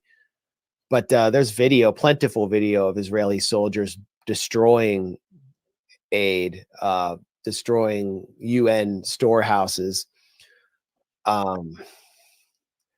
You can see any aid truck that comes into Gaza gets swarmed by starving people. The goal of every father in northern Gaza is to get a bag of flour for his family. And on January 11th, this is well documented by Euromed, Human Rights Monitor, Middle East Eye had a piece on it. There were so many eyewitnesses. Hundreds of people were waiting for one of the rare aid trucks in northern Gaza, and Israel sent a tank on them and started firing on them, then sent quadricopters to shoot at them from the air. Over 50 were killed, and the rest were sent fleeing just because they were waiting for an aid truck. This is the legacy of Tony Blinken. It could all be ended with a ceasefire. The hostages would come out. They don't want that. They want domination, hegemony, and supremacy.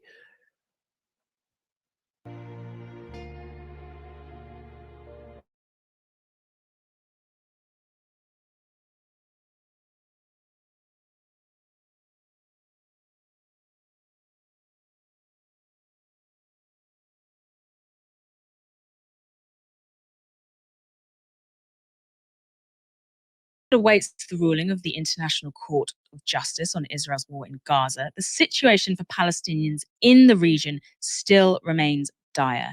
And even now, as Palestinians in Gaza attempt to reach vital aid, they face brutality from the Israeli military. Accusations have emerged of the IDF firing on a crowd of Palestinians queuing for aid in Gaza City. According to health officials, 20 people were killed and more than 150 injured. Al Jazeera reported the incident involved heavy and indiscriminate tank shelling and machine gun fire. The injured were taken to the Al-Shifa hospital, already under severe pressure after suffering shortages of medical staff and supplies. A spokesperson for the Gaza Civil Defense has told CNN this. There are hundreds of injuries. The types of injuries are unbelievable. Some people have lost their limbs. That official added that crews are still trying to reach the injured but are being blocked by Israeli forces. Abu Karif, a Palestinian at the scene, told CNN this. The Israeli military instructs people to go to these locations designated for aid pickup and then they target it. We're never going to find food to eat. We are resorting to food one would normally feed livestock. Those attacks today follow similar targeting of hungry civilians in Gaza City yesterday. In the Zaytun neighborhood, people were forced to flee under gunfire while they waited for much needed aid. Verified by Reuters, this video shows Palestinians scrambling for safety, with many carrying aid while running. There's a reason that people in the north of Gaza are prepared to risk their lives for food. The aid situation there is far worse than anywhere else in the territory. The World Food Programme has reported that very little aid is making it through to northern Gaza.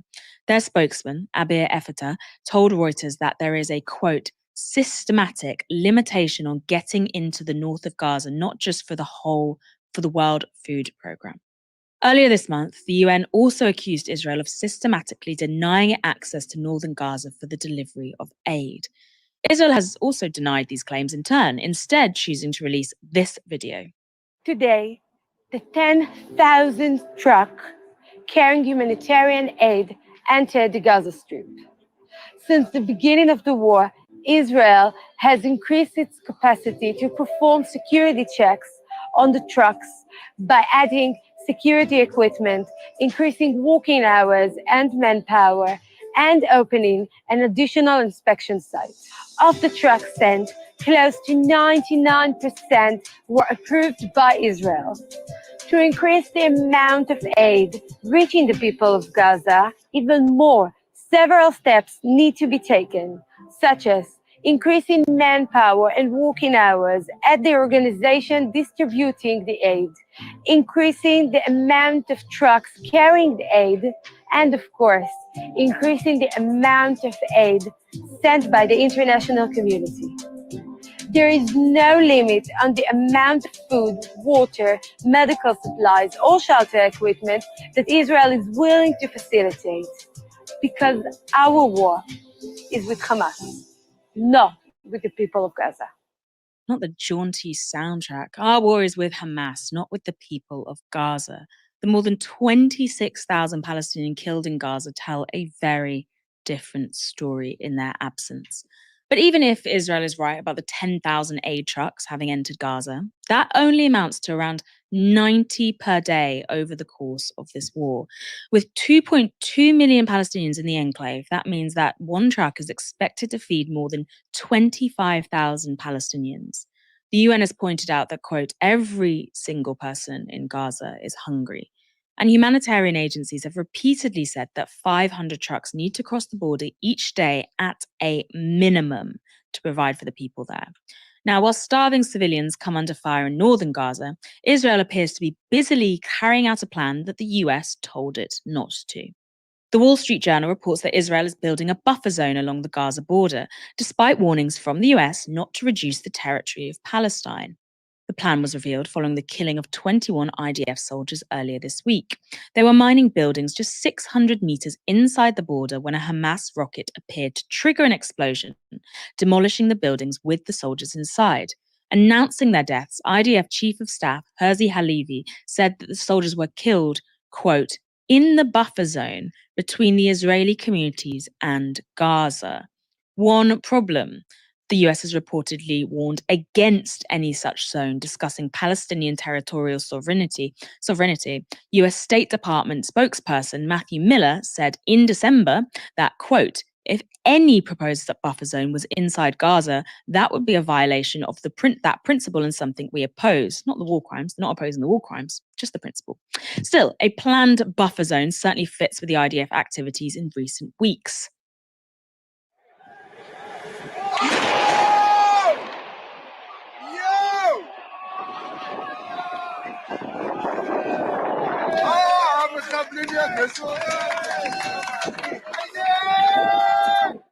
Those IDF soldiers were applauding the demolition of a school in northern Gaza in early December. It lay just a mile from the Israel-Gaza border. And last week, the IDF demolished these 11 residential buildings in Khan Yunis in the south of Gaza, just a few hundred meters from that border. And more footage shows another set of buildings in Khan Yunis, roughly a kilometer from the border, also being destroyed by IDF explosives. According to Israel's Channel 12 News, the IDF has already destroyed 1,100 buildings of the 2,800 needed for such a buffer zone. The IDF has not given any further details on this buffer zone, but a spokesperson did say this. This is part of the imperative actions that are needed in order to implement a defense plan that will provide improved security in southern Israel. The Washington Post has also reported this. Israel has informed the United States that the buffer zone being constructed inside Gaza is only a temporary security accommodation to eliminate Hamas's firing positions close to the border, according to a US official who spoke on the condition of anonymity to discuss diplomatic communications.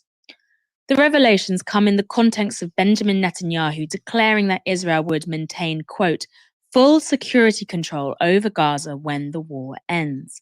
But the US doesn't seem to be taking that statement very seriously. Commenting on the proposed buffer zone, US Secretary of State Antony Blinken said this. If there needs to be transitional arrangements to enable that to happen, that's one thing. But when it comes to the permanent status of Gaza going forward, we remain clear about not encroaching on its territory.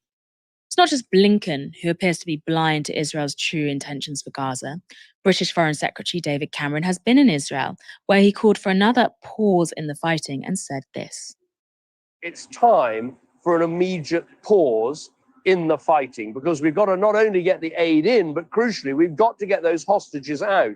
And what I think we can do now is plan for how you turn that pause into a permanent, sustainable ceasefire without a return to fighting. That's what I was pushing on him, and that's what I'll be talking about here today. Now, for that to happen, a lot of things would have to happen. You'd have to see the Hamas leadership leave Gaza. You'd have to see the instruments of terrorism being dismantled in Gaza. But you've also got to see a political perspective so that Palestinian people can see that there is a route to having a Palestinian state, to having a new future. So it's all those things together that need to form part of a proper plan.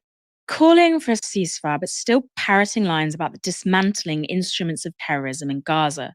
Nearly half the buildings in Gaza have been damaged beyond repair. Half that territory is rubble, but sure, more dismantling is what's needed. And with Western leaders still farting out this weak rhetoric, all eyes are now turned to the International Court of Justice, because the court will deliver its interim ruling on the genocide case brought against Israel by South Africa tomorrow at noon UK time. We'll, of course, be covering all the findings there.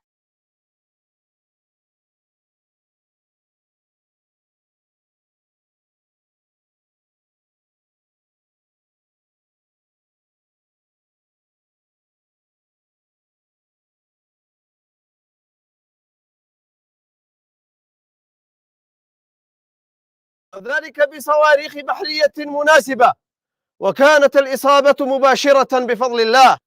إن القوات المسلحة اليمنية تؤكد أن الرد على الاعتداءات الأمريكية والبريطانية قادم لا محالة، وأن أي اعتداء جديد لن يبقى دون رد وعقاب.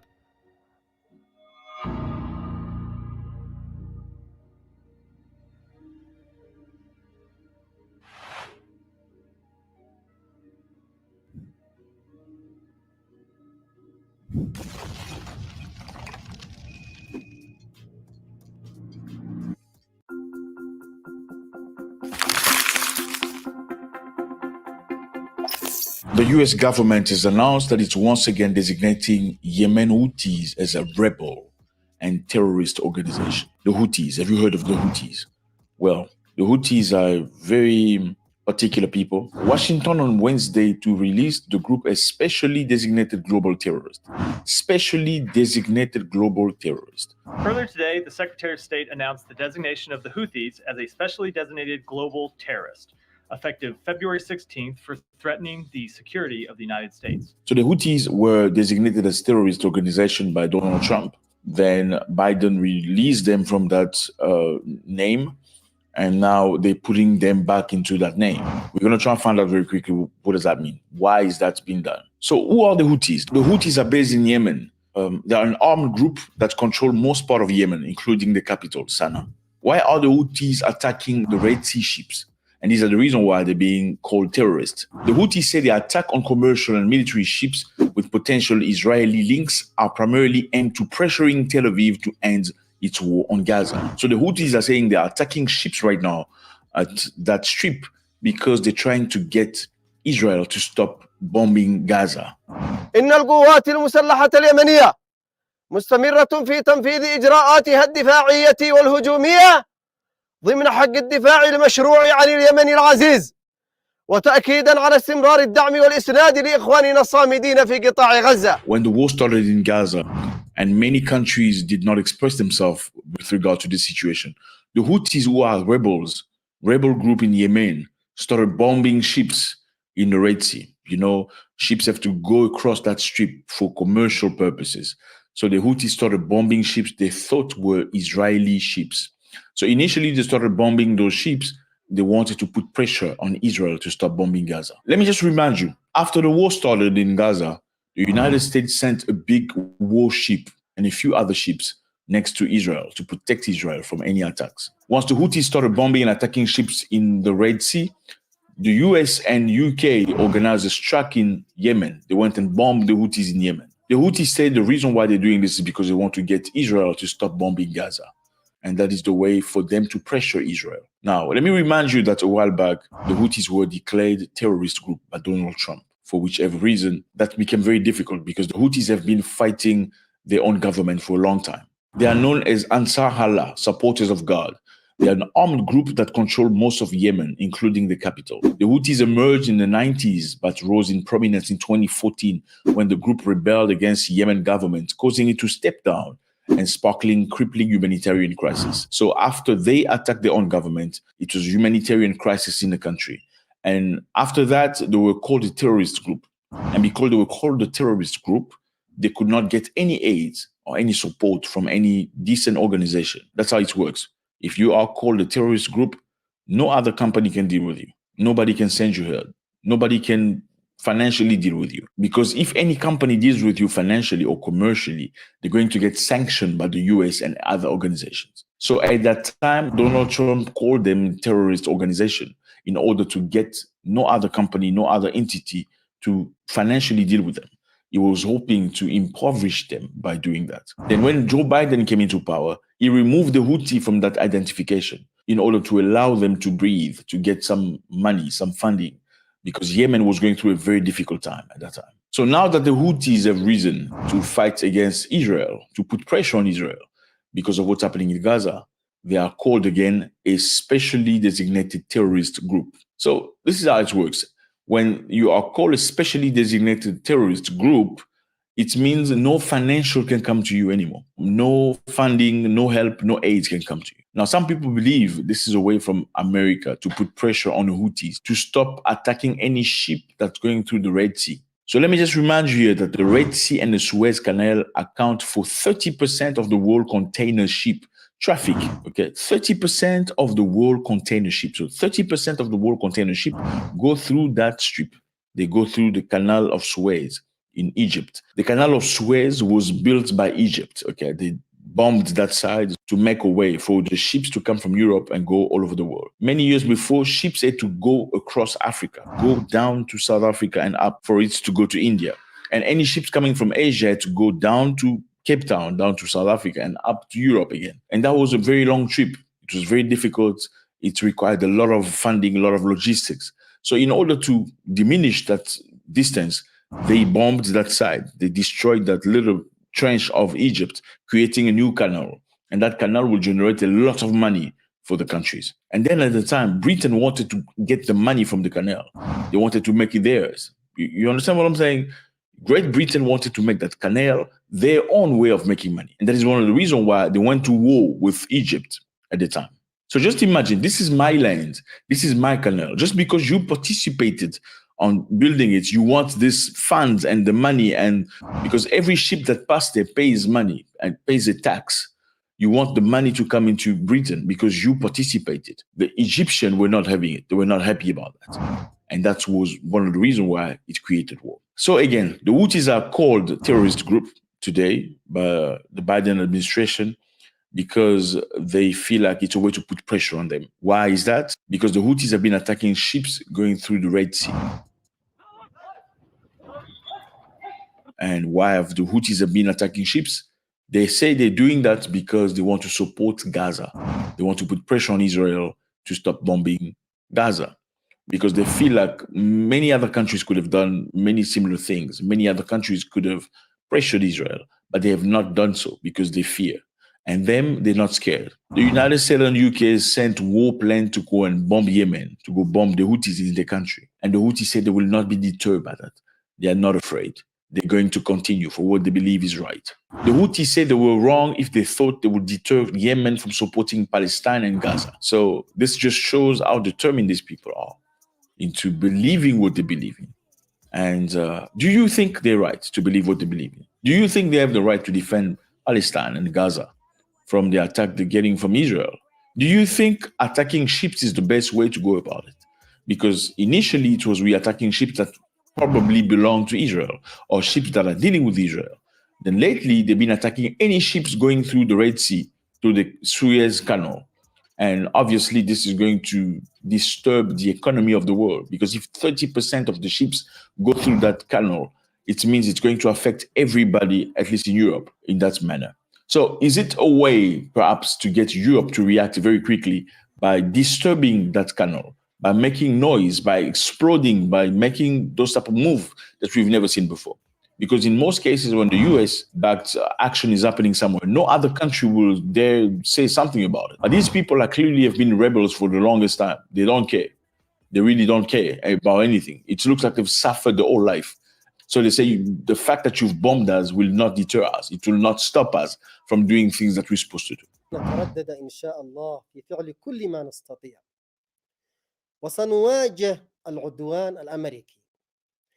أي اعتداء أمريكي لن يبقى أبدا بدون رد، والرد لن يكون فقط بمستوى العملية التي نفذت أخيرا في استهداف الأمريكيين في البحر بأكثر من 24 طائرة مسيرة وبعدة صواريخ. الرد أكبر من ذلك. Let me know how you feel about this. Do you feel somebody should believe in whatever they believe to a level where they can become immune to reaction, immune to any attacks like the Houthis are? Or do you think at some point you need to stop and rethink yourself because the sanctions and the pressure are too strong? Do you think you should fight to the death for something you believe? Or being alive justifies everything? Or just because you need to be alive, you need to accept it? Let me know how you feel about this.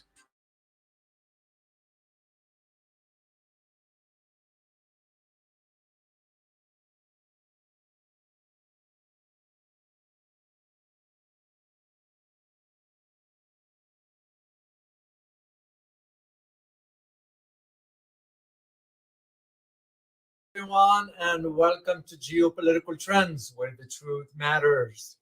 As a geopolitical analyst, I ask, is the collective West on its final leg in its hegemony? Did the West reach a point of no return as we are witnessing its final fall? Then what's the alternative? So take a step back and consider the following scenario. Factories in Europe are shutting down their doors. Energy prices are so high. The US dollar is becoming less desirable, and the global south is embarking on a new journey in the global order. No, this is not a fiction. It's a reality that is becoming more and more evident as the global financial system is on the cusp of a major shift leading to a new global economic order. 20 countries are poised to abandon the US dollar in favor of their native currencies for global trade this year in 2024. This move, spearheaded by the expansion of BRICS, marks a significant departure from the long-standing US dollar-dominated system. But what is BRICS, you may ask? BRICS is an intergovernmental organization comprising of Brazil, Russia, India, China, South Africa, Egypt, Ethiopia, Iran, Saudi Arabia, and the United Arab Emirates. Originally identified to highlight investment opportunities, the grouping evolved into a cohesive geopolitical bloc with their governments meeting annually at a formal summit and coordinating multilateral policies since 2009. Bilateral relations among BRICS are conducted mainly based on a non-interference, equality, and mutual benefits. The founding countries of BRICS are Brazil, Russia, India, and China, where they held their first summit in Yekaterinburg, Russia in 2009, with South Africa joining the bloc a year later. Egypt, Ethiopia, Iran, Saudi Arabia, and United Arab Emirates joined the organization officially on January 1st this year. Combined, the BRICS members encompass about 30% of the world land surface and 45% of global population. Brazil, Russia, India, and China are among the world's 10 largest countries by population area, GDP, and PPP. Of note, China has the largest GDP among the BRICS countries at $16.86 trillion in 21. In 22, it was about 70% of BRICS GDP. The combined GDP of BRICS bloc is over $26 trillion in 2022, which is slightly more than the US. The BRICS nations are expected to account for 32% of global gross domestic product in 2023, which just passed last year. With its new members, the BRICS bloc will represent over $30 trillion in GDP, or around 29% of the world GDP, according to Niccolò Conti of Visual Capitalist. It's a powerhouse of emerging economies united by a vision, economic cooperation, shared developments, and a stronger influence on the global stage. The growing interest in BRICS memberships reflect a global trend, a desire to diversify away from the US dollar reliance that has dominated international trade for decades. The stage is set for a major shift in the world currency dynamics. As the grip of the US dollar loosens, BRICS is poised to emerge as a challenging contender. In today's interconnected world, the balance of power is shifting. And as Russia prepares to host the 16th BRICS Summit in 2024 in October of this year, a bold new chapter is about to unfold.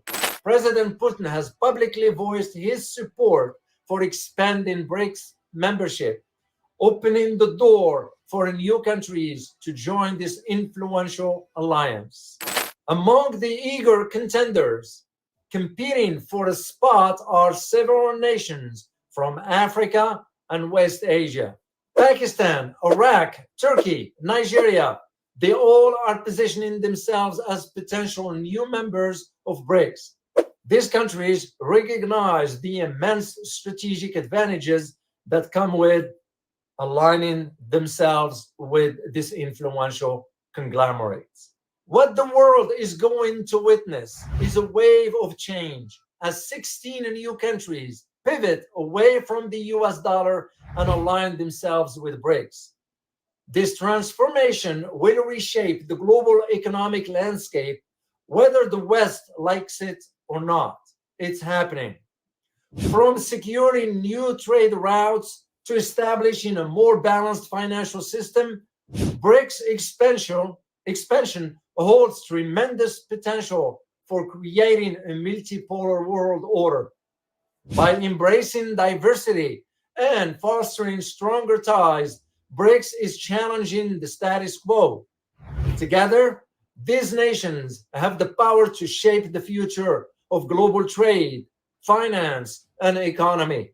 Countries are already lined up to apply for membership during the upcoming 16th summit in October 2024 in Russia's Kazan region.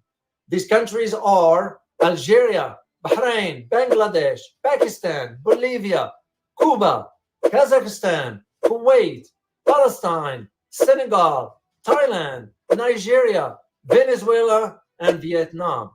Apart from those 14 countries, Afghanistan, Angola, Comoros, DR Congo, Gabon, Guinea-Bissau, Libya, Myanmar, Nicaragua, South Sudan, Sudan, Syria, Tunisia, Turkey, Somalia, Uganda, and Zimbabwe have expressed their interest in joining the BRICS bloc.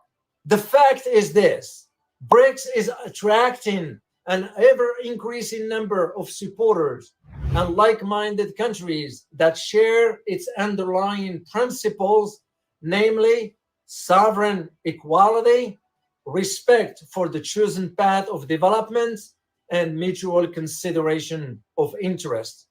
In addition to openness, consensus, the aspiration to form a multipolar international order and a fair global financial and trade system, and the pursuit of collective solutions to top challenges facing the world. One thing is sure: what BRICS nations need to do is to coordinate their foreign policy plan. Yet it is easier said than done when you have countries like India that tends to undermine BRICS' efforts to move forward.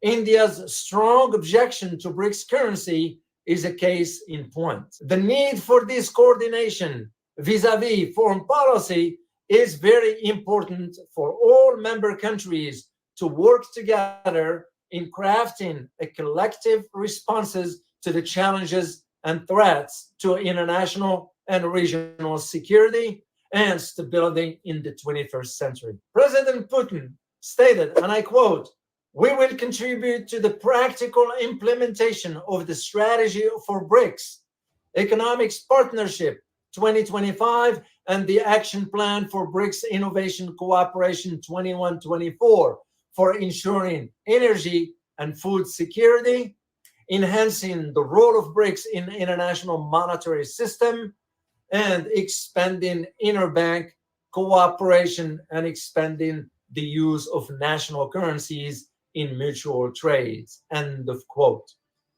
Some analysts have argued that India needs to decide whether it wants to be a team player or not. If it's the latter, it's time for India to leave BRICS. In his article, India's influence in BRICS is waning. Mohammad Zishan writes, and I quote, "Even as India has courted rival geopolitical blocs led by China and Russia in recent years, many in Washington argue that India's presence in those groups is useful to the United States. By being part of those blocs, they argue India would prevent China and Russia from getting their way." End of quote. One thing is sure: BRICS' decision to invite Iran as a full member does not set well with the United States, given the failure of the US sanctions on Iran. Iran also has close partnership with both China and Russia, sworn enemies of the United States. Alas, the world has already shifted to a multipolar order, whether the West likes it or not. Please like, share, and subscribe. As always, remember, geopolitics impact your daily life in more ways than one. Till next time. Thank you.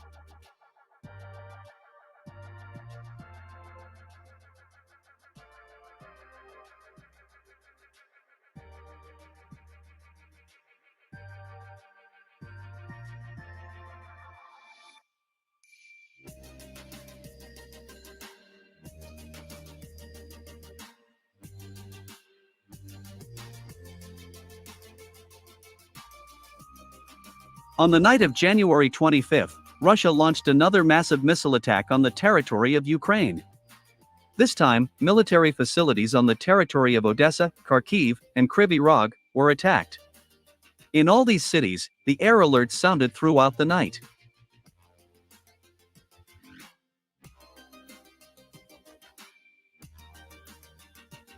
Witnesses claim that after a series of powerful explosions, fires began to break out in different parts of these cities. According to preliminary data, during today's missile attack, Russia used about 50 Kh-101 cruise missiles and about 70 jet-powered uranium kamikaze drones. The missile launches were carried out using Tu-95MS and Tu-22M3 strategic bombers.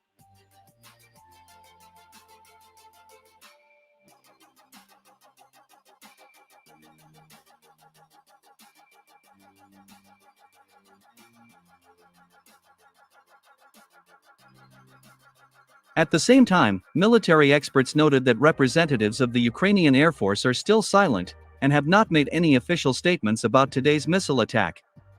Moreover, even the Ukrainian media, Telegram channels, and bloggers provide information about today's missile attack very dosed and cautiously, without going into details. Military experts were surprised that Kiev had not yet made an official statement, and according to good old tradition, did not announce all the downed Russian missiles and drones.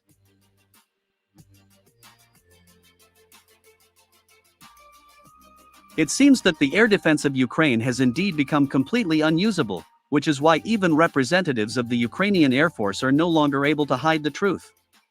Moreover, even American experts from the Institute for the Study of War were forced to admit the deplorable state of the Ukrainian air defense. According to them, regular Russian missile strikes have weakened the Ukrainian air defense system so much that each new attack can cause a complete collapse of the Ukrainian air defense.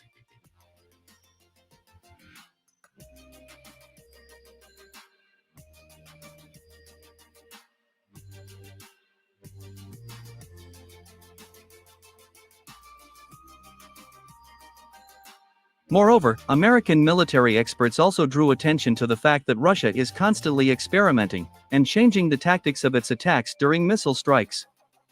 For example, a month ago, during missile strikes, Russia used a large number of kamikaze drones to detect enemy air defense systems. However, Russia has now begun using a new heat trap firing system on its cruise missiles, which has significantly increased the effectiveness of attacks and the exact detection of enemy air defense systems.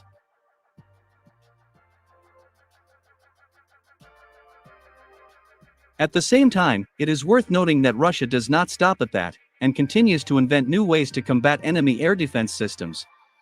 The fact that Russia is constantly experimenting and changing the tactics of missile strikes does not allow Ukrainian air defense systems to adapt.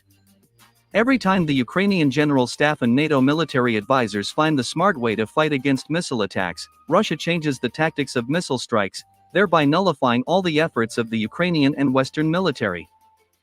As a result, with each new missile attack, the Ukrainian air defense weakens, and military facilities are mercilessly destroyed.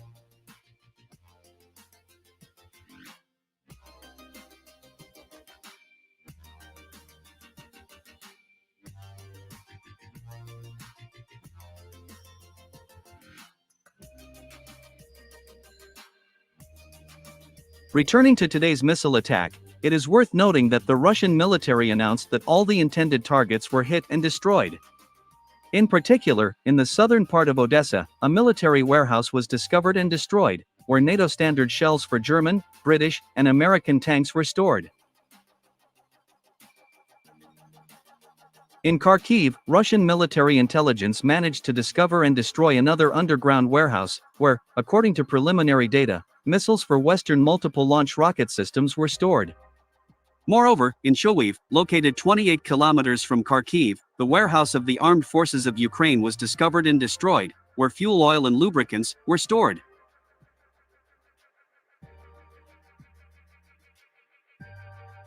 In Kryvyi Rog, Russian missiles managed to destroy 3 radar stations for Western air defense systems, including the radar for the French air defense system, SAMT, which was also destroyed the day before in the same Kharkiv region. At the same time, it is worth noting that most of the missile strikes were carried out on Kharkiv. This fact indicates that Moscow wants to secure Russia's border cities by completely destroying the combat potential of the Ukrainian army and its NATO curators in Kharkiv and other cities of this region.